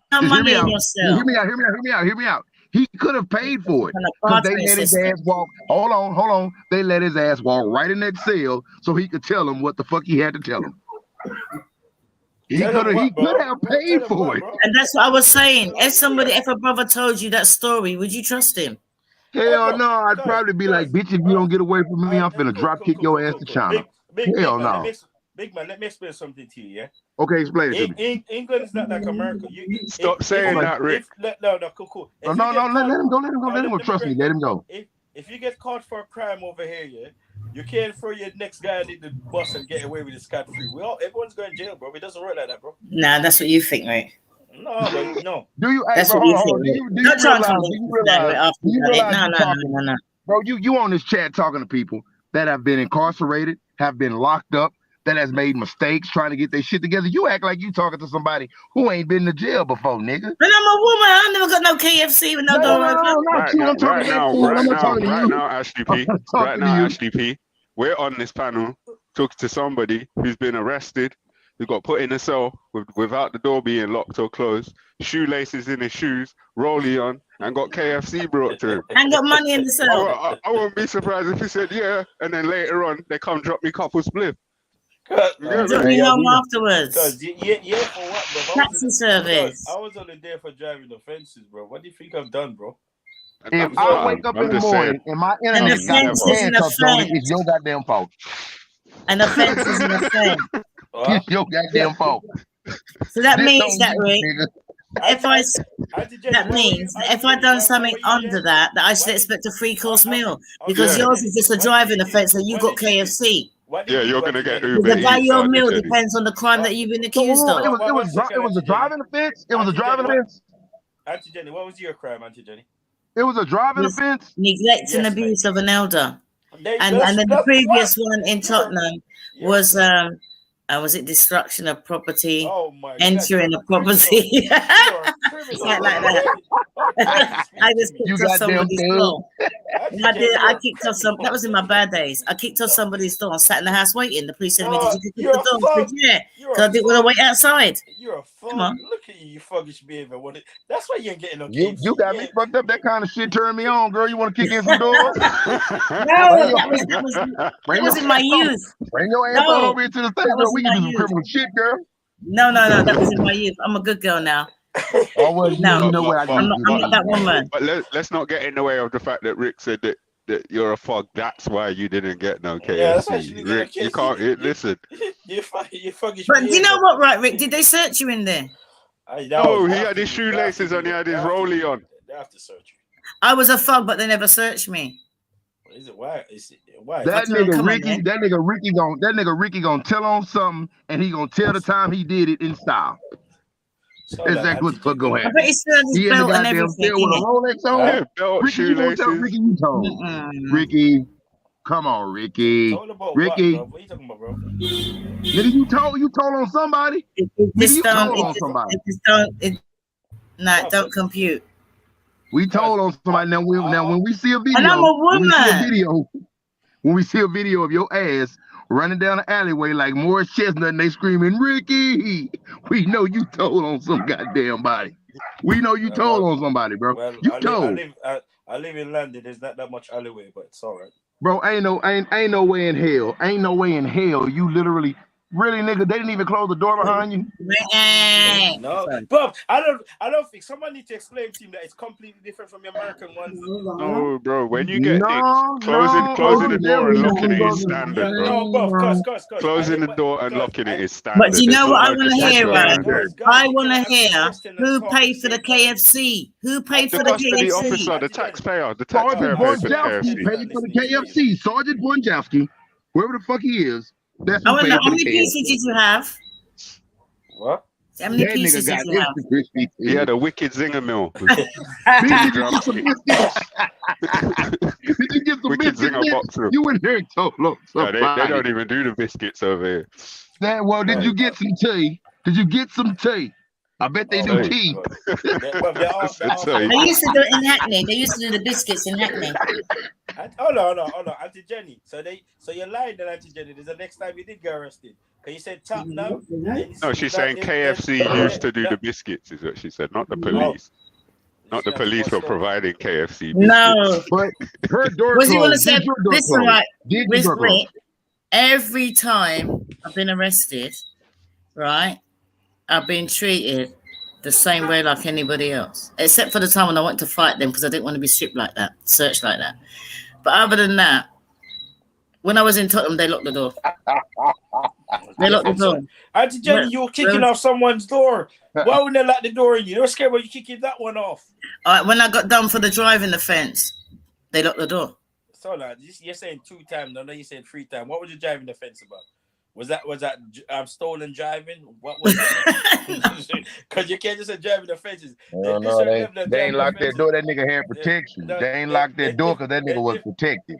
Ain't nobody gonna come in here and get you. You know something, right, Rick? The difference, right, between you and me, right, is I can stand up here and I can say, oh, what I've done. I can say, oh, what I've been arrested for, right? And the way I got treated is going to be on par with everybody else except you. And I'm a woman. Yeah, but it doesn't matter the level, because you can't. What you're trying to say now is that because each time I got arrested, I was quite ladylike, except when they want to search me. Ladylike? You kick someone's door You know what I mean? off? There's no ladylike Listen, in right? Let me explain to you, right? I kicked somebody's door off like a strong lady. I didn't go in there and turf at the house. I went down and I sat down and I waited. Right? They didn't come home. I got tired, so I went and had a rest. And when the police come, they said, "Is anybody here?" I said, "Yeah, I am." They said, "What happened to the door?" I said, "I kicked it off." They said, "Why?" I said, "Because I didn't have a key and I was getting tired of waiting." I was ever so civilized. So let me get They this didn't even straight. put handcuffs on me. Let me get it straight. You kick off the door. You kick off someone's door playing Biggie. Kick him up a Biggie, don't kick no more. And you're telling me that's civilized? Yeah, David. No, but you turned around and said that when I went there, I bet you was behaving in such a way. I didn't. Did you know? Do you know how cheeky that is? I bet the police them are still telling this story to I bet they're still alive. They're still telling the story. Hey, but you know what though? At least she she had great didn't. manners. At least, hold on. At least she didn't ruin nobody else's family because of a choice that you made. And I got locked up in the cell. Yeah, and I think got about locked that, up in the nigga. cell. You told on somebody, bro. You ruined somebody else's family because of a choice you made. And when your ass got caught up, you couldn't stand up to that shit. So now You told tell on somebody. Not you even just make a little side joke. He scared to do that time. You better go in there and lift them weights and fight But you know hard, something, nigga. Rick? He scared to After do all of that. that, Rick, I still ain't Fucking got. pussy. I ain't got a police record.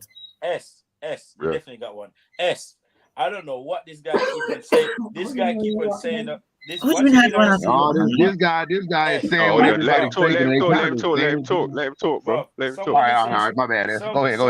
Someone needs to explain this guy that England is completely there. Our system is something. No, of course, it is. Because them niggas can't get bail unless they pay for it. But us niggas can't get KFC. No, but you get surety bonds here as well. Yeah, depending on what you've done. Yeah, but what it is, Rick, you opened up yourself got to a this surety line of bond, questioning KFC. when you described yourself. You described yourself as being given a cooperation meal. You described a cooperation meal. So that's where all this angle is coming from. And I've never heard of such Hey, thing. look, check this out. Look, check this out. And another thing is, nigga, you couldn't have ordered something else. You was just a nigga that ordered some chicken. KFC. You fried went right to chicken. the You couldn't have ordered nothing else. Robin's a Why fish the and fuck did chips. you order KFC? KFC and a watermelon, man, ordered. You ordered fucking chicken. This nigga wanted chicken. All I wanted is 1 yard buzzard. Niggas stick with what Niggas. They called you. They used you and then called you a nigga to your face. They used you and called you a nigga to your face. And your dumb ass don't even chicken know. and watermelon. All they had to do was slap his ass with a pitcher of grape Kool-Aid. He'd have been straight. Oh my God, I don't know what this guy's talking about, bro. This nigga. Yeah, S. We get offered the sandwich. He got We get offered the sandwich and you get KFC. 1 second. Auntie Jenny and Esther, when's the last time you guys drank some? When's the last time what? You drank some Kool-Aid. When's the last time I got arrested? Was November. No, when you last drink Kool-Aid. Probably within the last couple of years. Too many additives for me. Man said Kool-Aid, you know, brother. Yeah. You don't get it, I know, Rick. sometimes I just like the taste of it. Sometimes I buy American sweets. Yeah, I don't. That's too sweet, man. But the flavors, it's just the American flavors. I know it's the mad stuff that's banned over here, but the flavors are just every now and then. I don't do it a lot. Cherry for me. Cherry bubblegum. Oh man, I got some good lawyers anyway, bro. It says that you got more than good lawyers. Good lawyers, millionaires. You're trying to say that we got bad lawyers. Wait. Good lawyers, millionaire dad, open cell door, shoelaces, rollie, KFC, belt, lift home. I can't remember ever taking my shoelaces, bro. That's what we mean. It's all I suspect. can never remember that from. You're basically putting a target on your own back. Standardly, bro. Belt and shoelaces. I've never been nicked, and they left my belt and my shoelaces with. Because maybe you're just bad, daughters. What have you done in the past? You're from South London. It makes no difference. You see, them South London Oh gosh. are different, bro. Let me just give you a joke, right? I got this little old lady that just arrived, right? Right, and she's here, and I keep on trying to tell her that I'm on live. Why she keep on talking shit? And there she just said, "He must have somebody in there. He got somebody in there on the inside." Listen, tell her this ain't the sells them out in the Caribbean when you got a piss pat, you got pissing, bro. It's different, bro. We're all thinking the same thing, Rick. He looks suspect. You could think what you want to think. Fucking not for me, bro. We're not thinking anything. We're knowing that you took your ass in there and you told on some goddamn body, nigga. I'm having a good joke. I'm having a good Are you joke. sure you got arrested, Rick? I'm not saying Rick told on nobody. But you know what? I think, right? I'm joking about Freemasonry. I'm joking about all kind of stuff. I don't think that Rick got nicked. I think they put Rick in the room to wait for his mum to You got to change your letter today. That nigga snitched. Because listen, that's some bitch told. You hear me? That motherfucker told. Rick, did you look younger when you did you look young when you got nicked? Because 1 second, yeah. What do you think driving offensive is over here, mate? Do you think it's something you're gonna go to prison for? It's driving, bro. You can do. Depends on, you must do some But madness. where did you? Okay. Where did you drive by? Where did you get pulled over at? Actually, I could tell you. Where did you get hit by the police at? King's Cross. Okay. Of all areas to choose, Rick. How far is the hood from King's Cross? Bro, I say this all the time. I see a pattern emerging here. All over London.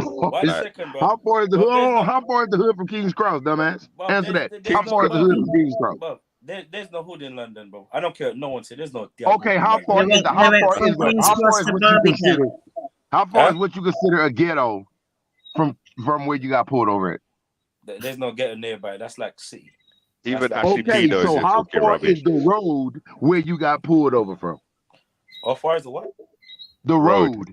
Actually, not the road that you got pulled over on, dumbass, but road. Road, like road, man. Do you understand that, pussy? Do you understand that? If you're gonna have a conversation, we could have a conversation. If you start going, okay, well, answer the fucking questions I'm asking you, and you still dancing around and shit. I'm bad with that dumbass, but I don't know fucking. You ballerina. What you doing is wait. Don't make it go off course. Everyone's joking, Rick. He's joking. He's joking. Oh no. I just want to know what Rick. I want to know where Rick got pulled over and how far in the road from where he got pulled over. Yeah. So Rick, the question was, how far from road is King's Cross? King's Cross is road, especially in the night time. King's Cross. Yeah, that's the kind of road. I was gonna say the good places, mate. Rick, what time of day did you get arrested? I got arrested about fucking. That's 11 o'clock at night. I was on that road. This is Junkie Central. No, it's not Junkie, but because it's not like that no more. You've been down there. I was on my way to Shepherd Bush. Ricky. But they took you to Barbican. Yeah. Yeah, City of London Police. Yeah. One time, my brother got arrested for nothing on Streatham High. Well, not for nothing. He got pulled while he was walking. He gave my name, yeah, and he got arrested. And got taken to Barbican, yeah, all the way to Barbican, so they could question him because they thought he was me, questioning him about this Freeman stuff. Freeman? Yeah. What's Barbican, like City of London is there. Look, you see what I'm saying? Yes, but you guys think them police, they intend to be more calm and rational, you know? Yeah, because they're special police. That's why. Yeah, they're in their own jurisdiction. Yeah. I literally think you took the right to somebody you know. The City of London. They took the right to somebody you know. Make sure. So if you're gonna get arrested, right, City of London, you get KFC. If not, complain. Nah, you're not getting enough for you to January. I'll be happy if they give me some more. Oh, they're kicking off doors, sitting inside. Yes, me, I kick this bitch off. So what, nigga? You said they gave us support. Did you say they gave you support? Kicking doors. Oh shit! They gave support. Oh, that was pretty funny, but nigga, no, it ain't funny. The fact that you know that it's curb crawling a driving offence. Curb crawling. Is it a driving offence? Come on, stop your bollocks, Auntie. I was just asking a question. That's the thing. This was a warrant that was out for my arrest for a driving offence. I didn't even know. I didn't even know. So when they arrest me, there's like, what? There's a warrant. Oh, it might be in the house. Like, what? I got it. I didn't even know that. I ended up with a driving ban as well.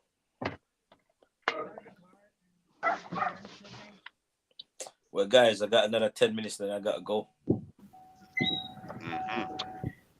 Wow. I got work in the morning. Okay. What the fuck? Why they ain't spraying? But did When you you look put the young liquid when there, you were though. growing up, Rick? What? When you got arrested, did you look young? Yeah. You look young for your age. So I still on the code. What's your point? Because I just think that they put you somewhere to wait for an adult to come and get you. That was a protected arrest. That was Yeah, definitely a because protected arrest. If you don't know why, you don't know why, but you were definitely protected, bro. For who to come and get me? An No, I'm saying responsible adult. responsible adult, yeah. Listen, don't tell already. I'll phone my mother. My mother is telling them, leave him. I didn't say your mom. I said a responsible adult. It sounds Could be a like, stranger. you know, if they don't know your age until they verify who you are, they're not going to lock you in the cell. No, when I You was know what I younger, mean? And they will give you KFC if they feel that you're a child. no, when I was younger and I got arrested, I just phoned my dad straight away. I don't give a fuck. When I got arrested when I was 12, I ain't get no KFC. Because and they took my shoelaces and my belt. You're from South London. That was the 60s, bro. That was the 60s. That was the 60s. Karen got popped. Yeah, you're from South London in the 60s, bro. I took it like 30 years. It was the 90s, Rick. It was the 90s. President B is dead, fam. Damn, boy. Was that your first time being arrested? I know a couple people. I know a couple people in Brixton that got baited. That got This nigga said 12. Yes, so do I, bro. So do I. You know what I'm saying? Hey, bro, and listen, S, and this is no cap. I promise you, no cap in what I'm about to tell you. I got stopped in South London, yeah. These police was on some next shit. Yeah. They looked at my license and said, "Where you from?" They looked at my license. "Oh, well, you didn't say that, mate," and gave it back to me. There you go. I'm thinking, what the fuck, bro? You're in the system. You're in the system. Your license, then you were You're in the protected. system. No, so they bro, know something you don't know. Listen, it even happens in Hackney, bro. You get stopped in Hackney, they see that you're from Islington. They're like, "Oh, no, it's not Islington, it's you." You get stopped in Hackney and they see you're from South. You're getting a regular police treatment. No, you're not. Once they look at your license and let you go, they've got something on that system that your name comes up with some kind of message. Some kind of protection. Because it's where you're from, bro. I realize, like, your address has got a lot to do with shit, bro. No, it doesn't. Let me explain to you, Rick. Let me explain to you where I'm coming from, right? I speak about my own experience. Let me explain to you, right? I used to volunteer, right, for the Ministry of Justice. That's something it's called like community crime fighters back in the day. And I used to do it. And we're supposed to liaise with the local police. But they're supposed to know who I am. So when they used to decide they're going to go and clear certain areas, I used to go to the boys and say, "Listen, right." That's before they had that. After that, they brought out something where they didn't want them congregating together. So I used to go and talk to the boys and say, "Listen, that's where they're coming down next week." So antisocial behavior, right? So then they had the police, the local police. They didn't know who I was. They didn't bother to get out because they were terrorizing the area. And I remember once they raided my house, and when they saw my certificate and that, they goes, "Who's that belong to?" I said, "Me." And I just went mad and told them to get out. And I remember once they was following me and they accused me of speeding. Right? Speeding. I don't speed. And I stopped and I thought I went for a no entry, but they never stopped me for going the wrong way through a no entry. They stopped me and accused me of speeding. And when I got out of the car, I said, "What you want?" They said, "Oh, you know, they had my name. Oh, you been speeding?" I said, "Me? Nah, never." They went back, checked out who I was and said, "Be on your way." You know why? Because on there, it put down that they're supposed to be working with me. So why are they stopping me? Auntie Jenny, so there's something on the computer that they've got your name on it that they know why. Because even when I got the police officer moved out the area, she must have like tried to throw a backlash at my son saying, "Yeah, tell your mum who she's going to complain to next, the mayor, the prime minister, whatever." So don't worry about it once she's gone. So there's something on the computer because they didn't even question me speeding. They didn't question me going for the no entry. They just went, looked at the computer, and because I was saying I was late for work, and within a couple of seconds of that, I was gone. On your way. Thank you. Have a nice day. Again, they never run my name. He just took my license, looked at it, and went like, "Oh, you're not from here. Ah, cool. Go on." I told you. I don't know whether your story changes each time. I don't know. I know man from north, east, and west, and if they get nicked in south, they just get regular nicking. Big man, no, this I'm telling you, I don't know why, big man. And it's one thing I noticed about South again. You need to find out why. One thing I realized about South, I don't care. One thing I realized about South as well, yeah. You guys got some different. The police them got some different cars over there as well. He's trying to say because of where he lives that he's more privileged because of the address. Can I finish speaking, please? Like I realized something about over there in South. You guys got some different police cars over there as well. You guys got some fast whips over there, bro. Yeah, of course. Some proper fast police. You guys have got. I've seen a couple GTIs over there, some FRs and shit. Yeah, the BMW M's, Subarus. What they're running down over X5. Is that they're chasing you man's down on some different thing over there, bro? Yeah, they got to catch the M's and the AMGs, isn't it? And the Porsches and the Lamborghinis and all of that. You need to find someone that you know that lives in Islington and get your car registered in Islington is the moral of his story, and see if you get treated any different. No, get no different treatment. Mm-hmm. Lock up your bumbo clock. Exactly. Big man, what you guys don't realize here, big man. If you're not from an area, you're in that area, you haven't done nothing, maybe they pull you over, cool. You talk to them proper. But South man, you man them over South is aggressive as well. Oh, shut up. What are you assuming? Because I'll be arrested that we're aggressive. You South man them are aggressive, you know. Why are you stopping me? You know, what you want? Like, goddamn. Because I've never been to Brixton. I swear, I go to refill this Caribbean shop in Brixton. I've never been there and don't see some shit going on from. Never from. Hey, bro. How old are you, bro? How old are you, bro? I've never. What accent you trying to do, William John? Oh, no, I'm just doing shit. How old you, bro? How old you? Yeah, shut your motherfucking ass up, bro. I just be doing shit. But how old are you, bro? How old are you, bro? How old are you? Bitch, how old are you? Like, say the real name. What the fuck are you doing? Very good. Hey, Rick, you said you. Hey, yo, big baby. What you say, Jedi? How old are you, man? What are you being stupid for, man? I don't listen to how old are you, bro? You see what I'm people are ignorant, they don't know what to talk to you. Bitch, I'm not ignorant. Look, all I'm asking you is how old your dumb ass is. I'm not designed to deal with these people from the other side of the pond, fam. They're very aggressive, fam. You know what I mean? But hey, you know what? I ain't gonna lie, Jez. He sounds so familiar, but I don't want to say. I just want to make sure. That's why I'm asking him how old he is. I don't tell people my age, fam. I want to make sure first, but bro, you know who he sounds like? Go on. this bitch ass nigga sound like M Stacks like a motherfucker. Oh no, M Stacks. That's who, bro. Hey, bro, that's who the fuck he sounds like. This nigga sound like M Stacks, bro. Listen to it. Listen to how he talking. This nigga really sounds like M.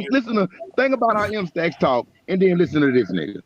This nigga sounds like M Stacks. And you saw like an old civil right nigga just being rude. You know what? But I may be an old civil rights nigga. But one thing I'm not gonna do.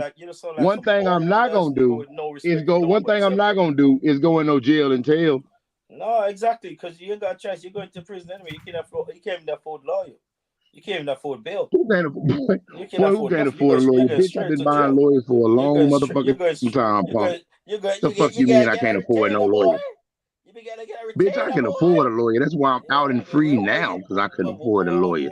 But shut your bitch ass up. Look, you took your ass. So who asked did you want KFC? Was it the police or did you tell them that? Who asked if you wanted KFC? Does it make a difference? Actually, Pete, does it make a difference? No. No difference. Just the fact you ate KFC in the open door. No, it's not. Let me get it, man. Let me get it. Hey, bitch, I'm talking to you, you little bitch. Look, so whose idea was it for the KFC? Listen, JEDI, anti-JEDI. I'm out. Next time. Nah, man. Come on, Rick. You can't run. I got stuff to do. I ain't got time for this, man. All right. I ain't running, bro. I told you guys I was going in 10 minutes, bro. Bitch. Reggie, you little bitch.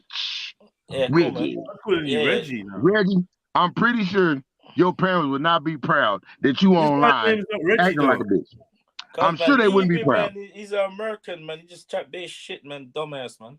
I know what's crazy, and that's great. That's great. But what I'm saying is, you on here acting like, bro, you told on somebody. You followed everything that happened with you was the protocol that always happens. You follow protocol. So I know you somewhere listening. You might have left, bitch, but you can hear me. You followed the snitch protocol. The only thing you didn't do was smoke a cigarette. If they'd have gave this bitch ass that cigarette, it would have been official. But they ain't give him that cigarette. So if you can hear me somewhere, man. I don't think Rick smokes. That's what I'm saying. That's why he didn't get that cigarette. He don't smoke. Now, I wish they would have handed his ass a joint. Oh, it would have been official. It would have been over. That's what I said. They probably did come bring a couple spliffs later on after the KFC. We knew for sure. We knew it was over for sure.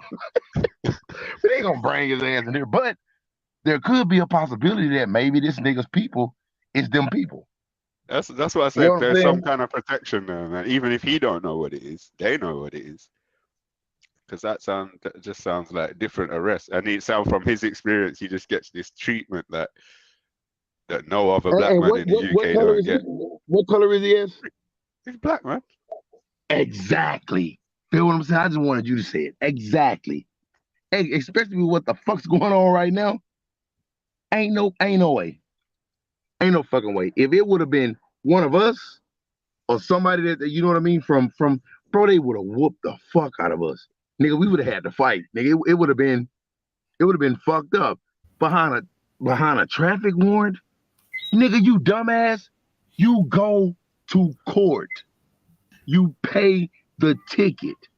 From the way he was talking, he got money, right? So bitch ass nigga, why wouldn't you pay the fucking ticket?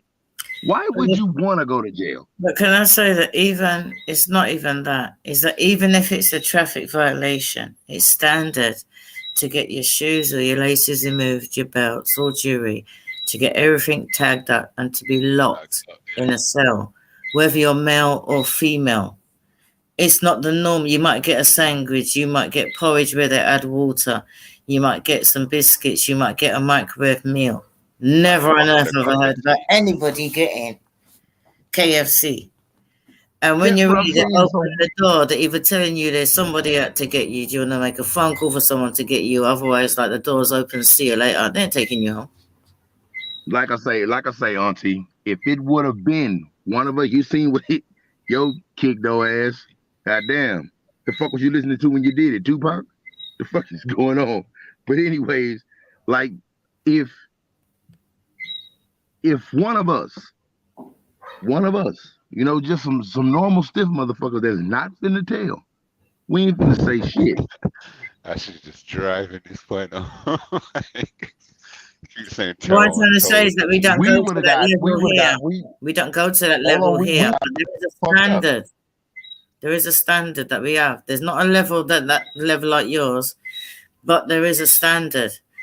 And that standard seems to have disappeared regarding Rick. So, Auntie, when has your lips ever touched any KFC while being locked up? Do you think you can answer that question? The people Never.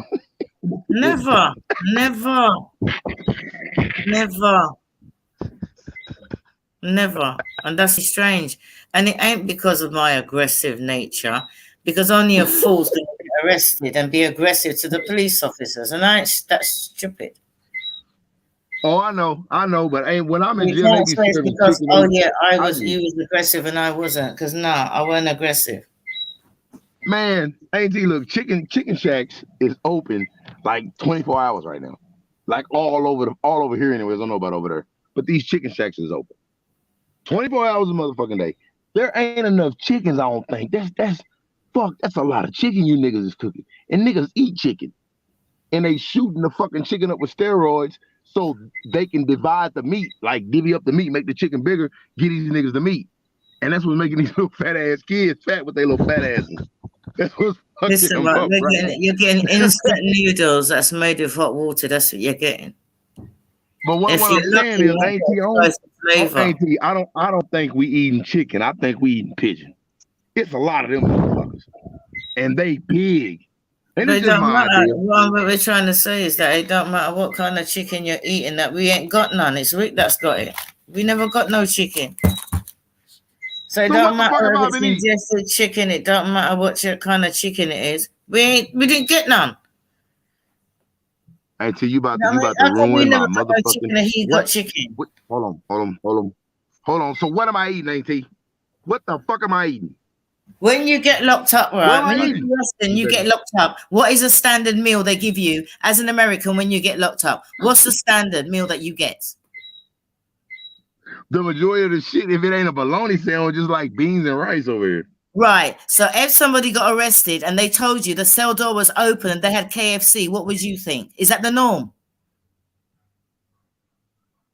No. That's what we're saying. I know, but I'm just having fun with this kind of. Yeah, I know. So that's what I'm agreeing with you. We want to know, why did he get KFC? It's not our mannerisms.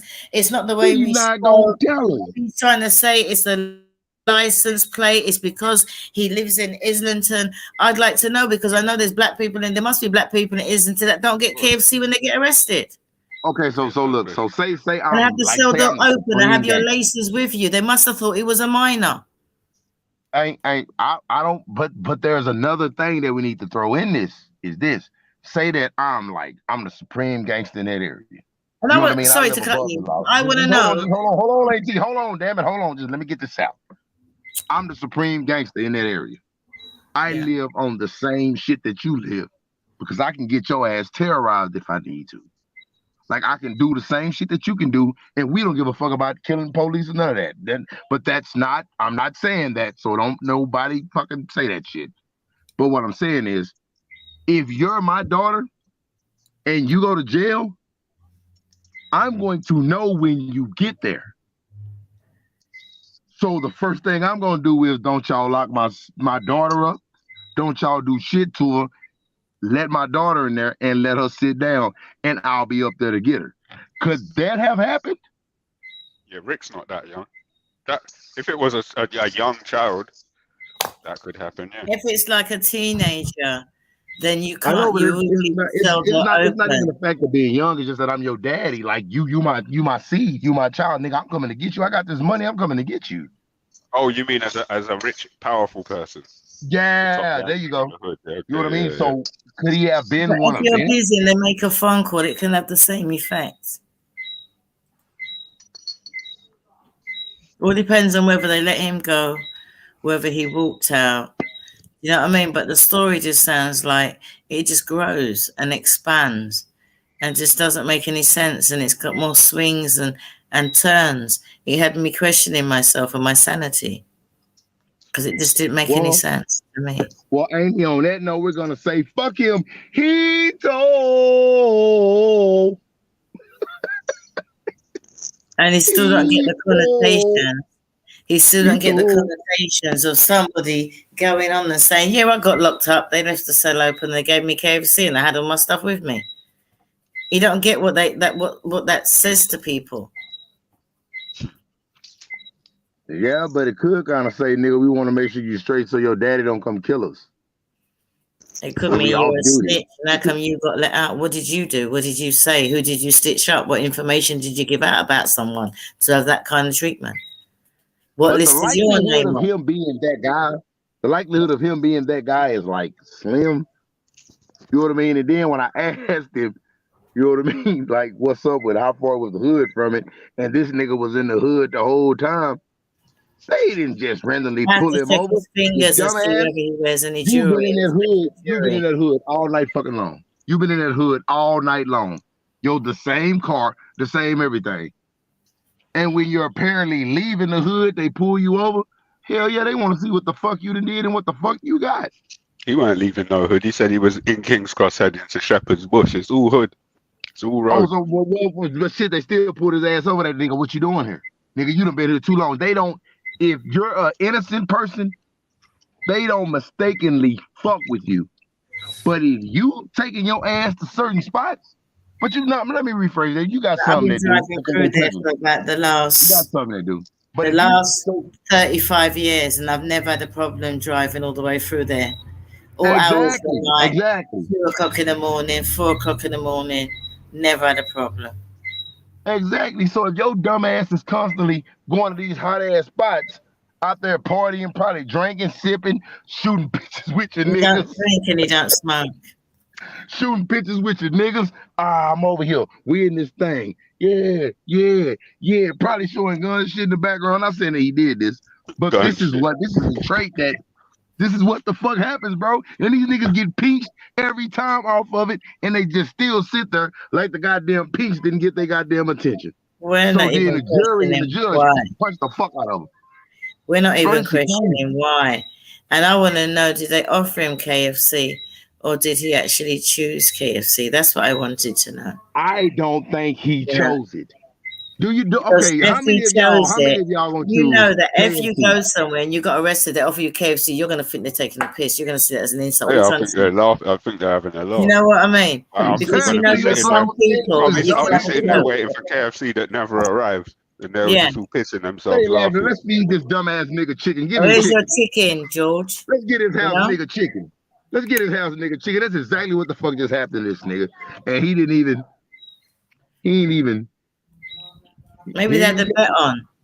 You know, next that person we put in, see if we offer them KFC or a chicken sandwich or, you know, see what they take. We tried to ask him, he didn't answer, ain't he? And this nigga, I could just see his ass sitting in his room. You want some KFC? Oh, that's fine. That's fine. That's fine. That's fine. Just give me the Kentucky Fried. Bring me a soda. A soda. That's how he talking to them. But when he talk to us, he on some other shit. He on some other shit. But when he talk to them, can I get a soda? Can I get a soda? The story just expanded and expanded and expanded. It just reminded me of one of your children when they start telling fairy tales and it just churns. You say, "Oh yeah, but what if this happened? Oh no, that happened. But yeah, then this must have happened. No, it didn't happen like that. You know, this happened. You know, and everything's just an exception that's never happened before. You're like, oh yeah, it did. It might happen to you." AT, look, AT, they transformed this nigga. That nigga went in there and said, "Hail the queen." But he's already did that. I don't know. I'm just saying. They fucked him all the way up. That nigga went in there marching and telling like a motherfucker. That nigga, "Hail the queen." Oh my God. No, I'm saying that he said didn't he say he tried out for the services or something like that? I didn't hear all that. I just heard that Army shit guy, about man. He's an army guy. Maybe you could talk to him about that. He's a what? He's a what? Military. I thought that's why you said it. Military. He tried that for the military. See, I didn't know. Okay, I didn't know that. Right. It sounded like it the way you just said it. That's maybe how he got out, but I don't know. That maybe how he got out. Would that get you KFC though? Would that get you KFC? Maybe, but I don't know. Not over no traffic ticket. Not unless he was somebody important that may have went, you know, he may be doing Jade Helm or some other shit. You know what I mean? Jade Helm is when they send the soldiers off into the community and they talk to the community to see what the community thinks, and they pick up on they you know, they do a lot of shit from cell phone encrypted messages that like everybody in the community, they do it too. Not unless he was one of them. And it's fucked up that we got to think like this, but I don't think he was one of them. But he may have been. Maybe that explains why his bitch ass got, I don't know, but in that instance, they would ask you, what do you want to eat? They just wouldn't tell you this is what you're going to eat. The more you talk, now you see where it's all coming from now. It's like the penny. I know, but I was just like, damn, I didn't know the military part though. Yeah. I know but is he actually that? If he's actually that, then so his dad's a millionaire. Oh shit! So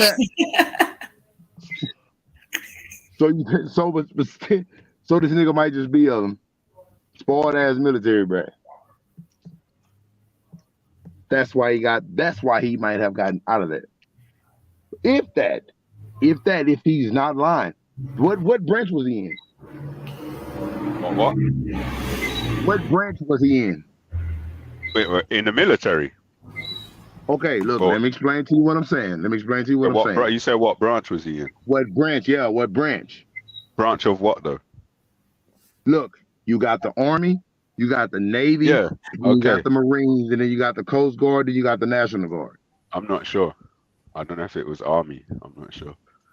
I think it was the Army, bro. Yeah, and it was just the training. He said before he made it out of the training, he had a physical altercation with a superior, and he ended up in the military. He ended up in the military jail, and obviously he didn't make selection. And that's before he made it through the training, right? Yeah, but he didn't complete the training. He didn't complete the training. training. Well, yeah, no, he never made it then. He never made it. He's You know, not gonna have no BCD. He's not gonna have no bad conduct discharge. He's not gonna have no OTH. He could probably, like, if you do something to the military, they'll kick your ass out and they'll label you. This motherfucker, if that's what went on, he got lucky enough to punk a goddamn officer, but his record it's like they never knew him. I'm just going to go all out there and say that I don't believe the story. That's what I'm saying. It's gonna be like we never knew you. We never knew who you were. So take your ass home, because if he would have made it through training, it would have been a little bit different, depending on what area he trained in. Because from like 500 to fucking 475, those are divisions. That's never mind. But that's you're going there. I don't believe it. If you other than that level, you're going here. The next level, you're going there, and the next level, you're going there. You know what I mean? So no matter how dumb or smart you think you are, they have something for everybody. It just depends on you to pick what the fuck you're gonna do. For me, there's only two options. He was either they thought he was a minor, or he enhanced the story. But there is also a possibility he could have been protected, even in a way he don't know about. Yeah, that is a possibility, though. Yeah, that is a possibility. Yeah. But could they gave him the thing that's killing me is the KFC shit. Well, if he's protected in a way I was talking about, then the KFC makes sense. So does the open door. So does the shoelaces. So does the rolling. But the KFC don't make no sense. Does he wear jewelry? Do you know he wears a ring? I'm sure he wears one ring, you know. So do people do they look at KFC as a delicacy or something? No. Exactly. Right, so it's if you got money, a delicacy if you've been arrested and you're locked up and you've been arrested. It's a delicacy. Yeah, of course it is. Because the same way how I was asking what you have, you said bologna. Remember I was saying to you about your bologna. Imagine that everybody gets bologna, but then one person gets arrested and they get KFC. Yeah, that's what I mean by it's a delicacy. Yam's on point. That's exactly why I was talking about jewelry. Okay, so look, if you say you got the bread, you got the money. If they telling you they're gonna bring you KFC, are you gonna eat that shit?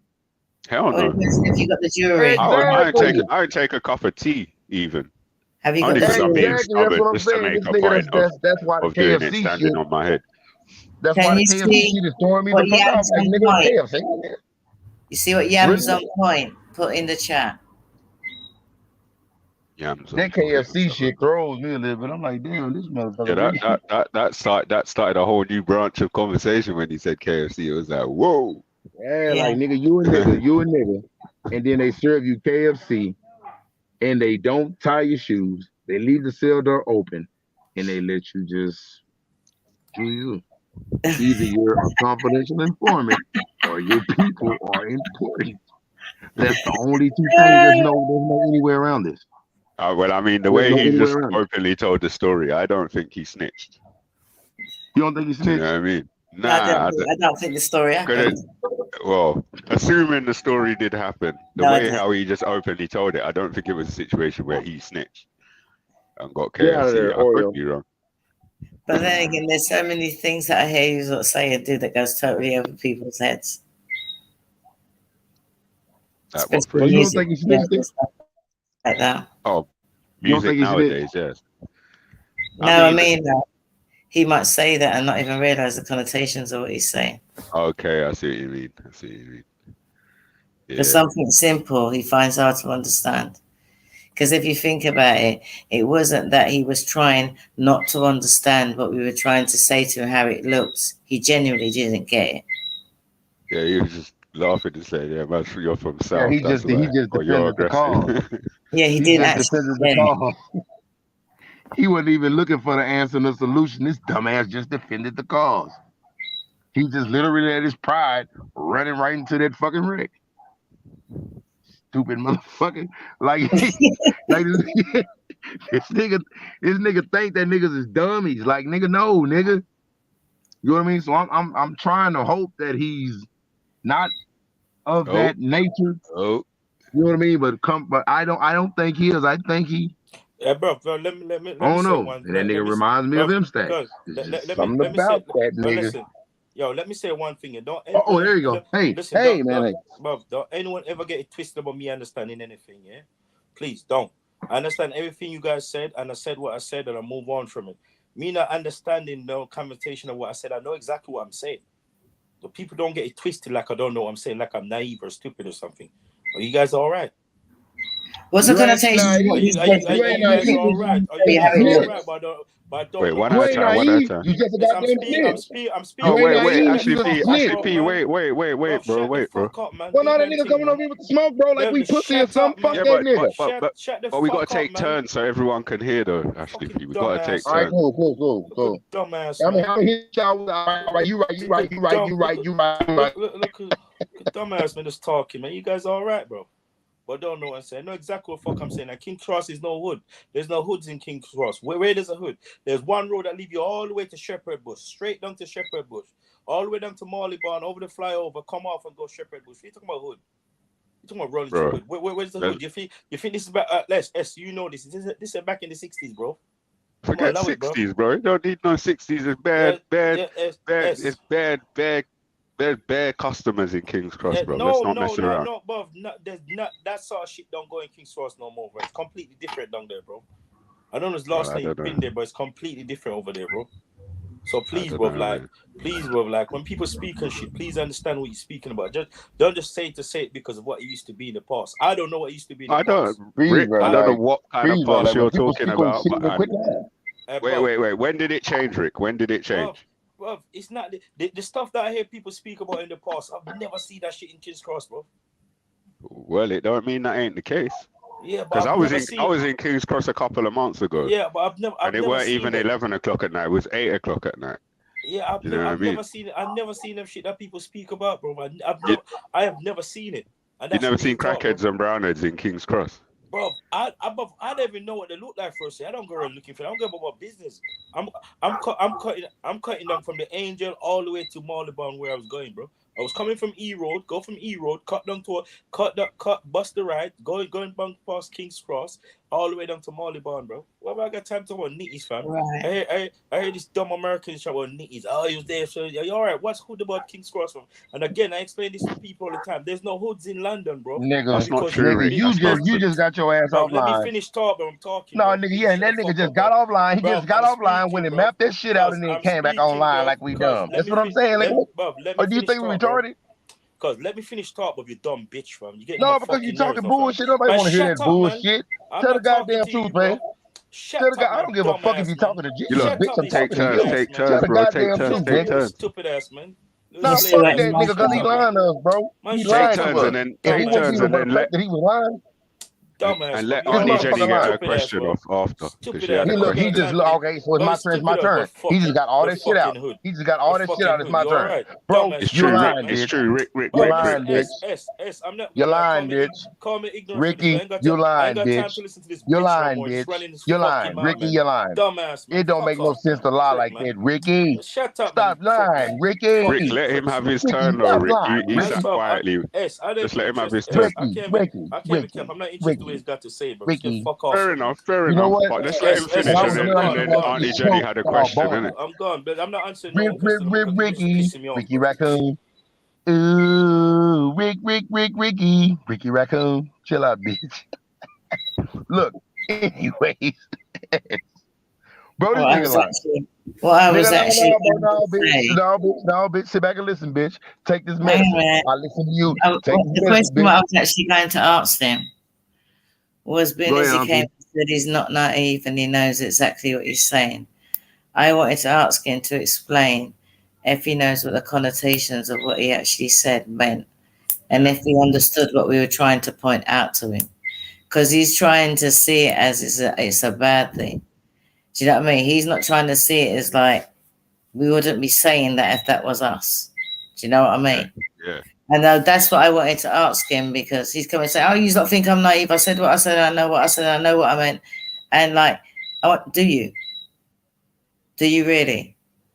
Because otherwise, you wouldn't throw something like that out there, because you'd know the connotations of it. So that's what I wanted to ask him. Do you understand the connotations, or why we reacted the way we did? Because I don't think he does. I don't care what he says. I don't think he does. So fuck him.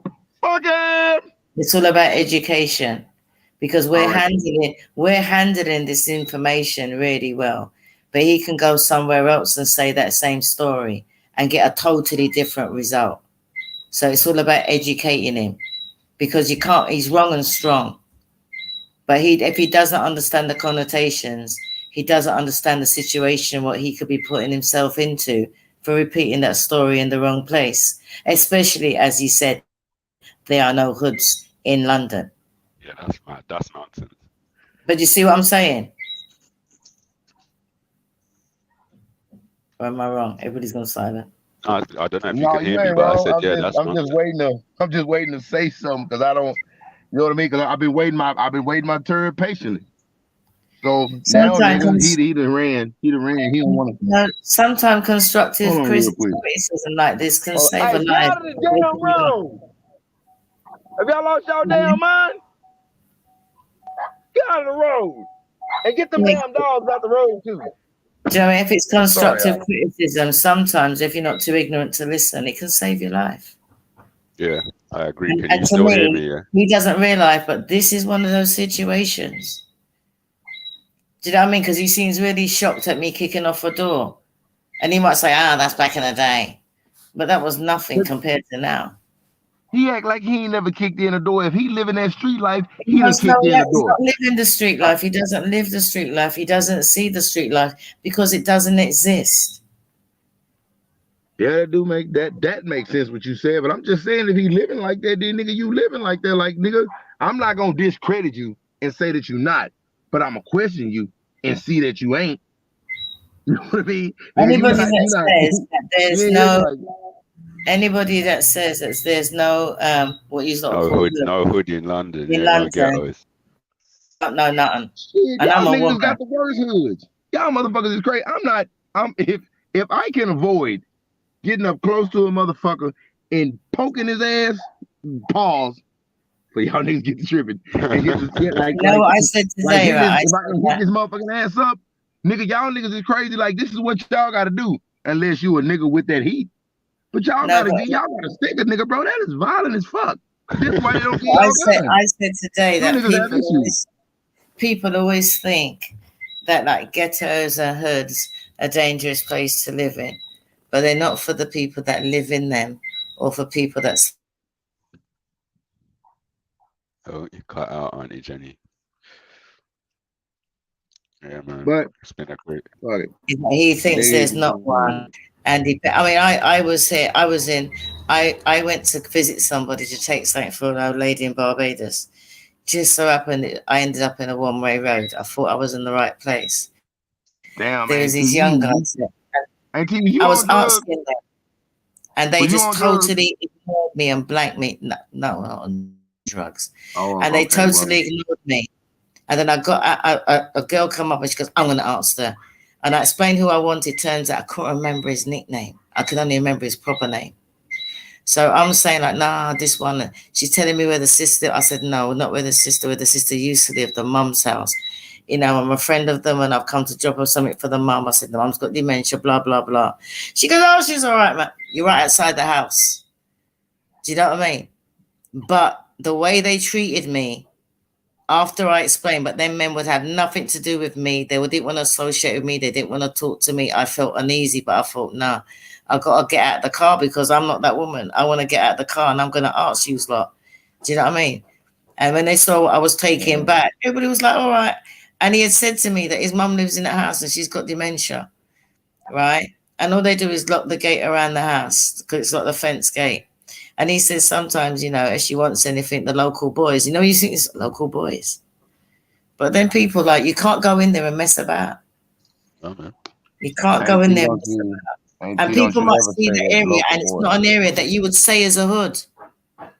But I got lost. I went around a couple of times past the shop and I thought, you know what? They goes to me, my friend said, why didn't you go back? I said, no, because I ain't going there third time because I know what goes on in there. And I know the police always watching the place. And me, in not even a hire car, in like local plates. No, I went home because you done the right thing. Because I know the area. So I'm not going around there driving around looking for somewhere. So I mean, I just came straight home. I thought enough of that because I'm driving past the wrong people too many times. So he's not aware. Yeah, that's what. Yeah, that's what I'm saying. He just. Hey, T, let me ask you a question. Have you ever been tased before? Tased. Tased, nah. Have you been? Yeah, have you been tased with the taser? No, I'm always on my best behavior and I'm arrested. Hold on. Look, let me tell you what happened to me. I didn't want to say this all day, but I wanted to get this bitch ass nigga out the way. But look, man. All right, so I come home from work and shit, and my girl in there with her little homegirls and shit, and there's like 6 of them bitches. And this is at the time when I was doing my thug thizzle. Them hoes is in there snorting up my cocaine. So I'm looking at them like, man, what the fuck is you bitches serious? Oh, them bitches was on it, nigga. We don't give a fuck today. It's party central, bitch. We don't. I said, okay. So, man, I started fucking up everything in the house. I started fucking it all up. So, shit, long story short, the police get called. When the police get called, bro, they come over there. They ask me what went on. You know what I mean? I was like, this and that, blah, blah, blah. They're like, well, we had input that there was prostitution activity over here. I'm like, man, ain't no prostitution going on. Like, these are my homegirls. These bitches pick up their motherfucking shirt and start flashing the goddamn cop. The motherfucking law says, you know what? Y'all have a nice day. He left. Well, that pissed me off. So my mind went somewhere else. So I had like it's some little blue Xanax pills. These bitches, like, they small as fuck. But they not a full 1 dosage. They like a 0.5. You know what I mean? So I had like 6 of them hoes. And I was like, man, I wonder if I smoke these bitches with this cigarette, what gonna happen? So shit, I took the goddamn cigarette and I dumped out like half of the motherfucking tobacco. And then I had crushed them pills up. So I stuffed them pills down off of that shit. And then I put the tobacco back on top of that shit and I started smoking. I started smoking like a motherfucker. And I'm noticing like I'm starting to black out, then I wake up. But I wasn't tripping because like my mind had took me back to somewhere I ain't want to be. So I was like, well, fuck it. If I black out completely, I ain't coming back. So I'm not really tripping. You know what I mean? But I black out, come back to again, and like I black out again. And when I come back to again, the same goddamn police is standing inside of my house with my girlfriend and these white ass bitches with big titties that's everywhere. So I'm like, what the fuck is going on? They say, sir, we've been trying to wake you up for 3.5 hours. I said, what? Bro, I didn't know what was going on. So I popped up and I'm like tripping. And I'm talking shit to them, all types of shit. They say, man, as long as you don't take your dumb ass outside of this house, we're not going to fuck with you. You can be fucked up inside of your house, but don't you leave these premises. So this bitch and her friends, they jump in the towel, they go downstairs, jump in the towel, they dip out and shit.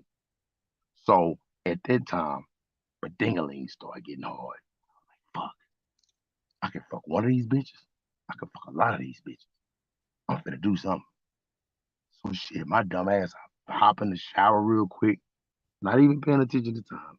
Hop in the shower real quick, you know what I mean? Fuck it. Hey, nigga, you know what I mean? Come scoop me. My nigga hit me back like, bro, I'm gonna be like 10 minutes late. I say, all right, my nigga. So he hang up. My dumb ass run outside. Not even thinking about these police had just told my bitch ass, if you come out that house, bro, I came out that goddamn house. I had the keys in my hand. Them motherfuckers, stop. Put your goddamn hands up. Like we told your ass not to come out that house. Bro, these motherfuckers arrested me. So I go to jail. I get down there and I'm blacking in and out. This is exactly how I remember this shit. I blacked out. I woke up. They was fucking taking my thumbprint and putting that bitch on the paper. I passed out again. I woke up. When I woke up again, they was fucking handing me shoes and sandals and shit and telling me that I need to get my ass in the shower. This is when shit got real. I passed out and I woke up again. And when I woke up, I didn't have on no clothes except for my boxers. That shit did not sit right with me. So I got to tripping. I say, man, what the fuck going on? They were like, man, you gonna take a shower or not? I say, hell no. Why am I in my drawers? You gonna take a shower or not? No, bitch. Why am I in my drawers?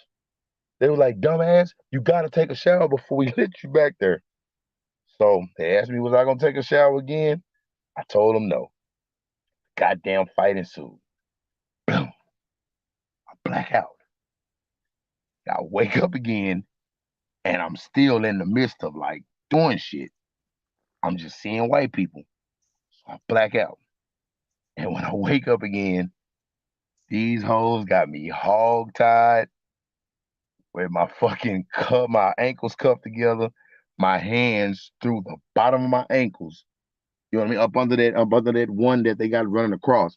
So if I try to pull up with my hands, I'm gonna hit that cross, so I can't go nowhere. They got me hog-tied like that, bro. And I'm talking cash motherfucker shit. I'm flopping around like a goddamn fish, all types of shit. Man, they say, you gonna chill out? I say, no, I ain't gonna chill out. Fuck your mama, fuck your daughter, fuck your kids, fuck everybody. I can't stand none of you bitches. Have y'all niggas seen All About the Benjamins? I don't remember. If y'all ain't never seen it, have you seen All About the Benjamins when that nigga when he tased that goddamn white dude, how he hit him, like he draw back and he hit him in his ass with that taser? Yeah, I don't even remember it still. Bro, I got to talking that shit. That goddamn white dude said, motherfucker. Just like that, bro, and stuck that goddamn taser in my goddamn right butt cheek. That motherfucker say, is you gonna cooperate? I said, all right. They fucked my ass up in there. Bottom line to this story is, nigga, I went through that just from going outside when I was told not to. You want us to sit here and believe that you got served KFC? How? Tell me the fuck out. Yeah, that's what You we ain't wanted get to served know. no KFC, man. Well, I mean, Auntie you Jenny got said served she didn't KFC, believe but the story. he did his work for it.